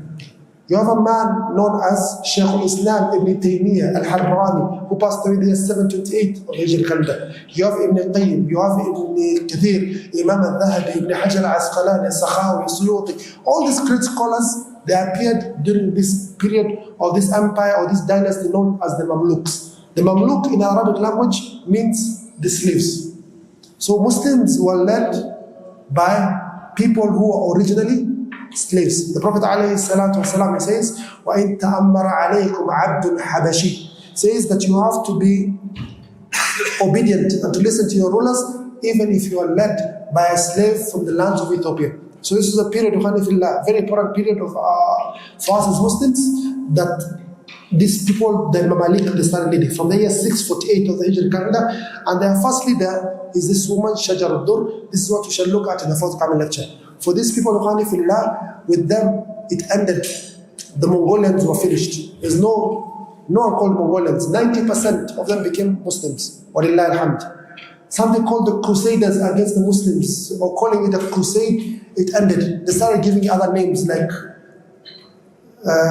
democracy or colonization or whatever they call it, freedom or Gulf War or something. They started giving other names, but they could not use that name called Crusades because every time the Mamluks will kept a stop to them. Just for benefit, Salahuddin Ayyubi was of which? He was Kurdi. He was Kurdish. Kurdish are in Syria, Iraq, Iran, and in Turkey. So this dynasty of the Ayyubids has fallen. Who has taken over? A new dynasty known as the Al-Mamluk. Mamluk means slaves. For us to discuss about slaves, let us go back a little bit towards the teaching of Islam. When Prophet Muhammad sallallahu alaihi wasallam, he was sent as the final messenger, slavery was something that was there present in the world. However, the difference, the deen of Allah Azza wa Jalla came, it brought a lot of penalties whereby you do something, a mistake, you're supposed to free a slave.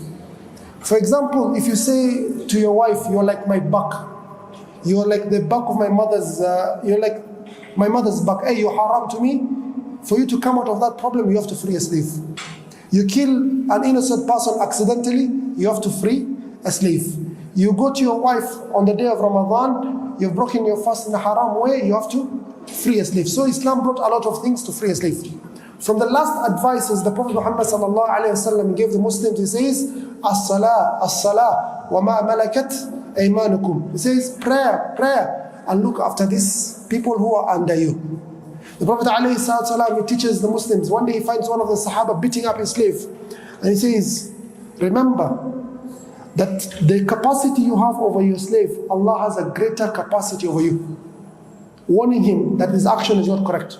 So the Sahabi, he got frightened and he freed the slave immediately for the sake of Allah Azza wa Jal. The Prophet ﷺ teaches the Muslims that you and your slave in the house, you must eat the same food. You cannot cook, this food is for the boss and this is for the slaves. You cannot say these clothes are for my kids and these clothes are for my slaves. You have to treat the slaves the same as you treat your own family. They eat from the same plate or from the same pot that you cook, and you share from the same clothes. So Islam came to uplift the status of a slave. So much so that even one of the slaves who was from our lands here, from East Africa, Habasha, a freed slave, Bilal, he became the second most important person in Islam. He became the muaddin of Prophet Muhammad sallallahu alayhi wasallam. So much so that the Prophet alayhi sallam sees him in a dream, and he sees him ahead of him. Imagine someone who's competing with the Prophet alayhi sallam. He says, oh Bilal, I saw you in a dream, racing, rushing to Jannah, even before myself. What deed have you been doing that has made you reach this level? Bilal ibn Rabah radiallahu anhu says, Wallahi, O Prophet, I do not see any deed that I have done except that every time I break my wudu, I nullify my wudu, I see it is obligatory upon me to perform wudu immediately and pray 2 rak'ah for the sake of Allah Azza wa Jal. Says, that is the reason that imagine this how the slaves were uplifted. This man Bilal used to be whipped, tortured by the people of Makkah. But in year 8, when the Muslims conquered Makkah, the Prophet ﷺ honors him, tells him, oh Bilal, go ascend the Kaaba, go up to the Kaaba and give the adhan with your beautiful melodious voice. And all the nobles of Quraysh are witnessing this. A black man, a Habashi man, a Kushite, you can call him also, Wallahu alam if he's a Kushite. He goes up to the Kaaba and he gives the adhan in Makkah. Such was the status slaves were given by the Muslims. You have another slave called Salman al-Farisi. Who does not know Salman al-Farisi? You have another slave called Zayd ibn al-Haritha. This man, the Prophet ﷺ loved him so much that he gave the name Zayd ibn Muhammad until Surah Al-Ahzab was revealed, and the Prophet ﷺ was forbidden, and all the Muslims are forbidden from naming a child with their name, yet they are not their children. So, Islam is not the same as the Western ideology. The Western mentality was to take slavery as a racial issue.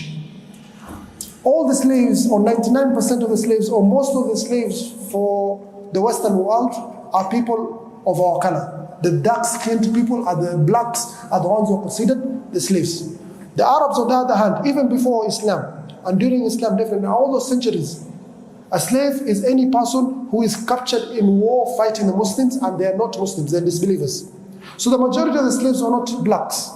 Majority of the slaves were people of Turkish origin, or Persian origin, or Romans. The white people were even slaves in Islamic history.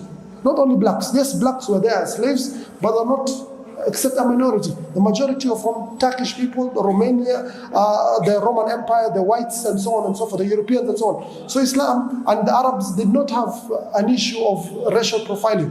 If you go till now, you'll find black people who have stayed in the Arabian Peninsula for centuries and they have citizenship. They're not looked as slaves. So it's not part of our deen to judge people because of color.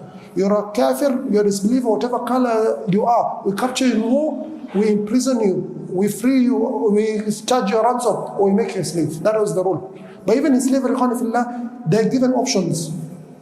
Work for this period, and you're able to buy back your freedom. Or pay this much amount of money, and you're able to buy back your freedom. And this is present till today. You find most of these people, they have contracts. You work in, you go be trained, you're trained as a pilot, for example, as in a big aviation company. They've trained you as a pilot for one of the new Airbuses or one of the Boeings. You have to sign a contract that if you break this contract or you leave this for another job, you have to pay this much money. You're a footballer, you're playing for this football team, you sign a contract, 5 years. If you want to leave that, you have to pay money. You're a basketball and so on and so forth. So it is slavery in a different name. Are you together? So much so that even some of the Western historians, they say slavery in Islam, a slave in Islam had more honor, more position than even a freed peasant in Europe. A freed person, a person who is in quotes free in Europe, they're burdened with taxes, they're burdened with oppression and so many things that even the slave in the Muslim world does not experience. So this was the status of slaves. So these slaves, during the Abbasid Caliphate, we mentioned the great Khalifa of the Abbasids who brought the fitna of the claiming the Quran is a creation, Al-Ma'mun, who ruled from the year 198 to the year 218 of the Hijri calendar. He started having an army of slaves, Mamalik. Thereafter his brother Al-Mu'tasim, who conquered Amuriya, that great victory for the Muslims. He ruled the Muslims from the year 218 to the year 227 of the Hijri calendar. He had a great army of slaves, so great that he built the city of Samarra. The city of Samarra is in Iraq, where the Shias, they're claiming that their 12th Imam is hidden in a dungeon for all those thousands of years, and that is going to come out and kill Abu Bakr and Umar. Abu Bakr is dead, Umar is dead, Aisha is dead. Killing them will not benefit you, you're a human being. So this city of Samarra was built by slaves. It was built for this purpose. Thereafter we mentioned last night that the last strong leader of the Ayyubids, Najmuddin al-Ayyubi, he sees that his country is very weak because he does not have enough soldiers in his army. So he decides to form a battalion or a great part of his army from this Mamalik. Mamalik are slaves. So he builds a castle near the River Nile in an island called Rawda Island. On that same island, he builds a fortress or a building or a garrison also for his slaves. These slaves, are known as the Bahri Mamluks, because the river Nile was considered like an ocean. It was very large. So they're called the Mamluks from the Bahri Mamluks. Are you together? They were in this river Nile, they were stationed there, so they're known as Bahri Mamluks because of the river Nile, and they're also called As-Salihiyya because their leader, As-Salih al-Ayyubi, Najmuddin, was their master, was their ustad. So this is how this kingdom comes. Najmuddin al-Ayyubi, we mentioned last night, he dies before the Battle of Mansoura. The Crusaders had launched their seventh crusade, led by, who remembers the name yesterday? King Louis the Ninth. He launched this. If you go even here in South Sea, there's a school called St. Louis. If you go to America, there are places in Minnesota and other places they're called St. Louis, named after this. Now, it's very many. St. Louis, St. Louis Basilica, St. Louis City, town, even in America, many towns. Even in Argentina, everywhere in South America and Argentina, you'll find and so on. This St. Louis is this crusader who attacked the Muslim world and was captured in the Battle of Faraskur that we mentioned last night. And he had to pay a ransom of 400,000 gold coins. So the Muslims, they lose their leader, Najmuddin al-Ayyubi, Salih al-Ayyubi, in this Battle of Mansoura. The Muslims are victorious. His son Turan Shah comes all the way from Turkey to be the new leader of the Muslims. They defeat the Crusaders in the Battle of Faraskur. He becomes the ruler. But he rushes to make decisions. He's not a very smart man. You don't rush sometimes, sometimes you leave the status quo to remain and do changes slowly. Otherwise, there will be rebellion. And that's what happened. So he was assassinated on the 28th of Muharram, the year 648 of the Hijri calendar. And those Mamluks we mentioned, they're called Bahri Mamluks, now they became the leaders. So they say to themselves, there's no Ayyubid left in Egypt. We are the most powerful force. We are the ones controlling the entire army. Let us take rulership of Egypt for ourselves. But it's very difficult. It might cause riots. People may not understand this. So let us look for some deception or an intelligent way of doing things. Let us choose the queen, who is also from us. She was also a freed slave like us. She was the wife of the former leader. Let her be the leader in front, and us, we are the ones ruling from the back. Are you together? So they chose the queen, the wife of the leader who died, of Najmuddin al-Ayyubi. She's called Shajar al-Dur. Shajar al-Dur means the tree of pearls. So they name her as the queen, the sultana. She called herself al-Malika Ismatuddin Khalil. She's the mother of Khalil, Shajar al-Dur. So the Muslims, they hear this news, that this great land of Egypt, that is known as Dunya, this land that had great leaders, even some of them were kuffar, were disbelievers, may Allah's curses be upon them, and some of them were righteous people, like Fir'aun was the leader of Egypt. Then these Muslims also, great leaders, Amr ibn al-As and so on, and Salahuddin al-Ayyubi, Nuruddin, all these great leaders. We have never had, a woman to rule upon us, something that they were felt very shocked about. So they started having riots and protests and revolutions in all of Egypt. And there's no stability in the country. And she was very fearful that her rule is going to end. More so, even the Khalifa in Baghdad, this is the year 648 of the Hijri calendar, the Khalifa is still present. The events of 656 have not yet happened. The Khalifa sends to them a letter, says, is there no man in Egypt to become a leader that you're choosing a woman? If you don't have any men talking, we'll send you a man. So she fears for her rule. So she decides. She's a very intelligent woman, very smart, very wise, very brave. She decides, for my rule to be accepted, I cannot rule except from the background. I can't rule from the front. People will not accept this. Number one, I'm a slave. I'm a former slave. Number two, I'm a woman. It's very difficult for me to achieve any success in this rulership. So she says, the strongest part of the Egyptian society is the army. And the strongest part of the army is the Mamluks, the Bahri Mamluks. Let me look for someone simple, easygoing from the Mamluks. I marry him, so he becomes the king and I become the queen. So she looks around and she sees one of the commanders is called Izzuddin Aybak. Izzuddin Aybak, please marry me. They have a marriage and he's announced as the new king of the Muslims in Egypt. So he's called Al-Malik Mu'izzuddin. Izzuddin Aybak becomes the Muslim ruler from the year 648 of the Hijri calendar to the year 655. 7 years he rules. This man, he becomes a ruler, but he knows he does not have strength to rule. He knows that he has been installed there as a puppet. So he makes his plans slowly. Number one, he starts having slaves of his own. He goes to the market, he purchases slaves slowly and slowly and slowly, trains them the same way. We have been telling you, we mentioned last night how slaves are trained. You teach them the Arabic language, you teach them the Quran, you teach them the fiqh, you teach them military affairs, you teach them administration and rulership and leadership affairs.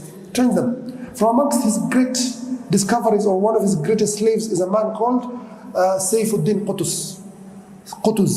This is one of the names that we Muslims should memorize, for this is one of the greatest heroes in all of Islamic history. Saifuddin Qutuz. So he takes this man as a slave and his right-hand man, and he starts plotting slowly. The power of the Mamalik at that time is with these two men, Farasuddin Akhtai, the general, and Baybars, Ruknuddin Baybars, we mentioned last night. These are the two main leaders of the army. So he wants to create a third force, and that third force is Saifuddin Qutuz.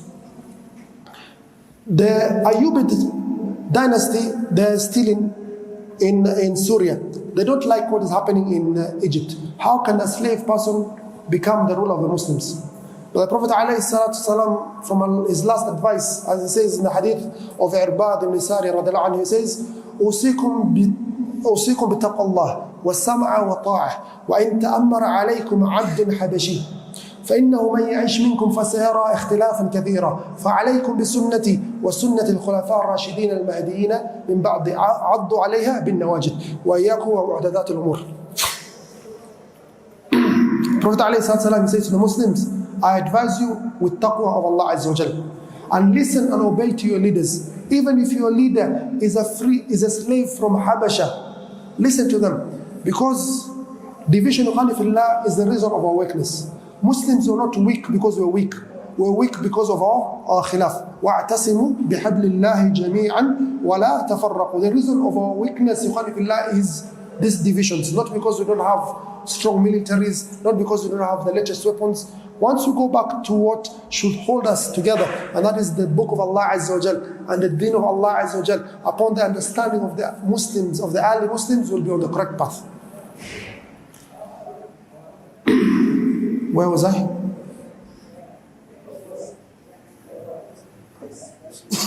No? Muslims are what? Yes. So the Ayyubids, they launch war against the Mamluk dynasty, and they meet in the land of Palestine. The Mamluks defeat them once, they defeat them twice. There's some form of stability. In the year 652 of the Hijri calendar, the king Mu'izzuddin, the founder of the Mamluk Empire, the first leader, Malik al-Mu'taz Izzuddin Aybak, he hears some very worrying news. He hears that the general Faris ad-Din Akhtai has married a woman from the Ayyubid family. This might look like something very simple, but this gives him a lot of worries and a lot of waswas. Why has he chosen from all the women in the world a woman from this family of the Ayyubids? He's definitely planning something. He wants to get legitimacy for himself. I understand him. He wants to claim that he is married from this honorable family that was ruling Egypt for the last 80 or so years. So now he has legitimacy to take rule. So he decides, I have to finish off this danger that is coming.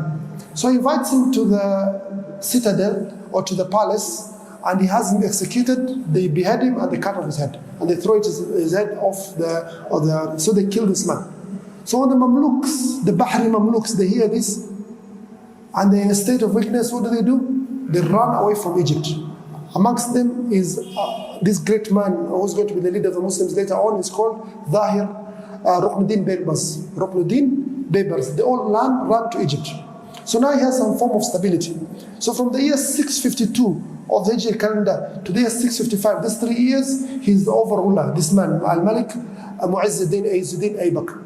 In the year 655 of the Hijri calendar, he decides to strengthen his rule. So he decides, I have to look for a wife to make a strong alliance with a strong king. He looks at the Muslim world and he finds the leader of Mosul, Badruddin Lu'lu, that great betrayer, the one who betrayed the city of Baghdad. One of the betrayers of the city of Baghdad is this man, Badruddin Lu'lu. Says to him, give me your daughter as I marry her. So they have a marriage. He's still married to that woman who made him king, Shajar al-Dur. And women, Khanifillah, sometimes, yes, even with all the intelligence and all the wisdom, when you bring a second wife or a third wife to the equation, now it becomes an issue of emotion, an issue of jealousy. So she's very perturbed and angered by this. She's not happy. Why you take another wife yet I'm here? You want to give her more power, you want to give her more, and so on and so on. So she feels threatened, and she does not care about any repercussions. So she plots with her servants, and she has the king Mu'izzuddin Aybak, her husband, killed in the bath. So she manages to kill the husband. Now, there's a great crisis. The king has been killed. Who's going to be the new ruler? Who has killed the king? Sultan Qutuz, who's the leader of the army, they investigate and they find it's her who's responsible with her servants. They take her and surrender her to the family of the king. Do with her as you please. So the family of the king, the wife of the first wife, takes her and executes her in a very brutal manner. She kills her for revenge. And this is allowed. Islamically, if someone kills a family member, you are allowed to, as the ruler, they can't take rule by their law. They have to go the judge, and the judge can allow them, you have killed so-and-so, do qisas.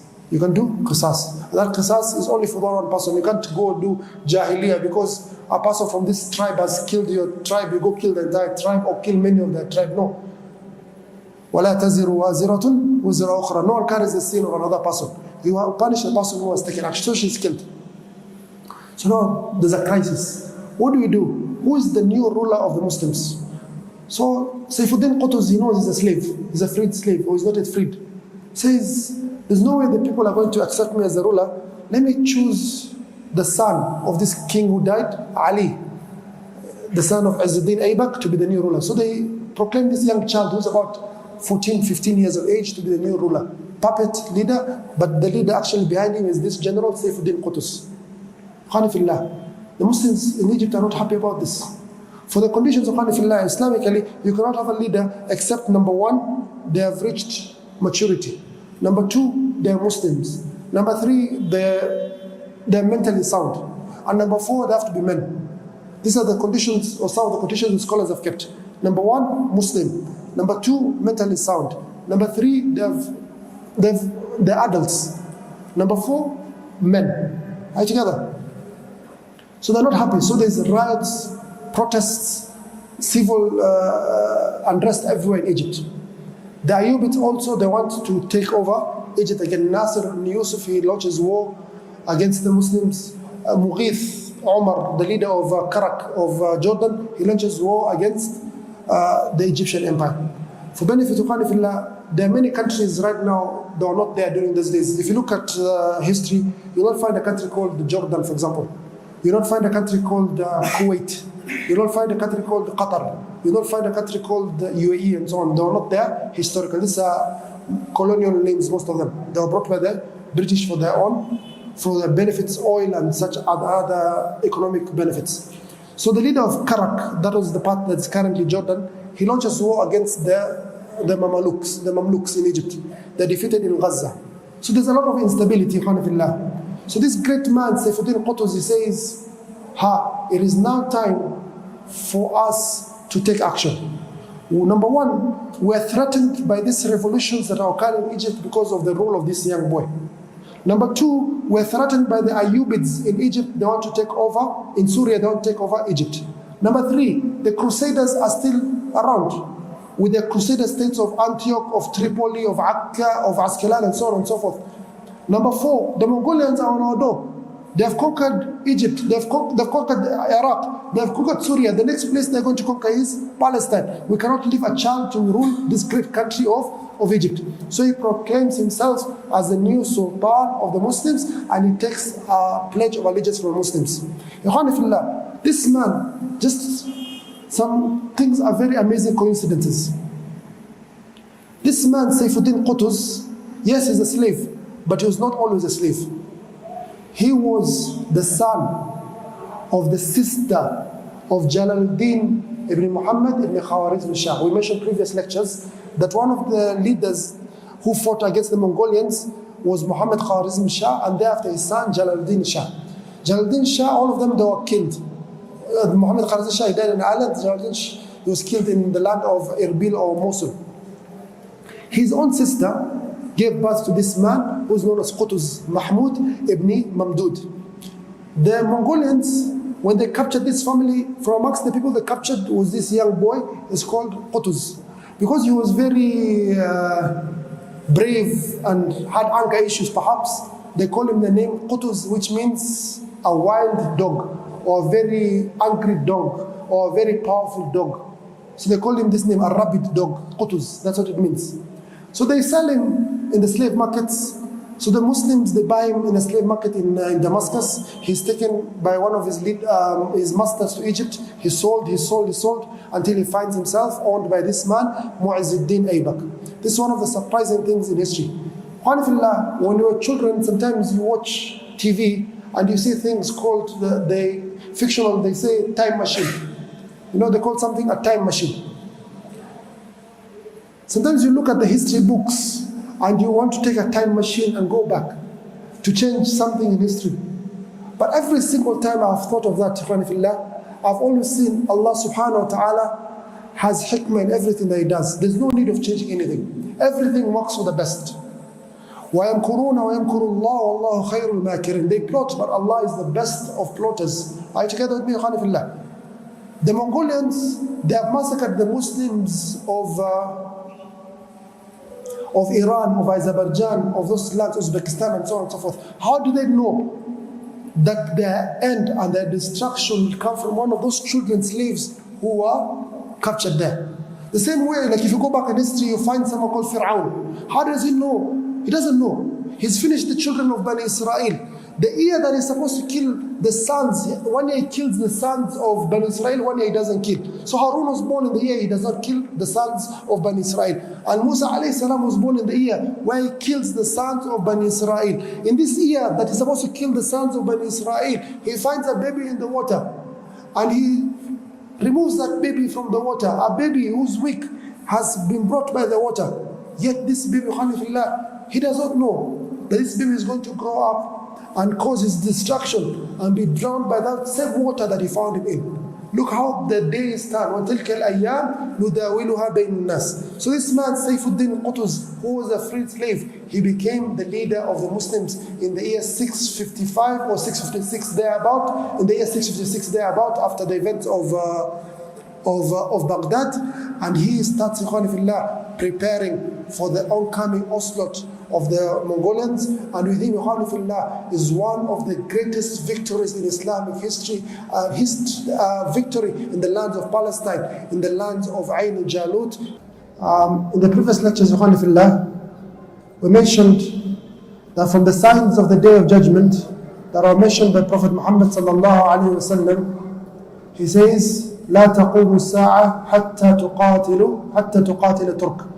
The hour, the day of judgment will not come until you fight the people of Turkish origin. Then he describes them, he says, صغار الأعين, they have small eyes. ظلف الأنف, they have small noses that are very wide. He says, حمر الوجوه, their faces are red complexion. كأن وجوههم المجان المطرقة. It is as if their faces are beaten up shields. The Prophet ﷺ says that these people, they wear clothes made out of hair of fur, and they wear shoes made out of hair of fur, and these are the people who almost destroyed Islam and the Muslims. In the previous lecture we mentioned that this history of the Mongolians began with their founder. Who is the founder of the Mongolians we mentioned in the previous lecture? Easy question. Who's the founder of the Mongolians? Genghis Khan. So Genghis Khan became the great Khan or the leader of the Mongolians and the Tatar and the Uyghurs in the year 603 of the Hijri calendar. Thereafter, he attacked the lands of the Muslims, the land of Bukhara in the year 616 of the Hijri calendar. Massacred over 1 million Muslims in that year. In the year 617, which is the worst year of genocide of the Muslims, the year 617 of the Hijri calendar, he massacred many Muslims in the lands of Samarkand, Khwarazm, Khurasan, and so on and so forth. This man was the leader of the Mongolians from up to the year 624 of the Hijri calendar. Then he died. His son took over, Oqatai, the son of Genghis Khan. He became the leader of the Mongolians. And he mentioned that Oqatai ruled from about 624 or thereafter, after the Kurultai, after they had a meeting, until the year 639 of the Hijri calendar. In this period, he built the capital city of the Mongolians, it's called Karakorum, and he managed to conquer most of the Islamic world that was remaining, the lands of Iran and Azerbaijan. Most of the eastern part of the Islamic world was captured by this man. And he captured until Europe, they reached as far as Poland and Ukraine. And he mentioned that this was the greatest kingdom ever seen by the human beings in reported history. But that is the history that we know, that is written. But us as Muslims, we have a belief that there are 3 leaders who managed to rule over the entire world. Who are these 3 leaders? that managed to rule over the entire world? Huh? One of them is a prophet. Huh? Who are the three leaders? Sulaiman alayhi salam. The second one mentioned in Surah Al-Baqarah. And the third one mentioned in Surah Al-Kahf. Who are these leaders? Huh? Dhul Qarnayn is mentioned in Surah Al-Kahf chapter. Surah Al-Kahf is chapter 1 of the Quran. We read every Friday on the phone. It's chapter 18 of the Quran. طيب. And the third man mentioned in Surah Al-Baqarah, the story of Ibrahim alayhi salam, Nimrud. These are the three leaders who conquered most of the world. But the history that we have that's recorded right now that we can read and compiled, the greatest kingdom we've seen up to today is not the British Empire, it is this empire of the Mongolians. So he died Okatai. Then his son took over Kyuk. He led the Mongolians until he died in the year 646 of the Hijri calendar. Then his widow took over. Then his cousin, Genghis Khan, took over from the year 649 of the Hijri calendar. And we mentioned in the previous lecture that these Mongolians, they massacred Muslims anywhere they could find them. They reached the city of Baghdad. They took over the city of Baghdad, the capital city of the Muslims, and they massacred 2 million Muslims. This is a city that is the capital city of the Muslims, the greatest city on earth. They captured it. They captured the entire of Iraq. They entered the next land is the land of Asham, Syria, Lebanon, Palestine, and Jordan. In Syria, they captured the city of Halab, Aleppo, massacred the Muslims of Aleppo. Thereafter, they went to the city of Hims, Hama, then Dimashq. For the first time in history, the city of Dimashq was captured also by the non-Muslims. So we as Muslims, in this space of time, we have lost our capital cities. Any place that is known as the capital city of Muslims was actually captured, except for the city of Medina. We had lost the city of Baghdad. We had lost, which is the capital city of the Abbasids, the Dawla Abbasiyah. We lost the city of Damascus, which is the capital city of the Dawla Al-Umayyah. We lost Kufa, which is the capital city at the time of Ali ibn Abi Talib. So all these cities were captured and they have reached Gaza. They have captured up to Gaza. Thereafter, we mentioned that these people have captured the entire of what is called the Middle East in current political terms. Middle East is eastern of London, the middle of the farthest east is the middle of London. So they've captured all this land. So the next land of the Muslims they want to capture is the land of, what comes after Gaza? What comes after Gaza? If you look at the map, you've captured all the east. You've come from China, Korea, all those lands. You've captured Iran, Azerbaijan. You've entered Iraq. You've captured part of Turkey. You've captured Syria. What comes after Palestine, Sinai? What does? No, after you pass Gaza, what country? You come Egypt. So you come now to a different place. So Egypt, is one of the main civilizations that is remaining for the Muslims. The strength of the Muslims is in Egypt. And you mentioned that Egypt, during the time these Mongolians appeared, were ruled by two dynasties. The first dynasty is one of the greatest heroes of Islamic history, who managed to reconquer Al-Quds, Jerusalem, from the Crusaders. Who is this great leader of the Muslims that reconquered, not you know, I want some of them today. Who managed to conquer Jerusalem or Al-Quds from the Crusaders? Who is this leader? Salahuddin al-Ayyubi. So he is the leader of the Muslims from the year 569 of the Hijri calendar to the year 589 of the Hijri calendar. He managed to capture Jerusalem in the year 583 of the Hijri calendar after the Battle of Hittin. So the Ayyubids, they led the Muslims from the year 569 to the year 648 of the Hijri calendar. The last leader was Najmuddin al-Ayyubi and his son Turan Shah. They were killed and a new dynasty came up. What is the name of the second dynasty that came up? Who can remember?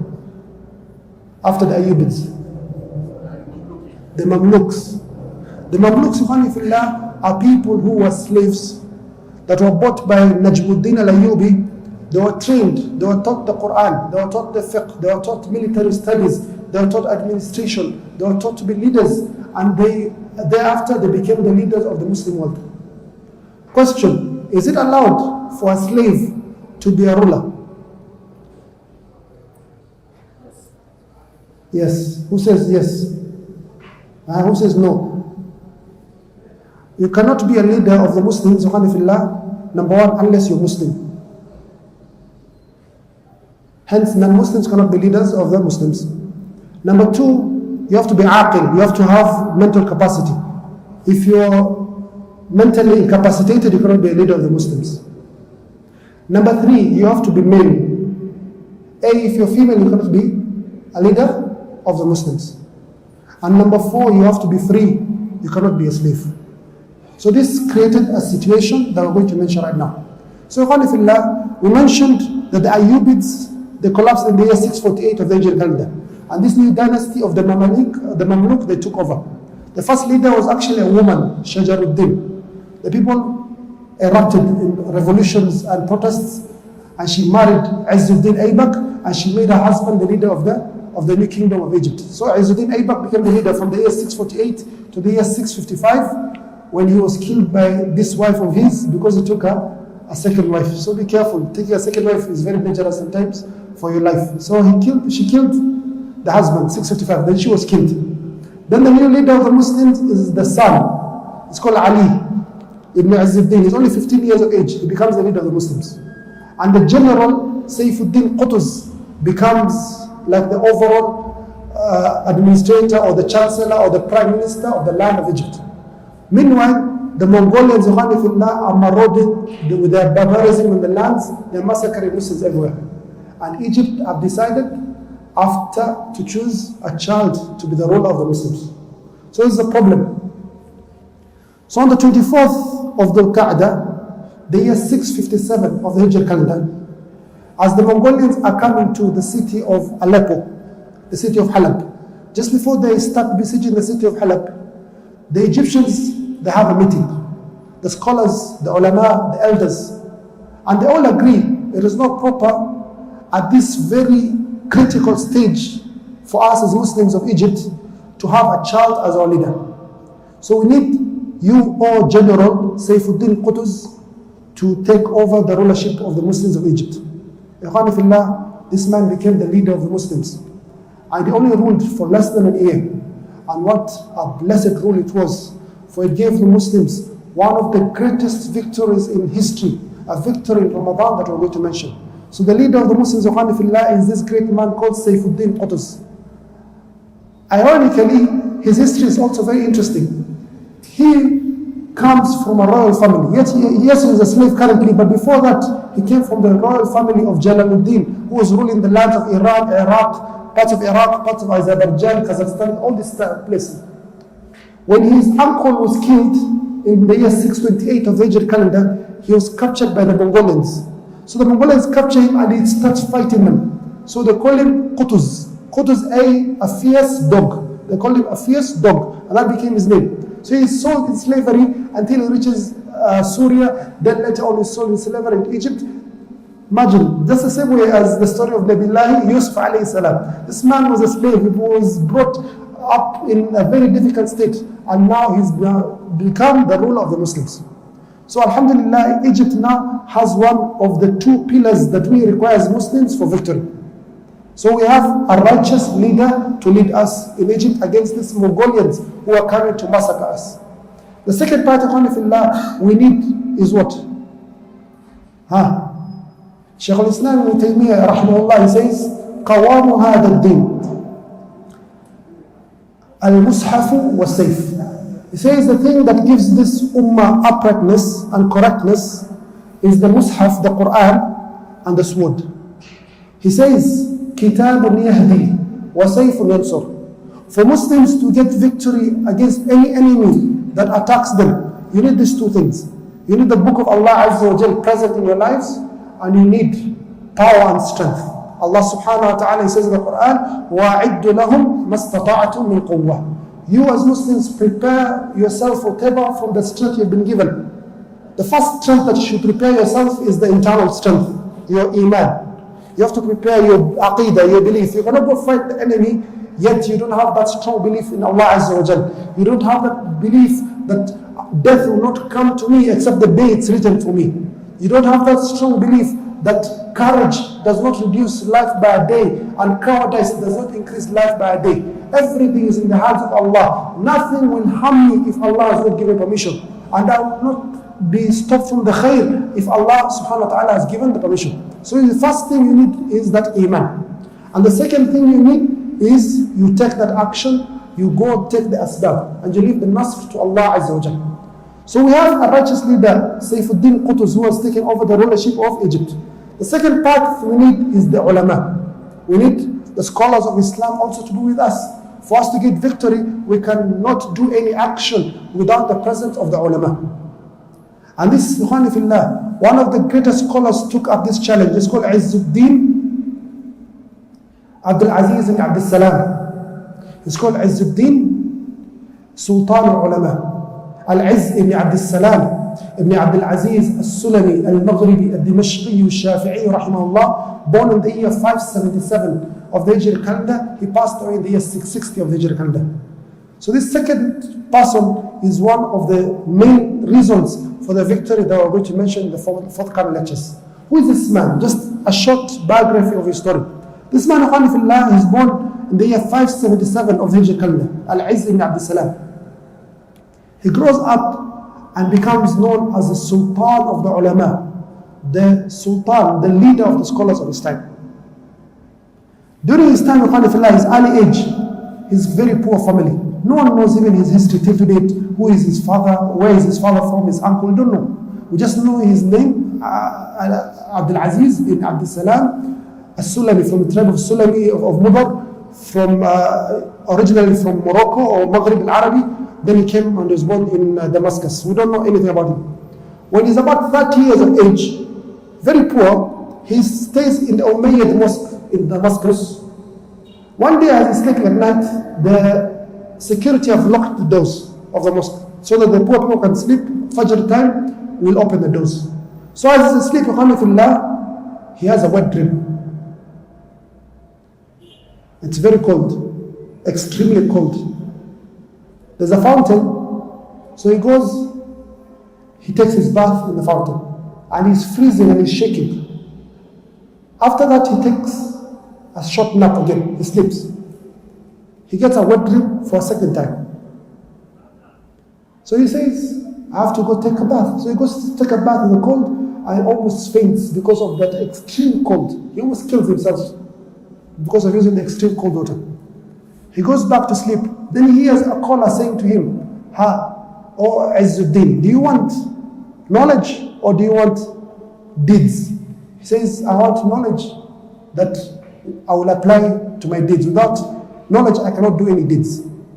So he says this in the dream. Thereafter, one of the people tell him, why did you even take a bath in the first place? It was not proper for you to take a bath in a state of extreme cold. You should have done tayammum. It's enough for you. Even if you're in a state of janaba, you have a wet dream and the water is dangerous to you, you have to do tayammum. Otherwise, you'll be amongst the people who have killed themselves.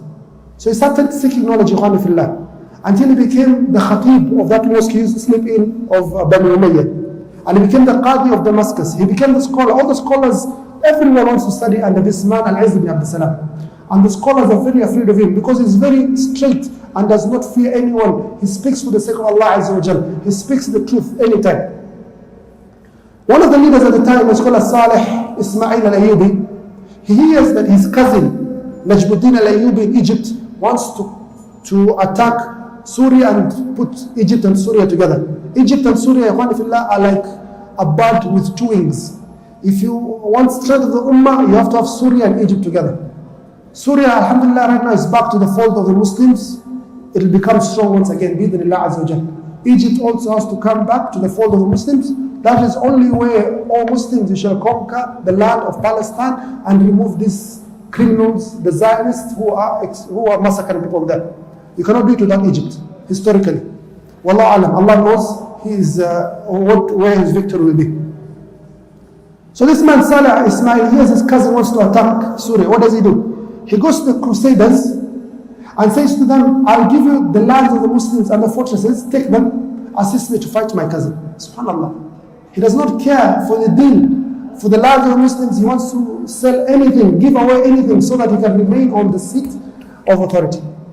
And he says to the Crusaders, enter Damascus, buy as much weapons as you want. So on this scholar he's saying that Crusaders entering Damascus, we have never seen Non-Muslims army entered into Damascus, and these ones are being freely entered, and they're given weapons for the Muslims. He stands up and he gives a fatwa. He says, "Oh Muslims, it is haram upon you to sell weapons to these crusaders. Number one, they're the enemies of Allah. Number two, they're fighting your own brethren, they're fighting the Muslims of Egypt. So it's haram." So Salih Ismail hears this, gets very agitated, and he imprisons. And he fires him from all positions, and he imprisons this Imam. This Imam is taken to a campsite. He starts reciting the Quran. This evil leader, Salih Ismail, he says to the crusaders who are with him, "Are you hearing this Sheikh who's reading the Quran? He is the biggest pastor for us. He's like the biggest pastor for us. But I imprisoned him because of you. You're my friends. And he is going against." And this is something we've seen clearly in our times, where ulama, they're thrown in prison because they go against the rulers. Yet you cannot have rulership of a land without the rulers and without the ulama. They are all rulers of that land. So the Christians, they're not very impressed with this. They say to him, "Wallahi, you have imprisoned this man who is a righteous scholar amongst you. If it was us and one of us will have washed his legs, and that water that comes from washing his legs will have drunk it as broth, as maraq." That is how we look at our scholars. But Ismail is posted to the Crusaders, "I have locked him up." So Al-Izz ibn Abd Salam, he feels the land of Syria has become narrow and difficult for him, life in here. So he leaves, he goes to Egypt. In the year 639 of the Hijri calendar. He reaches Egypt, he becomes the Qadi, the chief judge of Egypt, under the leader Najmuddin al-Ayyubi.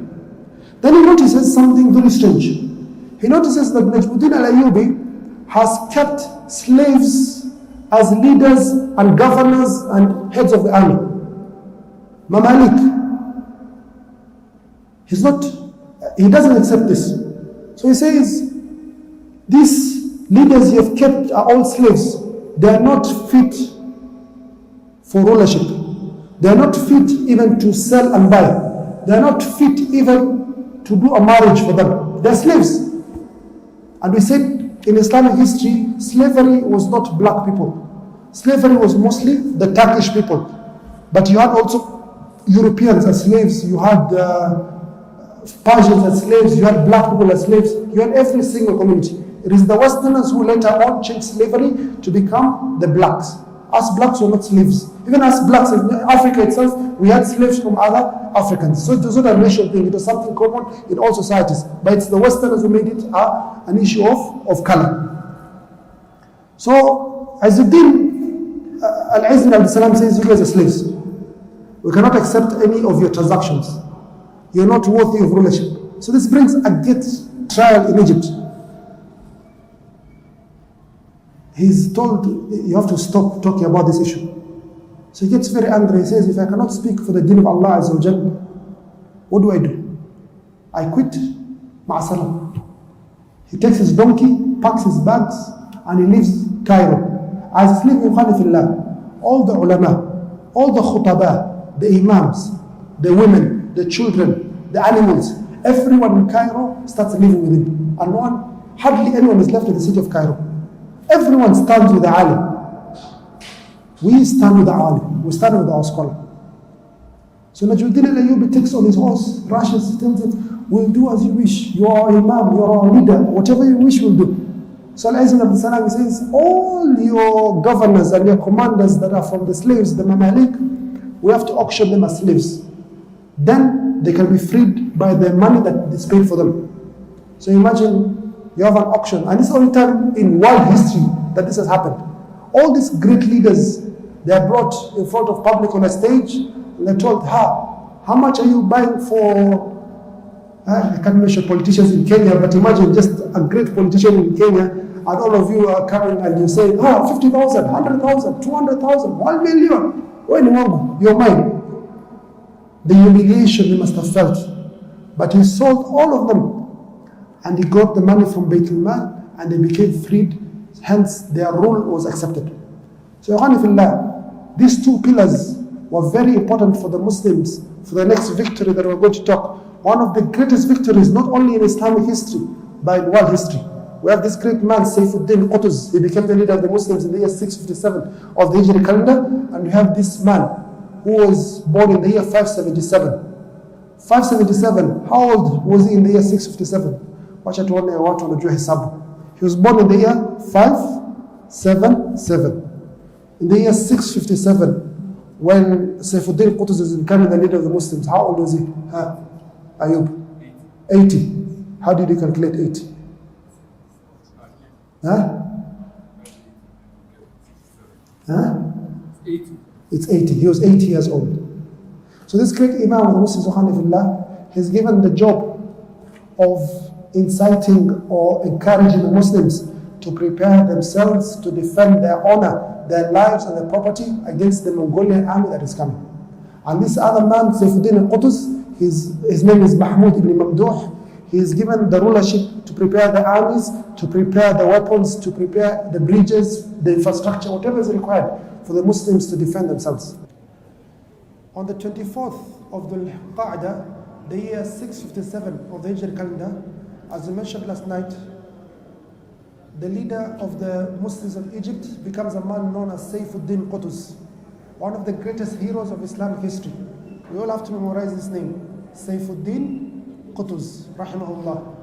He was made the leader of the Muslims on the 24th of the Qa'dah, the year 657 of the Hijri calendar. The reason, he says, Wallahi, I do not want to be a king or a leader. The only reason that I am taking over leadership right now is to fight jihad against the Mongolians. That is the only reason that I'm taking rulership at this critical period of our history. At this period, Egypt had a number of threats and a number of challenges.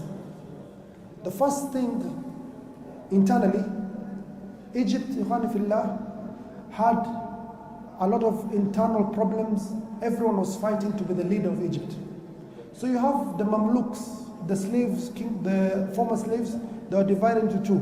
The Mamluks, or Al-Bahriya, Al-Salihiyya, on one side, and you have another group of Mamluks, they're known as the Salihiyya.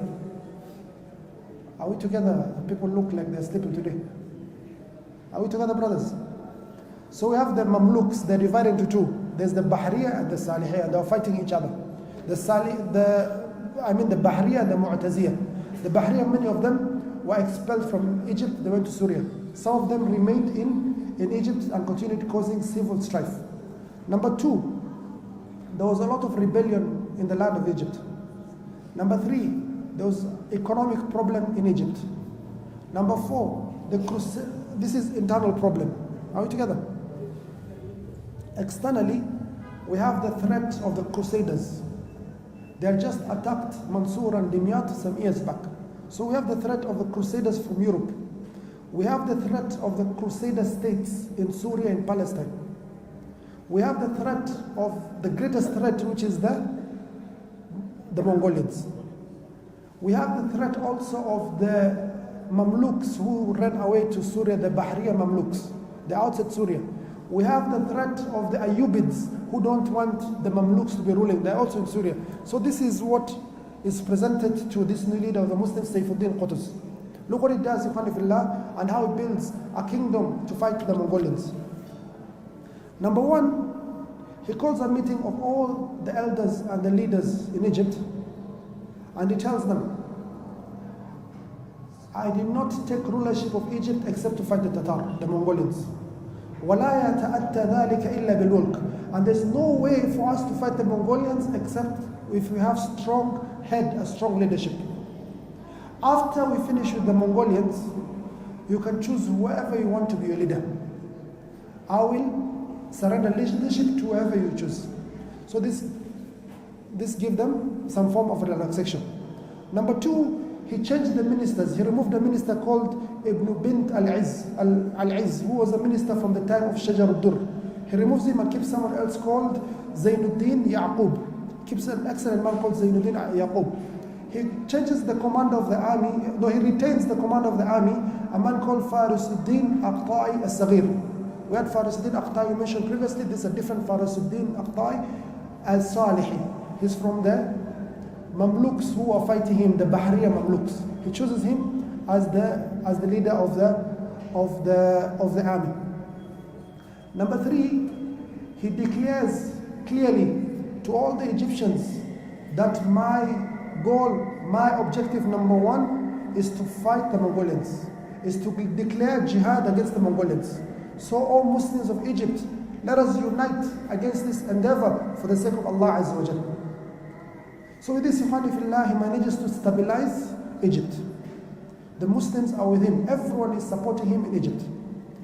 Number 2, he decides that he's going to give amnesty, forgiveness. Whoever has wronged us from the Muslims, we forgive you. Especially the Bahriya Mamluks who ran away to Syria. We give them full amnesty. No one of them shall be harmed. Come back to the Muslims. Allah subhanahu wa ta'ala says in the Quran, وَاعْتَصِمُوا بِحَبْلِ اللَّهِ جَمِيعًا وَلَا تَفَرَّقُوا. Hold fast to the rope of Allah Azza wa Jal and do not divide yourselves. The reason, all Muslims, you have been defeated in your entire history, one of the major reasons is not your weakness, is not the weapons that you have.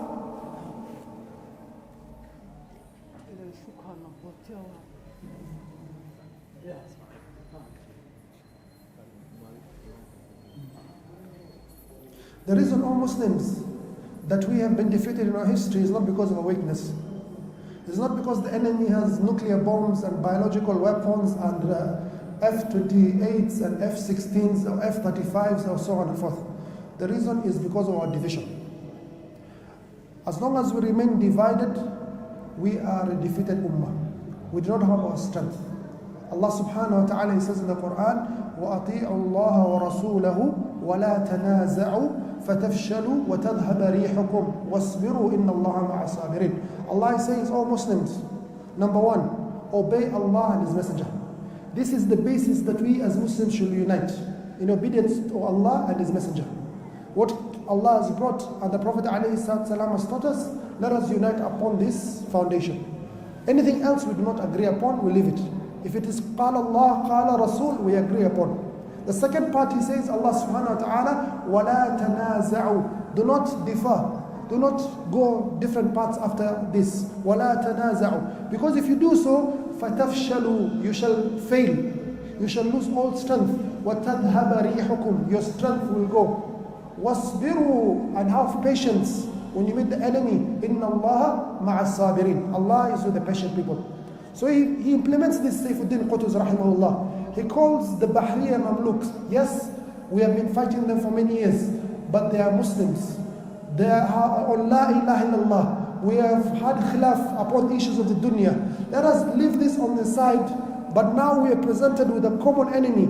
These barbarians who want to destroy Islam. They are an existential threat to the Muslims. Let us unite in fighting them.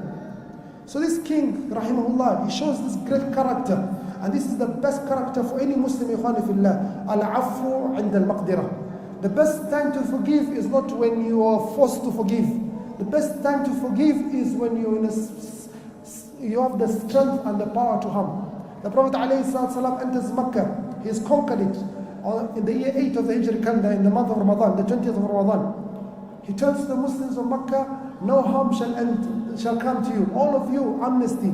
You're all forgiven. Nothing will harm. Nothing will harm. And this wise way of Prophet Muhammad ﷺ is what our leader Sayfuddin Qutuz in our story right now is implementing. And also if you see some of the Muslim leaders, like in Syria, what they did before they conquered, they told people, you are free, we will not harm you, leave your weapons, do not fight.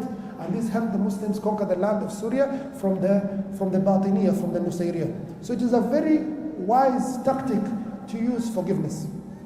I also tell every time when I talk to the teachers, it's not necessary for you to punish the children every time. Even as a parent, it's not necessary every time your child makes a mistake, you show them your strength, your power, and your disciplining capacity. No. Also, rahmah is a great lesson for us to teach our children. Having mercy and forgiving and overlooking, it is a great lesson also. So he gives aful am. So it's the second thing he does. With that, he brings the Bahariya and Mamluk to his kingdom. And more so, the great leader, who is going to be the leader after him, is called Ruknuddin Baybars.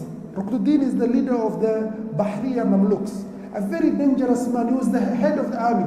He was the minister of defense in our terminology currently. And yet he brings him, yet he's a threat to his rule. He says, no, even if you're a threat to my rule, come. And he welcomes him and honors him and gives him land and property and tells them, we're all Muslims. وَاعْتَصِمُوا بِحَبْلِ اللَّهِ جَمِيعًا وَلَا تَفَرَّقُوا. Let us hold fast the rope of Allah Azza wa Jalla and not divide ourselves. So he comes. Number 3, all this in a few months. The first 2-3 months he does this. He says, the Muslims of Syria are also our brothers. Yes, we have fought for many years, but they're also our brothers. The main person in Syria is the leader of the 2 capital cities of Syria, Aleppo and Damascus, Al-Nasir Yusuf al-Ayyubi. Yes, he's a betrayer. Yes, he went to Genghis Khan, the Mongolian, to ask for his assistance to attack us. Yes, he did this, but that is all in the past. We forgive him. All that is in the past. He sends him a letter talking to him like the closest of friends, like someone very close to him, and tells him, "O great leader of the land of Asham, I give you full allegiance and I will be your assistant. You become the king of Egypt." Subhanallah. This man is only the leader of Aleppo and Damascus, and this other man is the leader of the entire Egypt. What is Aleppo and Damascus, 2 cities, compared to the land of Egypt? It doesn't compare. He has a full army, he has all the strength and the power, but yet he's ready to leave that power for the strength, for the sake of unity of the Muslims. He knows this man will not accept any other term except being the ruler. Okay, be the ruler, no problem. Because that's not the goal. Rulership is not the goal. The goal is, how do we save the deen of our Islam? This deen is an amana. This Islam came because of the sacrifices of millions and millions of people that it reaches us. How do we ensure that this Islam reaches the next generation? And there's this great existential threat to Islam from the Mongolians. The Mongolians have massacred millions and millions, tens of millions of Muslims. How do we help the Muslims if we hold fast to these positions of dunya? This dunya za'ila, mahma talat, even if it is very long, this dunya, it will still end. There's no faida. You'll walk outside here and you'll be hit by a car for what? And you're fighting all this time over property with your brother, you're fighting over this dunya, over this and this and that and that, yet the dunya will just end. You'll be hit by a rider outside there. This dunya has no faida. It's just a passing phase. It is for us to prepare our akhirah with it. So he tells them, be the leader. But this man is a coward. This Nasir Yusuf. He's not even thinking about jihad fi sabilillah. He's declared jihad against the Mongolians. He's waiting for them outside Damascus. But when he hears the Mongolians coming, what does he do? He runs away. As we mentioned in previous lectures, he runs away. He runs away all the way to Palestine. But subhanallah, وَيَمْكُرُونَ وَيَمْكُرُ اللَّهِ. They plan and Allah is the best of planners. His entire army abandons him. You are a coward. You're not fit to be a leader. Us, we're going to join the Muslims of Egypt. So the entire army joins the Egyptian army, alhamdulillah. So now he has a bigger army. Number 2, he sends also a letter to the leader of Hama, one of the cities of Syria, Al-Mansur. This man also is a righteous man. He comes with a group of his army to Egypt. The army is bigger. He sends a letter to the king of Jordan, Mughith ibn Umar, who has fought him many times. Even after Baghdad was captured, just 2 months after Baghdad was captured, this man has the audacity to attack Egypt. Yet the Muslims are in a state of a lot of pain and anguish. But he forgives. He says, all that is forgiven. Come and join us. He refuses. He says, I'm going to become neutral. The leader of Karak, of that part of Jordan. He doesn't join him. He sends a letter to Ashraf al-Ayyubi, the king of Hims, one of the cities of Syria. That man says, no, I'm not going to be with you. I'm going to join the Mongolians. They are Muslims who will fight with the enemies of Islam. People who speak the same language. They claim to be with us, the same family bonds, but they will fight with the kuffar. Right, together. Then he sends a letter to the king of Banias, that is in the coastal province of Syria. Also he says, I'm not going to be with you, Malik Sa'id, Hassan ibn Sa'id. He says, I'm going to be with the Mongolians. So the groups now has become clear. There's a group with the Mongolians and there's a group with the Muslims. So he, alhamdulillah, he has managed to stabilize domestically, and he has managed also the enemies who are outside to reduce them from the Muslims, or at least keep them neutral. A few of them he didn't manage, they continued joining the enemy. Type. Number 4. Number 4,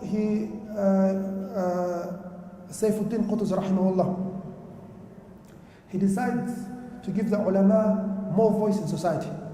And more so the great scholar we mentioned last night, Al-Izz ibn Abd Salam, the Sultan of the ulama. He says, وَحَرِّضُ الْمُؤْمِنِينَ عَلَى الْقِتَالِ. As the Prophet Allah subhanahu wa ta'ala says in the Quran, incite, encourage the Muslims to fight fi sabilillah. Remind them what is jihad fi sabilillah, what is the sacrifice for fi sabilillah, what is the virtue of a shaheed.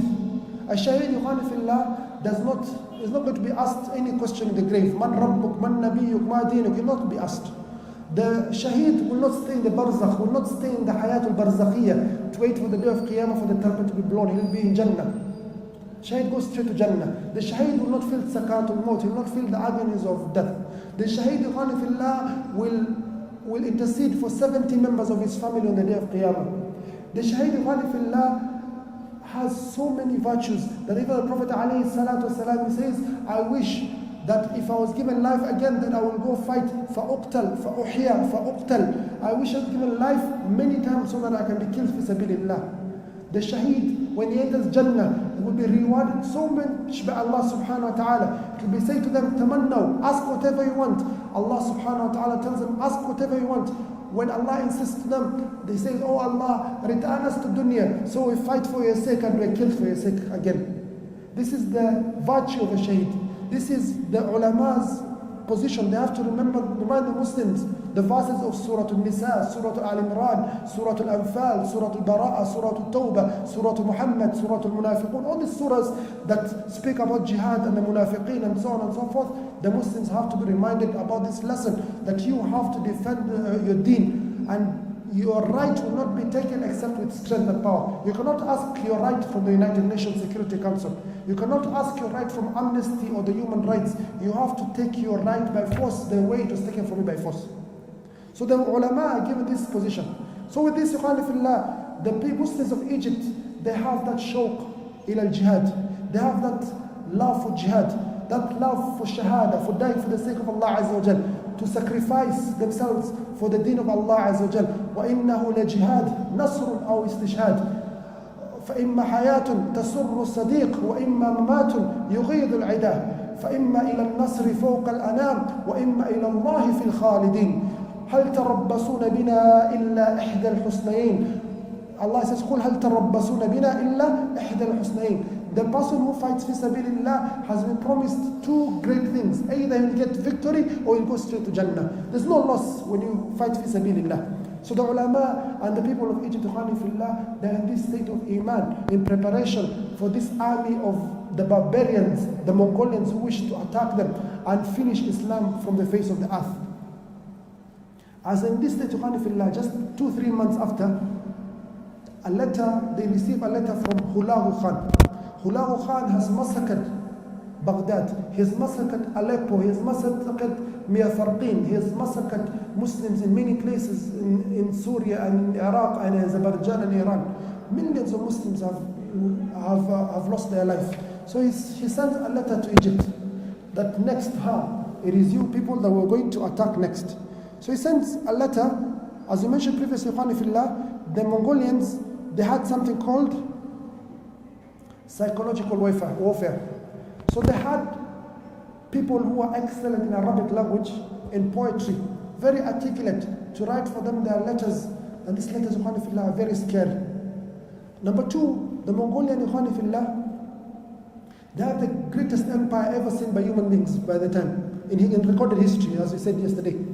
They have a kingdom as far as Korea in the east, as far as Poland and Ukraine to the west, as far north as Siberia, as far south as the South China Sea. No one has ever seen this kingdom up to date. They claim sometimes the British Empire is the biggest contiguous empire. That is a joke. The British Empire came to conquer countries like Kenya, where we were using spears, or going to Falkland Islands, or going to some small islands. Then they add up all these small islands, then they say we have the greatest empire. They never conquered Russia, they never conquered Ukraine, they never conquered Iraq or Iran or Azerbaijan or Kazakhstan, Tajikistan, Kyrgyzstan, China, Korea, all these lands. They didn't conquer this. This is what Mongolians did. So they sent this letter, These are people who have the largest kingdom, the largest army, the best weapons, the best engineers from all parts of the world, from the Muslim world and also from China. These were the excellent engineers at the time. So he sends this letter to the Muslims of Egypt.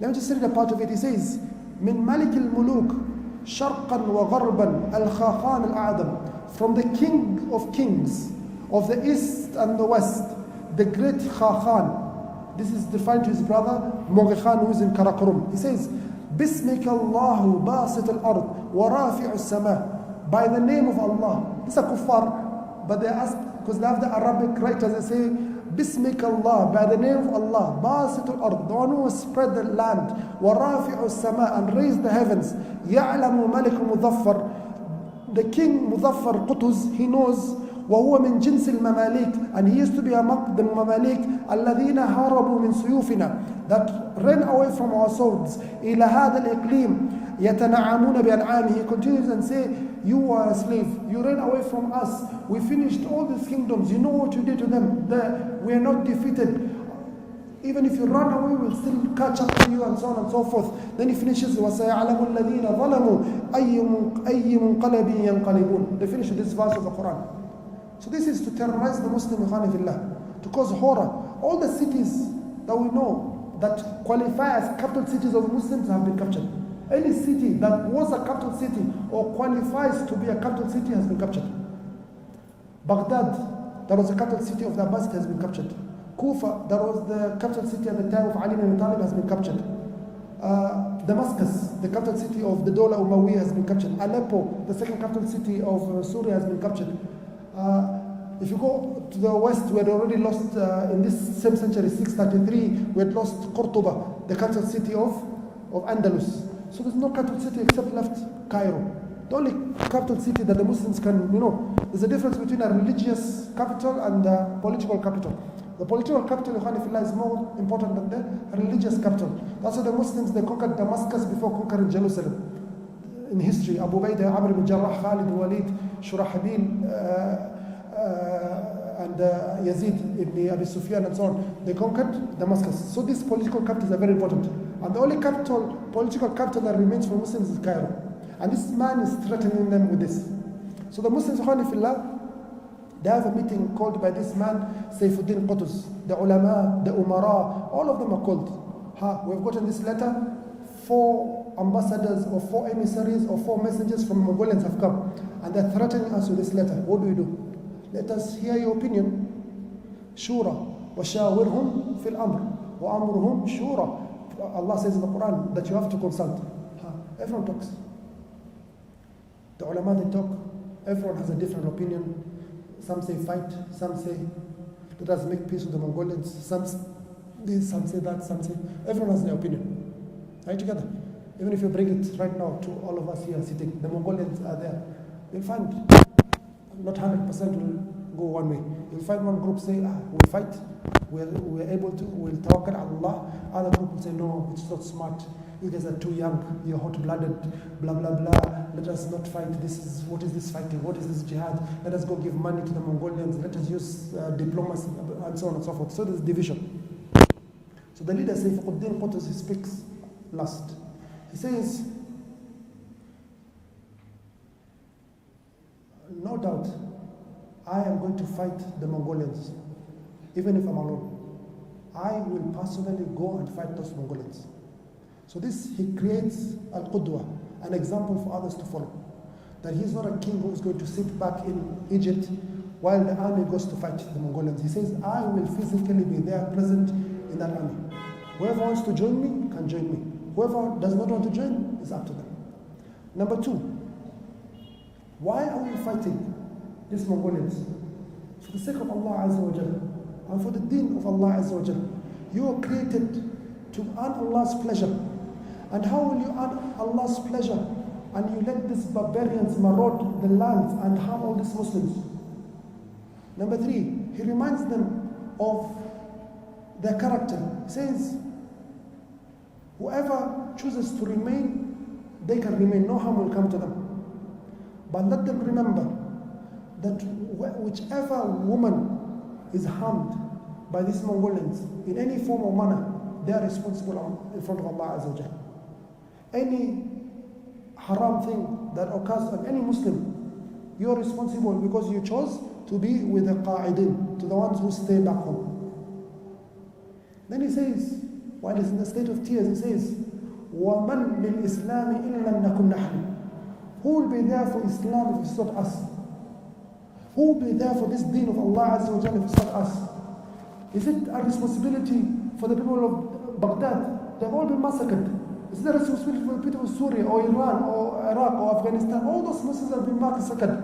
None is left except from us. وَمَنْ لِلْإِسْلَامِ لَمْ نَكُنْ نَحْنُ. Who is there for Islam if it's not us? This is a weight that has been kept upon us. Who is going to take this responsibility? All the Umara Khanifillah, they start crying. And they say, Labbaik, Labbaik, at your service. We are there to sacrifice ourselves for Allah Azza wa Jalla, for our deen, our wealth, our lives for the sake of Allah Azza wa Jalla. إن الله اشترى من المؤمنين أنفسهم وأموالهم بأن لهم الجنة يقاتلون في سبيل الله فيقتلون ويقتلون وعدا عليه حقا في التوراة والإنجيل والقرآن ومن أوفى بعهده من الله. So they all accept that we're going to fight fi sabilillah. When he hears this, Saifuddin Qutuz, he is very impressed. But he uses wisdom that is controversial. He says that the shaitan has ways of changing people's opinions. We can agree something right now, and the shaitan changes the opinion. The shaitan will come and remind them, you go fight, your wife is going to be married by someone else when you die. You go fight, your children are going to be orphans, no one's going to take care of them. You go fight, why are you going to kill yourself?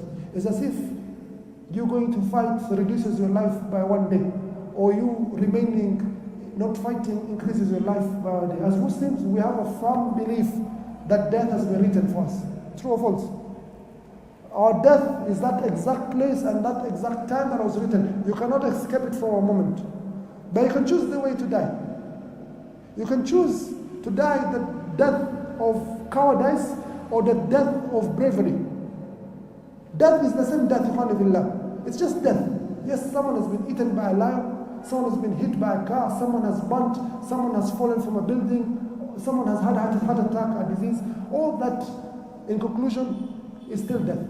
And the one who fights fi sabilillah is not dead. وَلَا تَحْسَبَنَّ الَّذِينَ قُتِلُوا فِي سَبِيلِ اللَّهِ أَمْوَاتٍ. Do not think the ones who have lost their life fi sabilillah are dead. They are alive in Jannah, as Allah subhanahu wa ta'ala says in the Quran.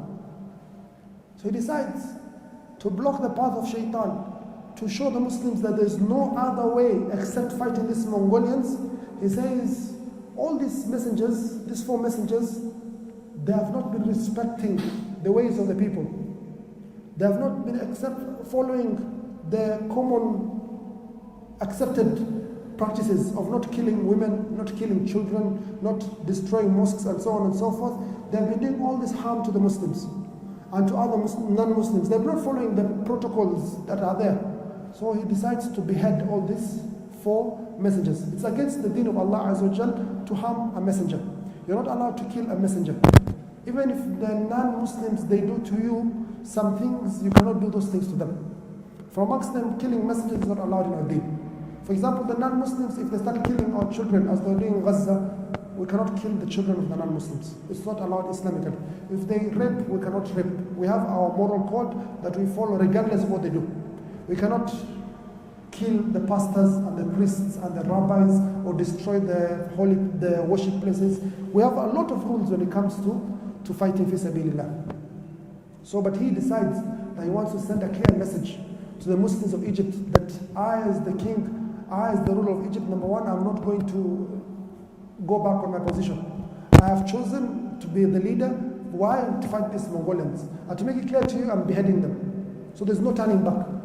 You Egyptians also, let this raise your morale and know that these people are human beings. They breathe like we do. They have the same organs as we do. Life will be extinguished from their bodies if you just take the path. So it's clear to them. And with this, Ikhwani fillah, the Tatar, they receive a clear message that the Muslims are ready to fight you in Egypt, you cannot continue to be an existential threat to the Muslims. Ikhwani fillah, we're continuing and almost concluding our lecture series of Islamic history regarding the Mongolians and the Muslims. In the previous lectures, Ikhwani fillah, I mentioned that the Mongolians had taken most of the eastern part of the Muslim world. The Muslim empire was one of the largest empires that had ever been seen by human beings. An empire that was stretching as far as China to the east, bordering China to the east, and as far as the borders of France, and even parts of France were part of the Islamic empire. Even the Muslims reached as far as Italy, south of France, and so on and so forth. These Mongolians, they came and they were an existential threat to the Muslims. Islam and the Muslims almost ended because of the massacres that were caused by these Mongolians. They reached, Ikhwani fillah, that they destroyed the capital city of the Muslims, the city of Baghdad, in the year 656 of the Hijra calendar. Thereafter, they set out and destroyed the lands of Asham. They destroyed the city of Aleppo in the month of Safar, the year 658 of the Hijra calendar. And thereafter, they conquered the city of Damascus. And their next target, as we mentioned, was the country of Ayub. After Syria, Palestine is which country? Egypt. So they were targeting Egypt next. So Hulahu Khan, the Sultan or the great Khan of this area of the world, he sends a very threatening letter to the Muslims, threatening them with destruction of Egypt. So he sends this letter while he's just about to conquer Halab in the month of Safar, the year 658 of the Hijra calendar. This letter reaches the Muslims in Egypt, led by one of the greatest heroes of Islamic history, that all the Muslims should know this name. In fact, we should even give our children this name, Sayfuddin Qutuz, Mahmud ibn Mamdud Sayfuddin Qutuz. He's known as Sayfuddin Qutuz. Qutuz is not a good name, but Sayfuddin, the sword of the religion, he receives this letter. So he has a meeting with the ulama, the scholars, the ministers, to discuss this letter that has been brought by the Mongolians. The Mongolians have destroyed most of the Muslim world, and now their next target is Egypt. What do we do, all Muslims, leaders? What do we do, all ulama, all fuqaha? What do we do about this situation? So this is the scenario that is facing the Muslims of Egypt. So everyone gives their opinion. He, rahimahullah, the leader of the Muslims, he gives a presentation, and from the words he says, وَمَنْ لِلْإِسْلَامِ إِلَّمْ نَكُنْ نَحْنُ. Who is there for Islam if it is not us? All the Muslims have been killed. There's no Muslims left on the face of earth who are strong or powerful to face this Mongolian force except us. مَنْ لِلْإِسْلَامِ إِلَّمْ نَكُنْ نَحْنُ. Who is there for Islam if it is not us? Later on we'll see one of the greatest calls that he will make when he's in the battle. He says, Wa Islama. This is for the religion of Islam. This is for the deen of Allah Azza wa Jal. We do this nothing except for Allah's deen to remain on this earth. So he says these words, and all the Umara, they start crying. And they all agree that the only solution to this Mongolian threat is for the Muslims to declare on them war as they have declared war on us. We declare on them jihad, and we fight them, and we protect our lives, our property, our deen. We protect our honor of our women. That is the only way to save these lands from this barbarism of these Mongolians. So they all agree to this. Sayfuddin Qutuz, he has a small discussion with his commanders, and he says, we have to make a clear message to the Muslims of Egypt, number one, and number two, to the Mongolians. The Mongolians have not followed any protocols that are accepted internationally. They have broken all treaties, all agreements, all accepted forms of that human beings have accepted. So we need to send a message, number one, to the Muslims, and number two, to the Mongolians. What is this message? These 4 Mongolians that have come to threaten the Muslims, they have to be executed. So they are executed, they are beheaded, and their heads are hung in display in the gates of Zuwayli'a in Egypt. Question: are we as Muslims allowed to kill ambassadors? No, it is not allowed in our religion, ikhwani fillah, to kill an ambassador. Even if that ambassador is from the enemies of Islam. even if they are from the murtaddin, the apostates. Muslim al-Kadhab was a man at the time of Prophet Muhammad sallallahu alayhi wasallam. He claimed to be a prophet. He was jealous because the Quraysh was getting this honor of prophethood, so he wanted to claim for his tribe Banu Hanifa also the honor of prophethood. So he declared himself a prophet. And he sends 2 ambassadors to the Prophet ﷺ in his lifetime, Ibn Nawaha and Ibn Uthala. They come to the Prophet ﷺ. The Prophet ﷺ asks them, Atashhadani anni Rasulullah? Do you bear witness that I am the messenger of Allah? These 2 evil men, they say, Nushhidu anna Musaylama Rasulullah. We bear witness that Musaylama is the prophet or messenger of Allah. The Prophet ﷺ says, Wallahi, لولا أن الرسل لا تقتل لقتلتكما. If it is not for the protocol that ambassadors are not killed, I will have killed both of you. So the scholars, they say, based on this hadith, it is not allowed for any Muslim leader or any Muslim in that particular manner to kill any person who has come with a message from the enemies, as an ambassador, as an emissary, or so on and so forth. So this is a mistake they did. But they did it for a reason. They wanted to send a clear message to the Muslims that we are fighting these Mongolians. Do not think we are there to negotiate with them. We are cutting off this road that you might assume that there is hope for negotiation. If you think there's hope between us and negotiating with them, if you think, oh Muslim, that there is fear of us, of the Mongolians, there's nothing like that. We are going to fight these Mongolians for the sake of Allah Azza wa Jalla. And the message to the Mongolians, they know, is that we Muslims do not fear you. Do not think that you have been rampaging on the earth and you have killed Muslims everywhere you found them. Ghutha is saying that Muslims are like the foam in the ocean, that all the Muslims are the same. Do not think that the Prophet ﷺ, he says, he was asked, Anahliku wa fina salihun? Are we going to be destroyed and amongst us are righteous people? He says, Na'am, idha kathira fikum khabath. If there's evil in your society. Do not think we are those, the Prophet ﷺ, that said that will be destroyed. We shall be the ones to destroy. So this is a clear message to the Mongolians. So the Muslims, Qutuz has become the leader of the Muslims only 3 months ago, in the month of Dhul Qa'dah, the year 657 of the Hijri calendar. Now this is 658, the month of Safar Rabi'ul Awwal, about 3 months or 4 months. He has only 5 months or 4 months to prepare for the battle against the Mongolians. The Mongolians, they are a force that are never stopped. They were never defeated like permanently. Every time they fight a battle with any enemy, be it the Muslims, be it the Chinese, be it the Russians, be it Ukraine or Portugal or Poland, they always go forward and forward and forward and take more. So Muslims were preparing to do something that was never done in the world, stopping the Mongolians permanently and sending them back to the hell they came from. This was the message the Muslims want to make clear. So Qutuz rahimahullah, he has already stabilized the country of Egypt politically. So he has to prepare the Muslims in other also angles. As Muslims, we should not only be ready militarily, we should be ready in all facets and aspects of our society. The first aspect he prepared the Muslims was politically. He made Egypt politically stable. He brought all the people that had issues as Muslims together, and he told them, let us unite for this one cause. So politically, he mended the situation. Number 2, he prepared the Muslim army. He gave Sayfuddin Qutuz al-Saghir, not Sayfuddin Qutuz, he gave Faris Din Aqta'i al-Saghir and Zainuddin Yaqub al-Wazir to prepare the army.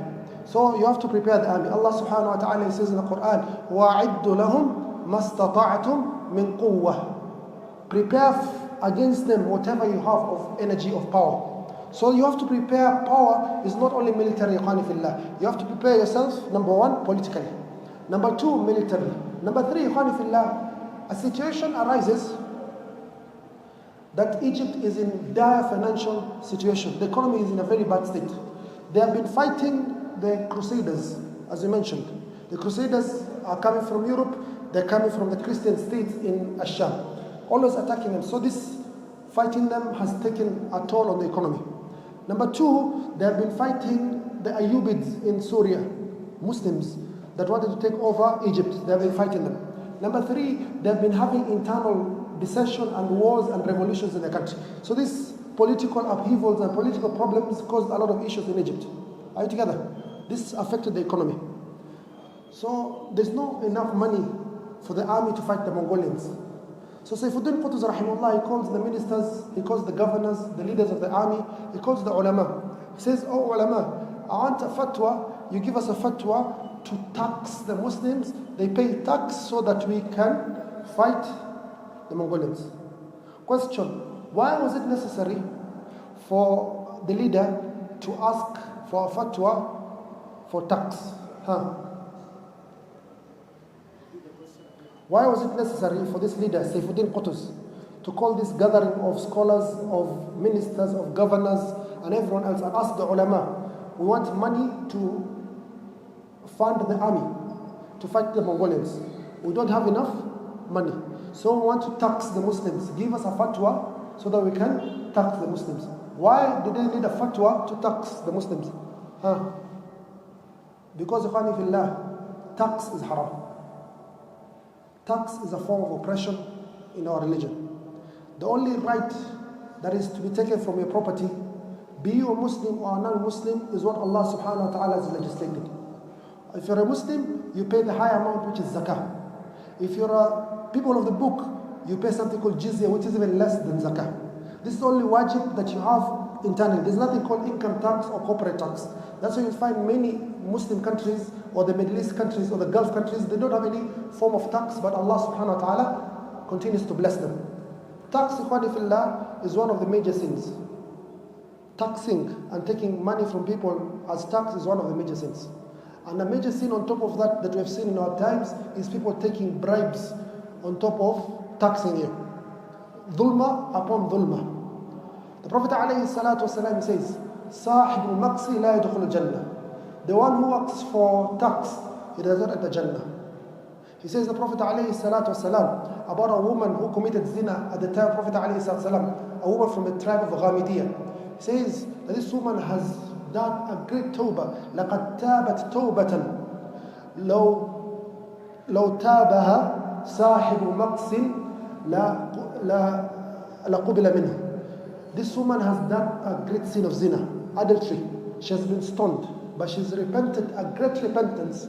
If the person who was engaging in tax repented such a repentance, Allah will forgive him. So tax, ikhwani fillah, or taking tax from people unjustly, is one of the major sins in Islam. Are you together? It's a kaba'ir min kaba'ir al-dhunub.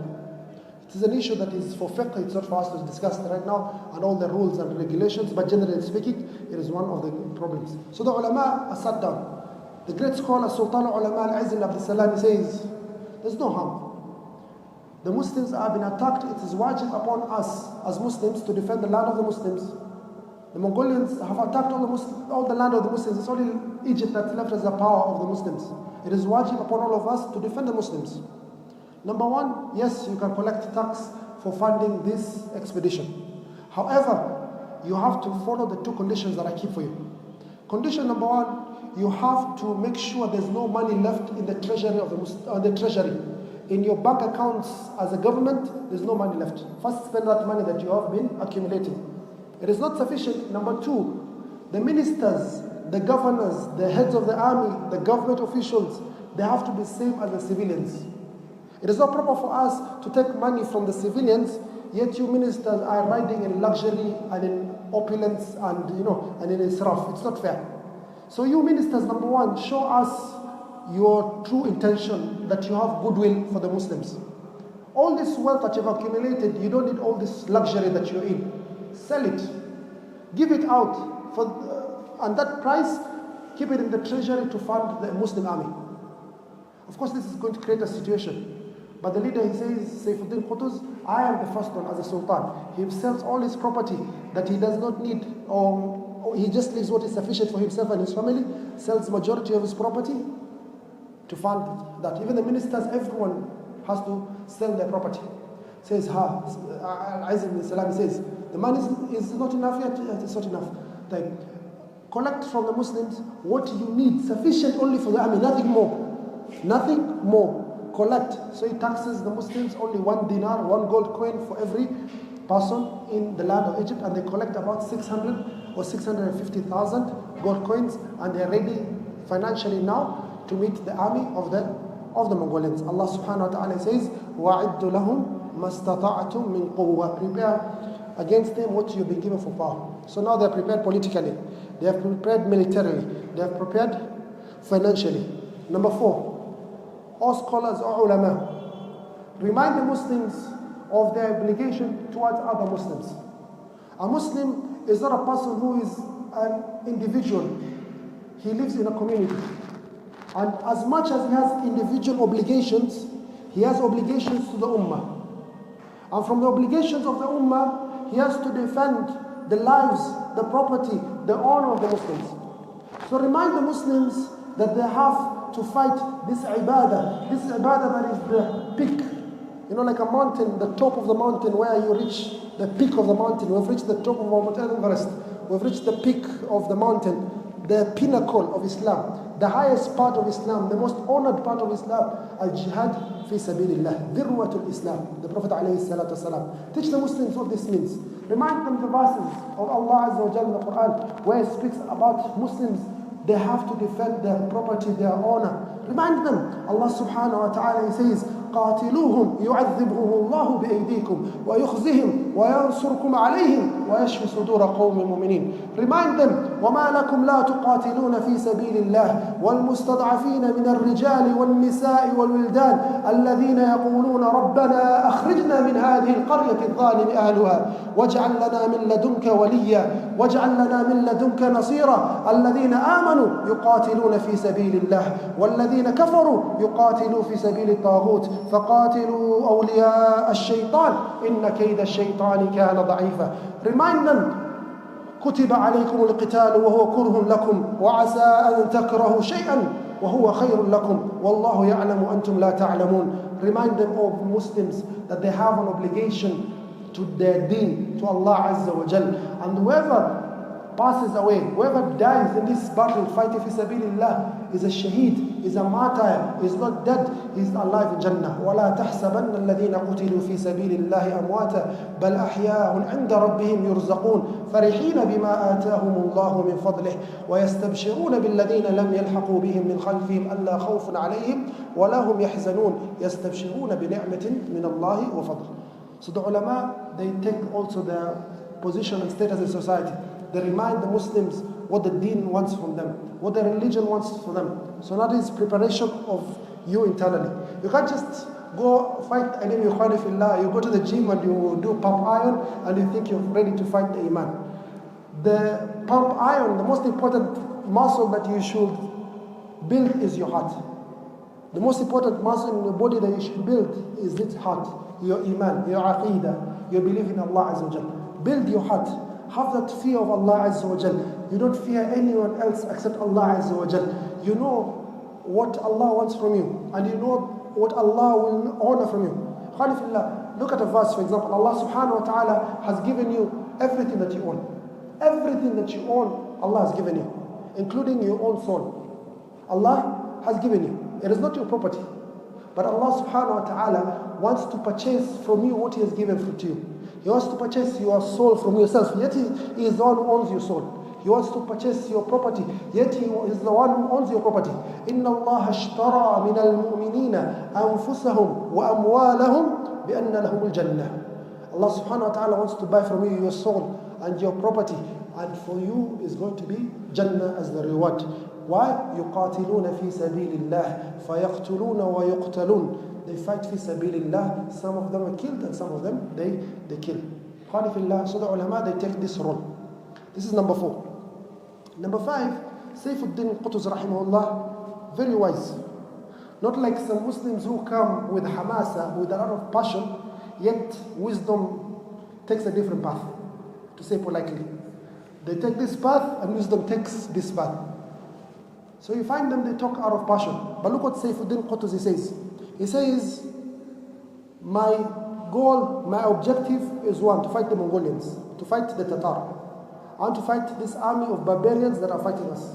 I do not want to expand the battlefield and bring other players into it. We have a lot of crusader states in Syria and Lebanon and Palestine that we do not want to fight at this time. There is the crusader state of Akka, of Asdod, of Sur, of Antakya and so on and so forth. These are crusader states that have been there for years. For example, Akka has been there from 492 of the Hijri calendar, when the first crusade or the second crusade, the first crusade they came, from 492. We're now the year 658. How much is that? 492, 8 plus 66, 166 years. They've been there for 10 generations maybe, or 8 generations. How many generations? 166 years. We do not want to fight the Mongolians and also at the same time fighting the Crusaders. So he sends ambassadors to Akka. Says Akka is on the way for me to fight these Mongolians. This is on the way.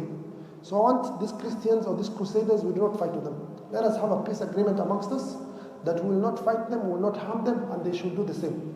And they should keep their word. If they break their word, we're going to attack them. Akka was a Christian state that was very heavily fortified. The Muslims could not reconquer it back from the Christians, number one. Number two, it was in a weak state. Number three, they hated the Mongolians as much as they hated the Muslims.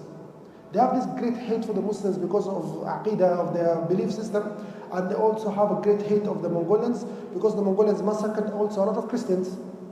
Also, the Mongolians kept an Orthodox head of the church in Antioch, in Antakya, yet we are Catholics. So they had a great hate for the Mongolians. So they say to the Muslims, we agree with your peace agreement.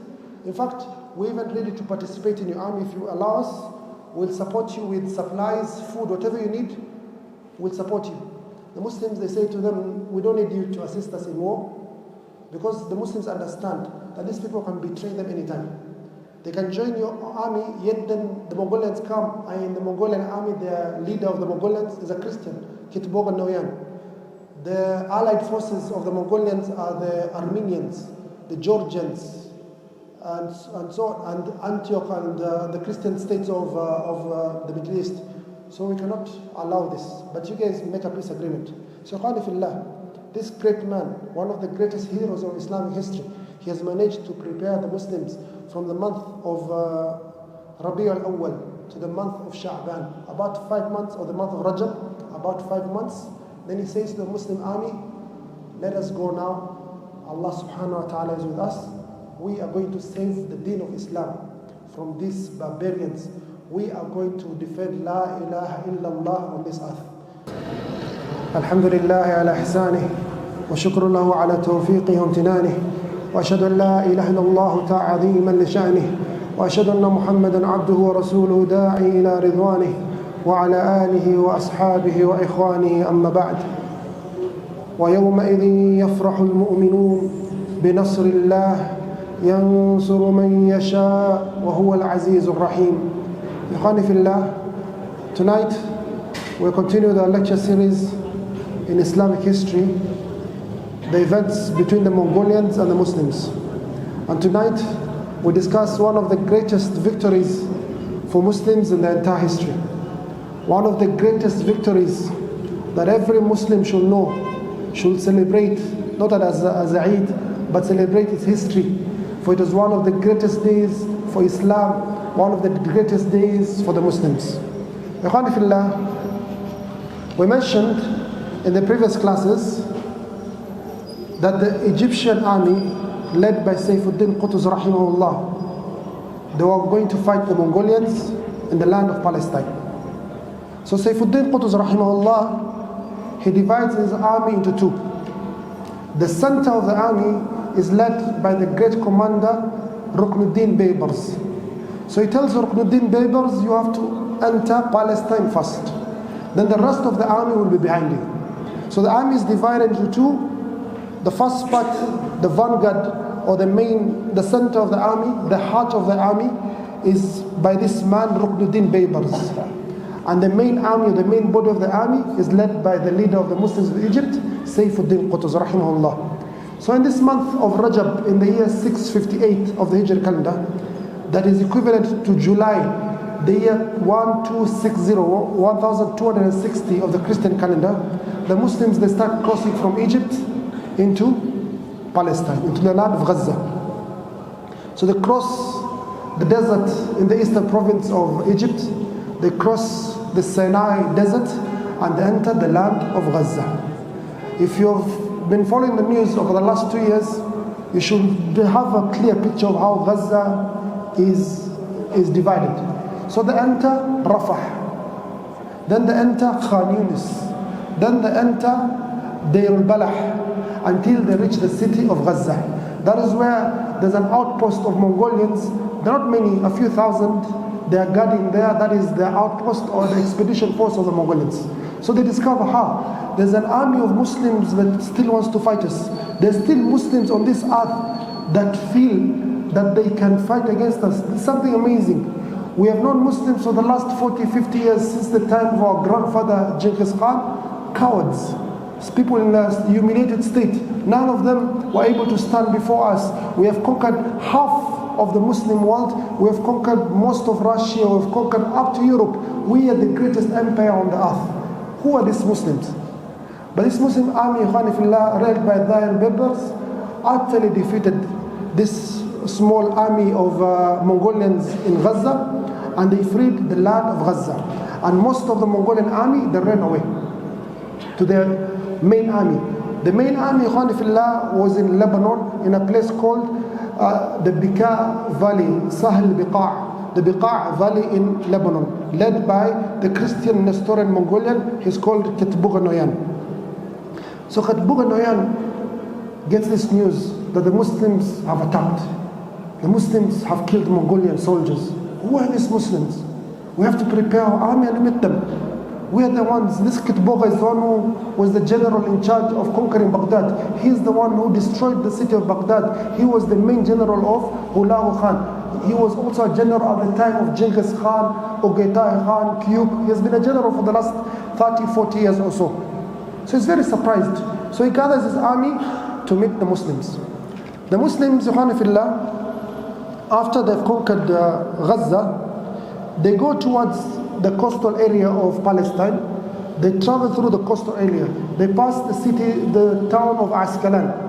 Then they pass the town of Yafa. They pass a town west of Tulkarem. Then they pass Haifa. Then they go northwest to Akka.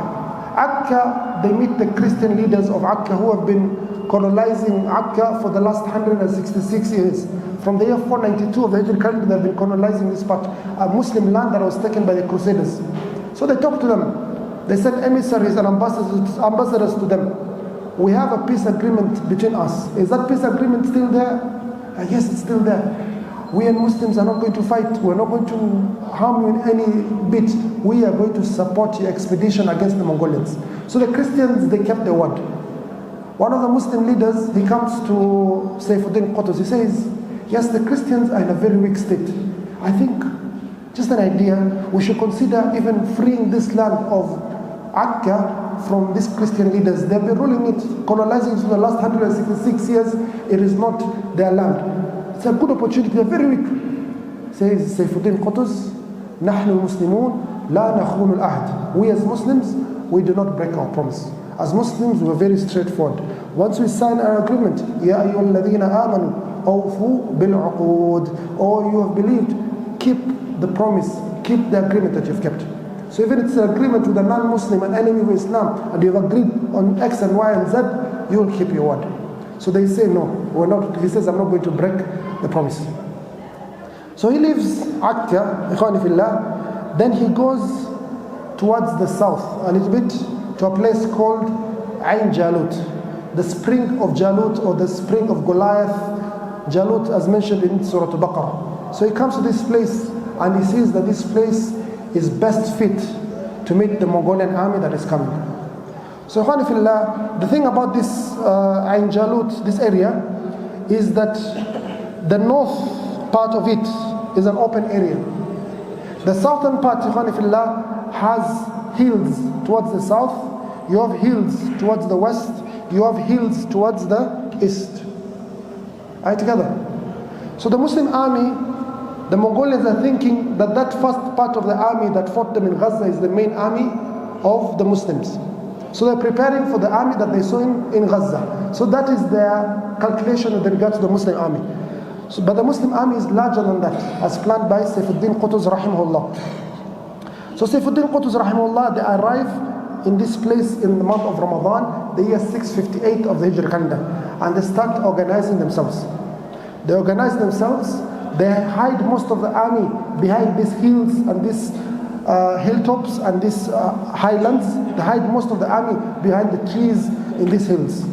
And only a small army, the vanguard or the center, led by Ruknuddin Baybars, will be the one to meet the Mongolian army. Are you together? So, Ikhwani fillah, on the 24th of Ramadan, the year 658 of the Hijri calendar, the Muslims are one day to meet the Mongolians. On that day, Ikhwani fillah, a few amazing things happened. Number one, a lot of volunteers from the lands of Palestine, they suddenly came to participate in this mission to free the lands of the Muslims from these enemies of Islam. So Palestinian heroes, they appeared from all the villages and the towns of Palestine to support this cause of freeing the lands from this Mongolian threat. This is an existential threat. These are people who are about to erase Islam and Muslims from the face of the earth. That is number one.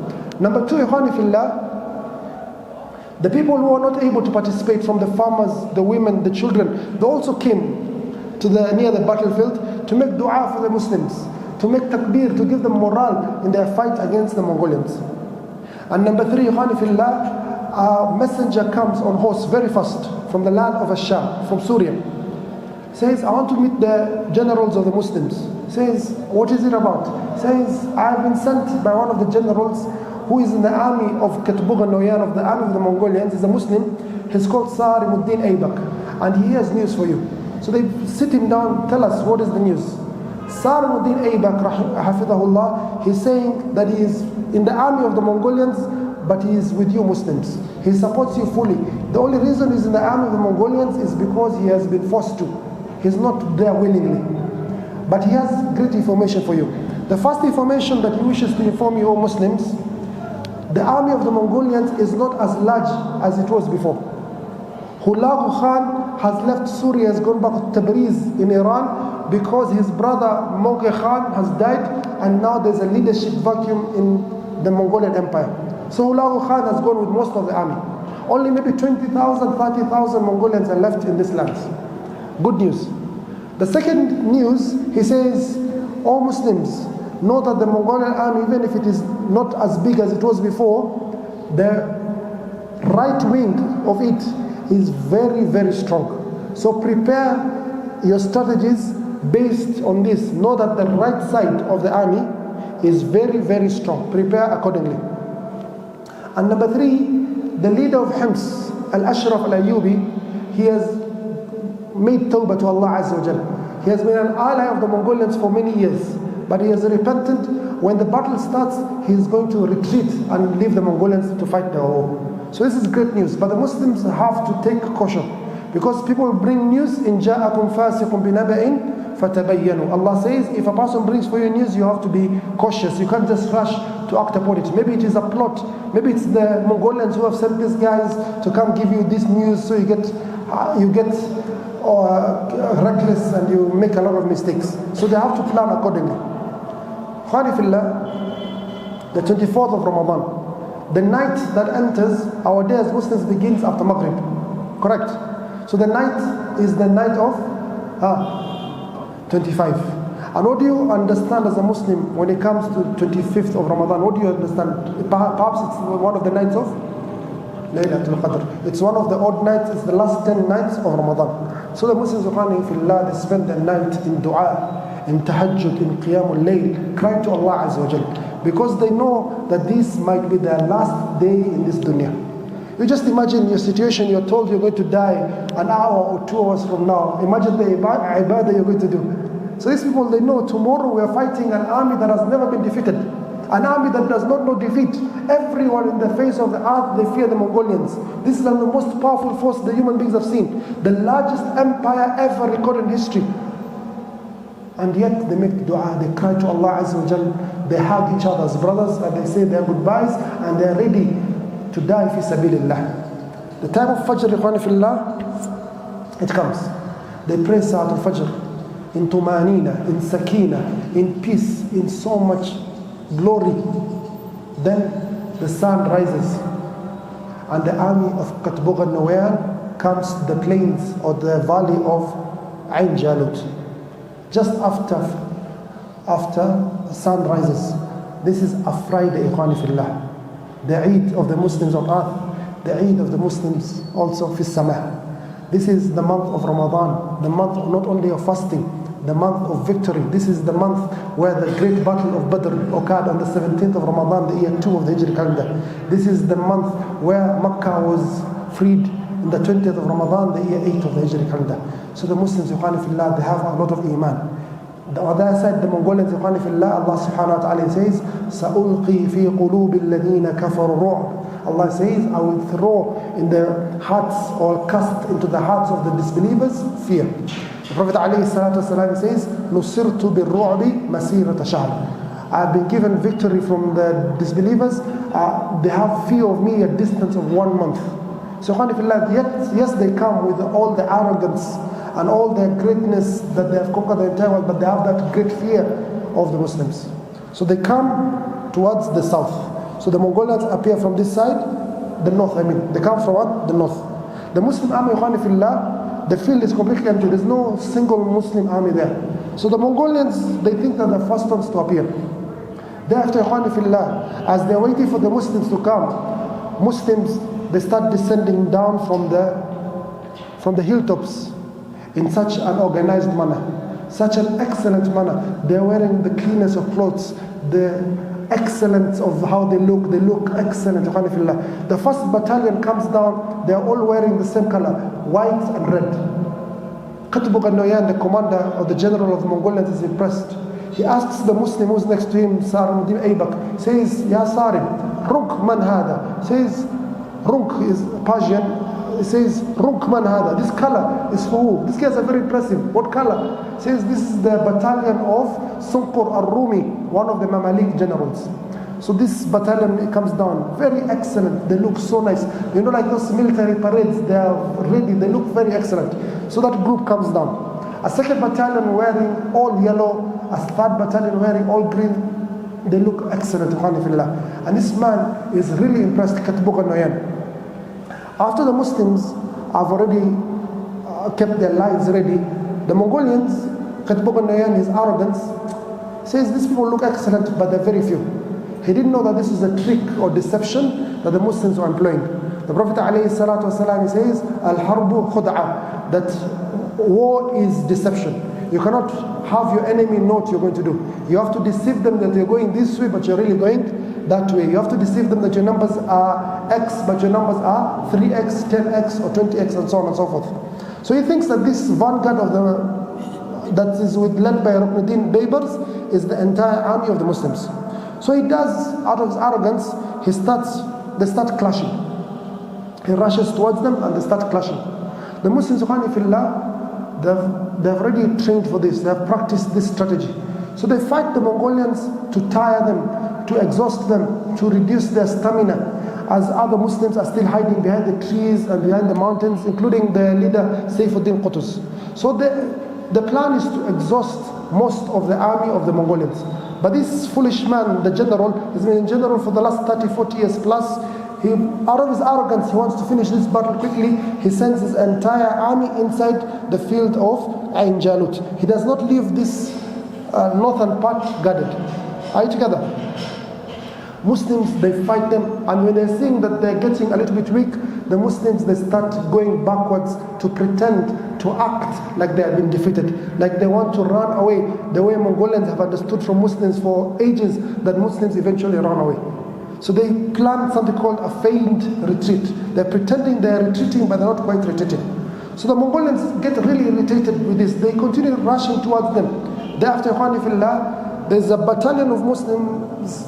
It's like the communication department for the Muslims. There's no walkie-talkies or internet or Wi-Fi at that time. So they have something, they use drums, or they use some trumpets or some sounds.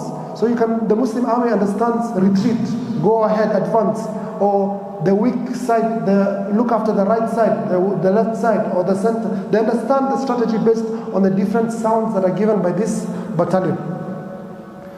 So Abbasid Baybars, he sees that vanguard has done its work, and they're now going to be defeated if they continue in this way. So he tells them, make a sound so that the Muslims start giving us support. The other soldiers from the Muslims who are hiding by the hills, they can start guarding us. So the Muslims start descending from the south, from the hills on the south, from the hills on the west, from the hills of the north. Not all of them, they come down to support the army of the Muslims. A group of these Muslims, they rush towards the north and they cover this area. So the Mongolians are blocked from all sides. The north, there's a small contingent of Muslims blocking the escape. From the east, there are Muslims coming down. From the west, from the south. And this is a battle that is very vicious. Many souls are lost in this battle. As this continues, what Sarimuddin Aybak had told the Muslims starts becoming clear. The west, or the right wing of the Mongolians, is utterly strong. They start killing all of the left wing, or most of the left wing, or most of the left flank of the Muslims, and they're almost able to surround the Muslims. So the Muslims ask for assistance. Saifuddin Qutuz sends more assistance to them to help this left flank that's been utterly harmed or been killed. And many of them have been killed by the right flank of the Mongolians. Are you together? The right flank of the Mongolians will face the left flank of the Muslims. Then this is how armies were organized those times. You have the heart, that's the vanguard. Then you have the right flank and the left flank. Then sometimes you have maybe a backup force behind here. That is how they used to arrange their forces most of history. So there's a great danger that this left flank of the Muslims is going to be overrun. And if they're overrun, the entire Muslim army will be the one now be surrounded. They're the ones surrounding now, but they will become surrounded. So when Saifuddin Qutuz sees that all the help he's sending to the Muslims is not getting the results, he removes his helmet, rahimahullah, and he rushes to the battlefield, and he reminds the Muslim the reason they are coming here. He shouts, Wa Islama, Wa Islama, Wa Islama, our Islam, our Islam, our Islam. As we mentioned before, these Mongolians were existential threat to Islam. Me, you, and everyone here will not have become Muslims if these Mongolians were left to be, because they were about to erase Islam from the face of the earth. But Islam, ikhwani fillah, is a deen of Allah Azza wa Jalla. Allah will protect His religion. So he descends, ikhwani fillah, with his horse, and he starts fighting the battlefield by himself. He fights bravely, ikhwani fillah. One of the Mongolians takes an arrow and shoots at him. But the arrow misses, hits the horse, and he falls down. The horse is dead. He removes his sword and continues fighting the Mongolians on the ground. The Muslims are very disturbed by this. If our general is killed, we all lose morale. This is our leader, he's the king of Egypt. If he is killed or harmed, we're all going to lose this battlefield. Everyone is going to lose morale. So they come to him, take our horse. He says, no, I'm not going to deny Muslims that you're excellent in fighting. Use your horse. Whatever Allah will bring for me, it will bring. So he continues fighting and calling the Muslims on this call, Wa Islama, Wa Islama, Wa Islama. The Muslims, some of them, they felt they had that defeatist mentality that they cannot fight the Mongolians, that they were wrong, that maybe they didn't plan correctly, they had second thoughts, they had doubts. They start getting morale again. They remember the goal that they set out for this mission is to save the deen of Islam. No other goal. It's not for protecting the land, it's not for anything else except for the deen of Islam. So they fight so bravely. One of the Muslim leaders from Syria is called Jamaluddin Aqush al-Shamsi. He starts breaking through the Mongolian defensive lines. He breaks through the lines until he reaches the camp of the Mongolian general Qutuz and Baybars.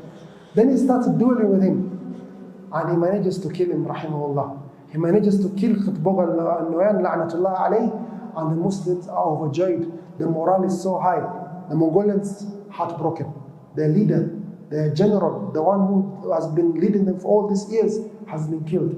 وَيَوْمَئِذٍ يَفْرَحُ الْمُؤْمِنُونَ بِنَصْرِ اللَّهِ يَنْصُرُ مَنْ يَشَاءُ وَهُوَ الْعَزِيزُ الرَّحِيمُ وَإِنَّ جُنْدَنَا لَهُمُ الْغَالِبُونَ. Allah says, our army, our soldiers are the ones who are going to gain victory. So the Mongolians, they see that their leader has been killed, they become desperate. They have to look for a way to escape from this northern place that has been blockaded. So they set out to remove this blockade so that they can run for their lives. So they sent the entire remaining army to fight this blockade. So they're able to escape. So they escaped the plains of Ayn Jalut. But the Muslims did not leave them. So they follow them. They run away from Ayn Jalut as far to a town called Baysan, also in Palestine. So when in Baysan they see that these Muslims are not leaving us, they arrange their lines. They want to fight the Muslim army again. The Muslims, they arrange their lines also to fight the Mongolians. The scholars of history say that this was even more difficult than the Battle of Ayn Jalut. These people were desperate, they were fighting for their lives. They knew that this was a moment, either we live or we die. So they fight a great battle and almost turning the table once again on the Muslims. These are people who are trained in warfare in all circumstances. Mongolians are not people that they have conquered most of the world. They're not people to be joked around. These are great warriors. They have a great history in terms of the last 30, 40 years. They're a very fearful army. They're almost able to overcome the Muslims. Once again, this great leader, Sultan Qutuz rahimahullah, he descends. And he tells the Muslims, Wa Islama, Wa Islama, Wa Islama, my deen, our Islam, this is for Islam. And he raises his hand, he says, Allahumma sur abdak, Allahumma sur abdak Qutuz ala Tatar. Oh Allah, give victory to your servant, your slave, Qutuz over the Tatar. And the entire Mongolian army was vanquished. Not a single soldier was left from the 20,000 or 30,000 that wanted to conquer the Muslim land of Egypt and so on and so forth.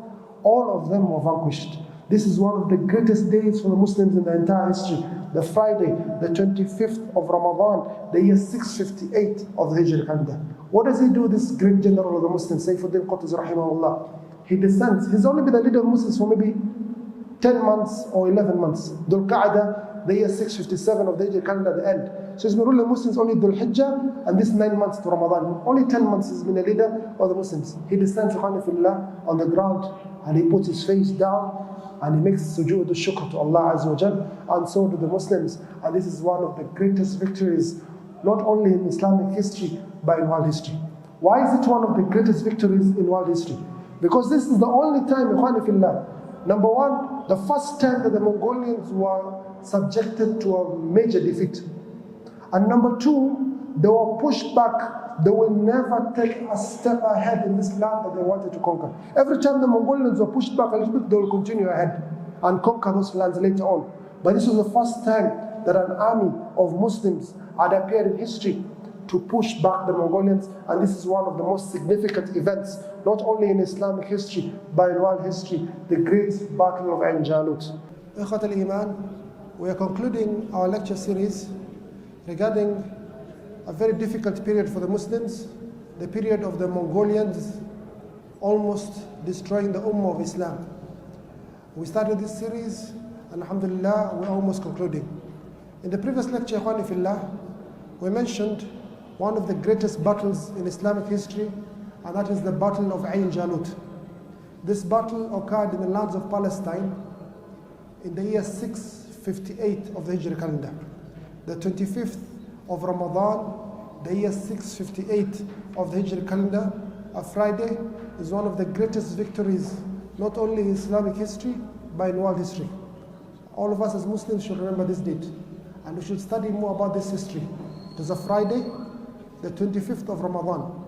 The 25th of Ramadan is one of the witri nights, or one of the witri days, which is expected to be where Laylatul Qadr is. So the 25th of Ramadan, the year 658 of the Hijri calendar, the Muslims, led by Sayfuddin Qutuz rahimahullah, he and the Muslim army from the Mamluks, they defeated the Mongolians in Palestine in the Battle of Ayn Jalut. After this battle, that the Muslims saw a lot of mu'jizat and karamat, they saw a lot of amazing things in this battle. Sayfuddin Qutuz rahimahullah, he descends from his horse and he prostrates to Allah Azza wa Jal, sujood al-shukr. He is happy that Allah subhanahu wa ta'ala granted him victory over these barbarians that have been massacring Muslims for decades and decades. These Mongolians had taken over most of the Islamic world, and they were about to enter the lands of Egypt and the lands of Africa. And they were stopped now by him and his army, Sayfuddin Qutuz rahimahullah. He makes sujood. He looks at his army, Khanifillah. There are a lot of shuhada, there are a lot of martyrs, there are a lot of injured people. They are very tired. It has been a very grueling and very tiring experience for them. But he decides not to stop. He decides that we as an ummah have to take the next step forward. We cannot relax, or we cannot take for granted this victory that Allah subhanahu wa ta'ala has given to us. So he sends a letter to inform the people of Damascus, the capital city of the land of Asham. All Muslims, we have defeated the Mongolians. We have defeated the Tatar. The Tatar, every single soldier was killed in this battle. There was not even a single one to go back to Damascus to inform the other Mongolians that they were defeated. So he took this initiative. He sends a letter from Ayn Jalut to the Mongolians in Damascus, in Dimashq. That is about the 26th of Ramadan. The letter arrives in Damascus on the 28th of Ramadan. When the Muslims, they hear that the Muslims in Ayn Jalut have defeated the Mongolians who have never been defeated before, in such a thorough and major way, they all revolt. They start a revolution in Damascus. And they manage, to finish off the soldiers. They can finish off from the Mongolians. They kill some of them, they capture some of them, and some of them, they run away. So they are very glad and joyful about this great event. Saifuddin Qutuz rahimahullah, he comes to Damascus on the 30th of Ramadan, and he declares Damascus free from the Mongolians. The day after, what is the day after Ramadan, 30th of Ramadan?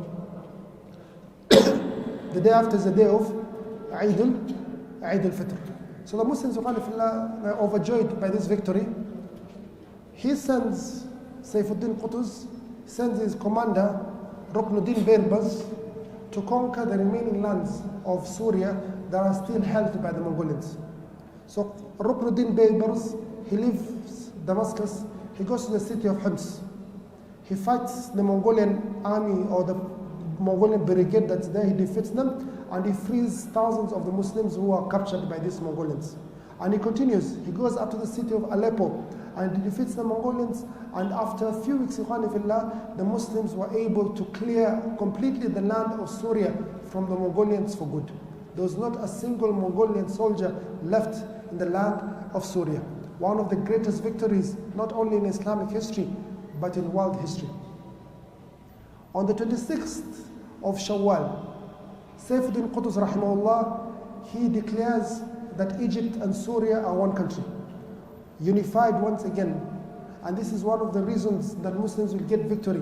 When these two main states of Islam, they come back together as one, we shall see the victories that Allah subhanahu wa ta'ala will grant to this ummah. So he declares that Egypt and Syria are one. From the Euphrates to the Nile, all this ummah is one ummah. So he decides to go back to Egypt. Unfortunately, as he's going back, he was assassinated on the 16th of Dhul Qa'dah, the year 658 of the Hijri calendar. He was not ruling the Muslims except 1 year. But that 1 year, ikhwani fillah, he left such a great remembrance that Muslims who know his history, Muslims these days don't read history, they forget, they don't know the histories, they don't know their heroes. But the Muslims who read the heroes of Islam, you cannot write about the heroes of Islam and you do not mention Saifuddin Qutuz. You cannot write about the heroes of Islam, you do not mention Zahir Baybars. You cannot write about the history of Islam, you can't mention, for example, Salahuddin al-Ayyubi, the Battle of Hattin. You can't talk about the heroes of Islam, you don't mention Khalid ibn Walid, Nu'man ibn Muqarrin, Abdurrahman al-Ghafiq, Tariq ibn Ziyad, Musa ibn Nusayr. You cannot talk about the history of Islam, except their heroes, their brave people who championed the cause of Islam. And for that reason, we are Muslims to this day. This deen reached us because of the sacrifice of those people. They are the ones who saved Islam, and Allah subhanahu wa ta'ala saved the deen through them. وَمَا يَعْلَمُ جُنُودَ رَبِّهِ إِلَّا هُ. Allah subhanahu wa ta'ala does not know, He knows only His soldiers. So, ikhwani fillah, after he was killed, Saifuddin Qutuz rahimahullah, the new leader became Baybars, Ruknuddin Baybars, and is one of the few commanders in history that have never been defeated. If you look at world history, there are very few commanders who have never been defeated in a single battle. Amongst them, the most famous is Sayfullah al-Maslul, Khalid ibn Walid, radiyallahu anhu. Also Ruqnuddin Baybars and others. For example, Muhammad al-Amiri, we talked about in Andalus, never defeated. So there are people who are never defeated in battle. In this series, Ikhwani Fillah, we have learnt a number of lessons that we can take and also apply in our current events right now. Before we look at those lessons, Ikhwani Fillah, there are things that this great Battle of Ayn Jalut had a great effect on the Ummah. Number one, Ikhwani Fillah, the Muslims accepted that this army, these people who were formerly slaves were the new rulers of the Muslims. The Mamluks became the new rulers of the Muslims. And the first ruler, they don't consider mostly Shajarudur or Izzuddin Aybak that we mentioned in the previous lecture. They consider this man, Sultan Qutuz, to be the founding leader of the Mamluk dynasty. And this dynasty, Ikhwani Fillah, is one of the greatest dynasties in Islamic history. For with them, Ikhwani Fillah, you don't hear after they came into rule, you don't hear anything called Mongolians. You don't hear anything called Crusaders. It completely ended. The issue of crusades against the Muslim lands ended because of these Mamluks. You don't hear anything called the Mongolians and Tatar. It ended completely. So they had a great effect, Ikhwani Fillah. The Ummah became alive once again.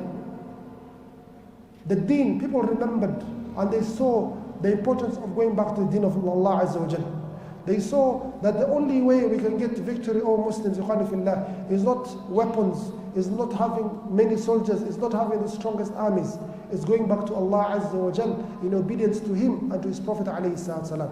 Prophet Allah subhanahu wa ta'ala says in the Quran, وَأَطِيعُوا اللَّهَ وَرَسُولَهُ وَلَا تَنَازَعُوا فَتَفْشَلُوا وَتَذْهَبَ رِيحُكُمْ وَاصْبِرُوا إِنَّ اللَّهَ مَعَ الصَّابِرِينَ. You have to obey Allah, obey His messenger. Do not have division amongst yourselves, O Muslims. Division amongst yourself causes weaknesses. Allah says, فَتَفْشَلُوا وَتَذْهَبَ رِيحُكُمْ. Your whole strength will go. And number 4, وَاصْبِرُوا إِنَّ اللَّهَ مَعَ الصَّابِرِينَ. You have to have patience. So the Muslims went back to the deen. If you look at Islamic history, even the scholars at this time, you see scholars that they've never been seen in 4 or 5 centuries.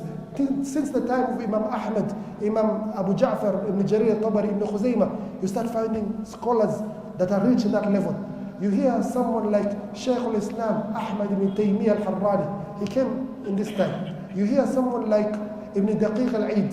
You hear someone like Imam al-Nawawi, Abu Zakaria, Yahya ibn Sharaf al-Nawawi, who passed away in the year 676 of the Hijri calendar. You hear someone about Al-Hafiz, Ibn Hajar al-Asqalani, who was the most important commentary on Sahih Bukhari. Sahih Bukhari, Ibn Khaldun says, was a deen, was a debt to this ummah until Ibn Hajar al-Asqalani rahimahullah came and he explained this great book of Sahih Bukhari by writing a book called Fath al-Bari that it took 26 years to compile. You have someone like Imam al-Suyuti, Jalaluddin al-Suyuti. You have al-Sakhawi, you have Ibn Kathir, Ibn al-Qayyim, al-Dhahabi, al-Mizzi. You have all these great scholars that came in this period of the Mamalik. So the scholars, the ilm, the nur of ilm is started reviving after this great victory of Ayn Jalut. That's number 1. Number 2, Ikhwani Fillah, majority of the Mongolians, they became Muslim. Subhanallah. Imagine the people who are occupying you, who are stronger than you, who are more powerful than you, but they see you because of your character, because of your religion, because of your worship to Allah Azza wa Jal. They get impressed so much by your religion that they turn from being the enemies of Islam towards the people who fight for the cause of Islam. So the vast majority of the Mongolians, they became Muslim. Foremost amongst them is the cousin of Hulagu Khan. Remember, Hulagu Khan is the one who destroyed the city of Baghdad. He's the one who destroyed the city of Aleppo. He killed, massacred many Muslims. The Muslims sent la'ana upon him. His own cousin, his first cousin, he's called Baraka, the son of Jochi, the son of Genghis Khan. He becomes Muslim. And with him, the Golden Horde, the majority of this area of the world near the Caspian Sea, they become Muslims. So the majority of the Mongolians, over 90% of Khalifillah, they become Muslims. Sometimes you look in the news, you hear the Russia-Ukraine war. What are they fighting for? There's a small area, an island called Crimea. This Crimea, Khalifillah, is a Muslim land. It's the land that was conquered by these Mongolians. The majority of the people for over a lot of history were Muslims. So this Crimea is neither for Ukraine, it's neither for Russia, it's actually Muslim land. So the majority of the Mongolians, they became Muslim. Number 3, All the Crusader states that were there in the land of Sham, in the space of 40 years, all of them, they were expelled and removed. These are people who have been there for the last 160, 170 years, from the year 491 or 492 of the Hijri calendar. The Muslims, they conquered Antakya, Tarablis, Beirut, Ladiqiyya, Tartus, Sida, Akka, Askalan, all these lands that were captured, Sur, all these lands that were captured in Lebanon, in Palestine, in Syria, all of them, they came back to the fold of Muslims, and there was no more Crusader states on the land of the Muslims because of these Mamluks and the actions they took after the Battle of Ayn Jalut.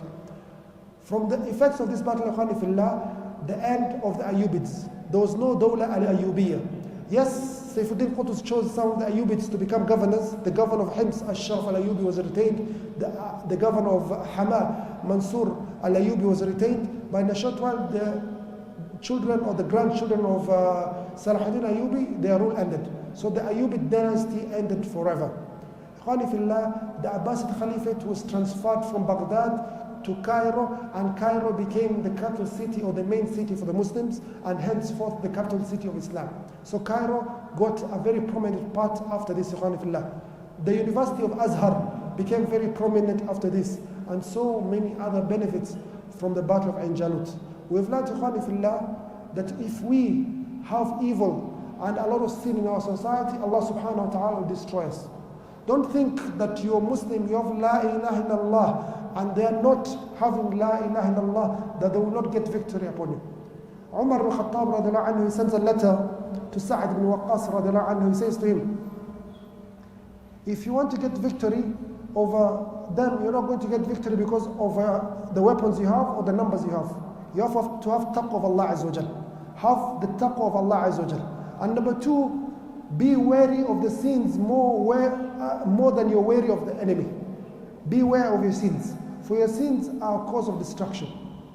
When we see an ummah khanifillah, we're engaged in riba, we're engaged in fahisha, in fornication and adultery and other sins, then know our destruction is very close.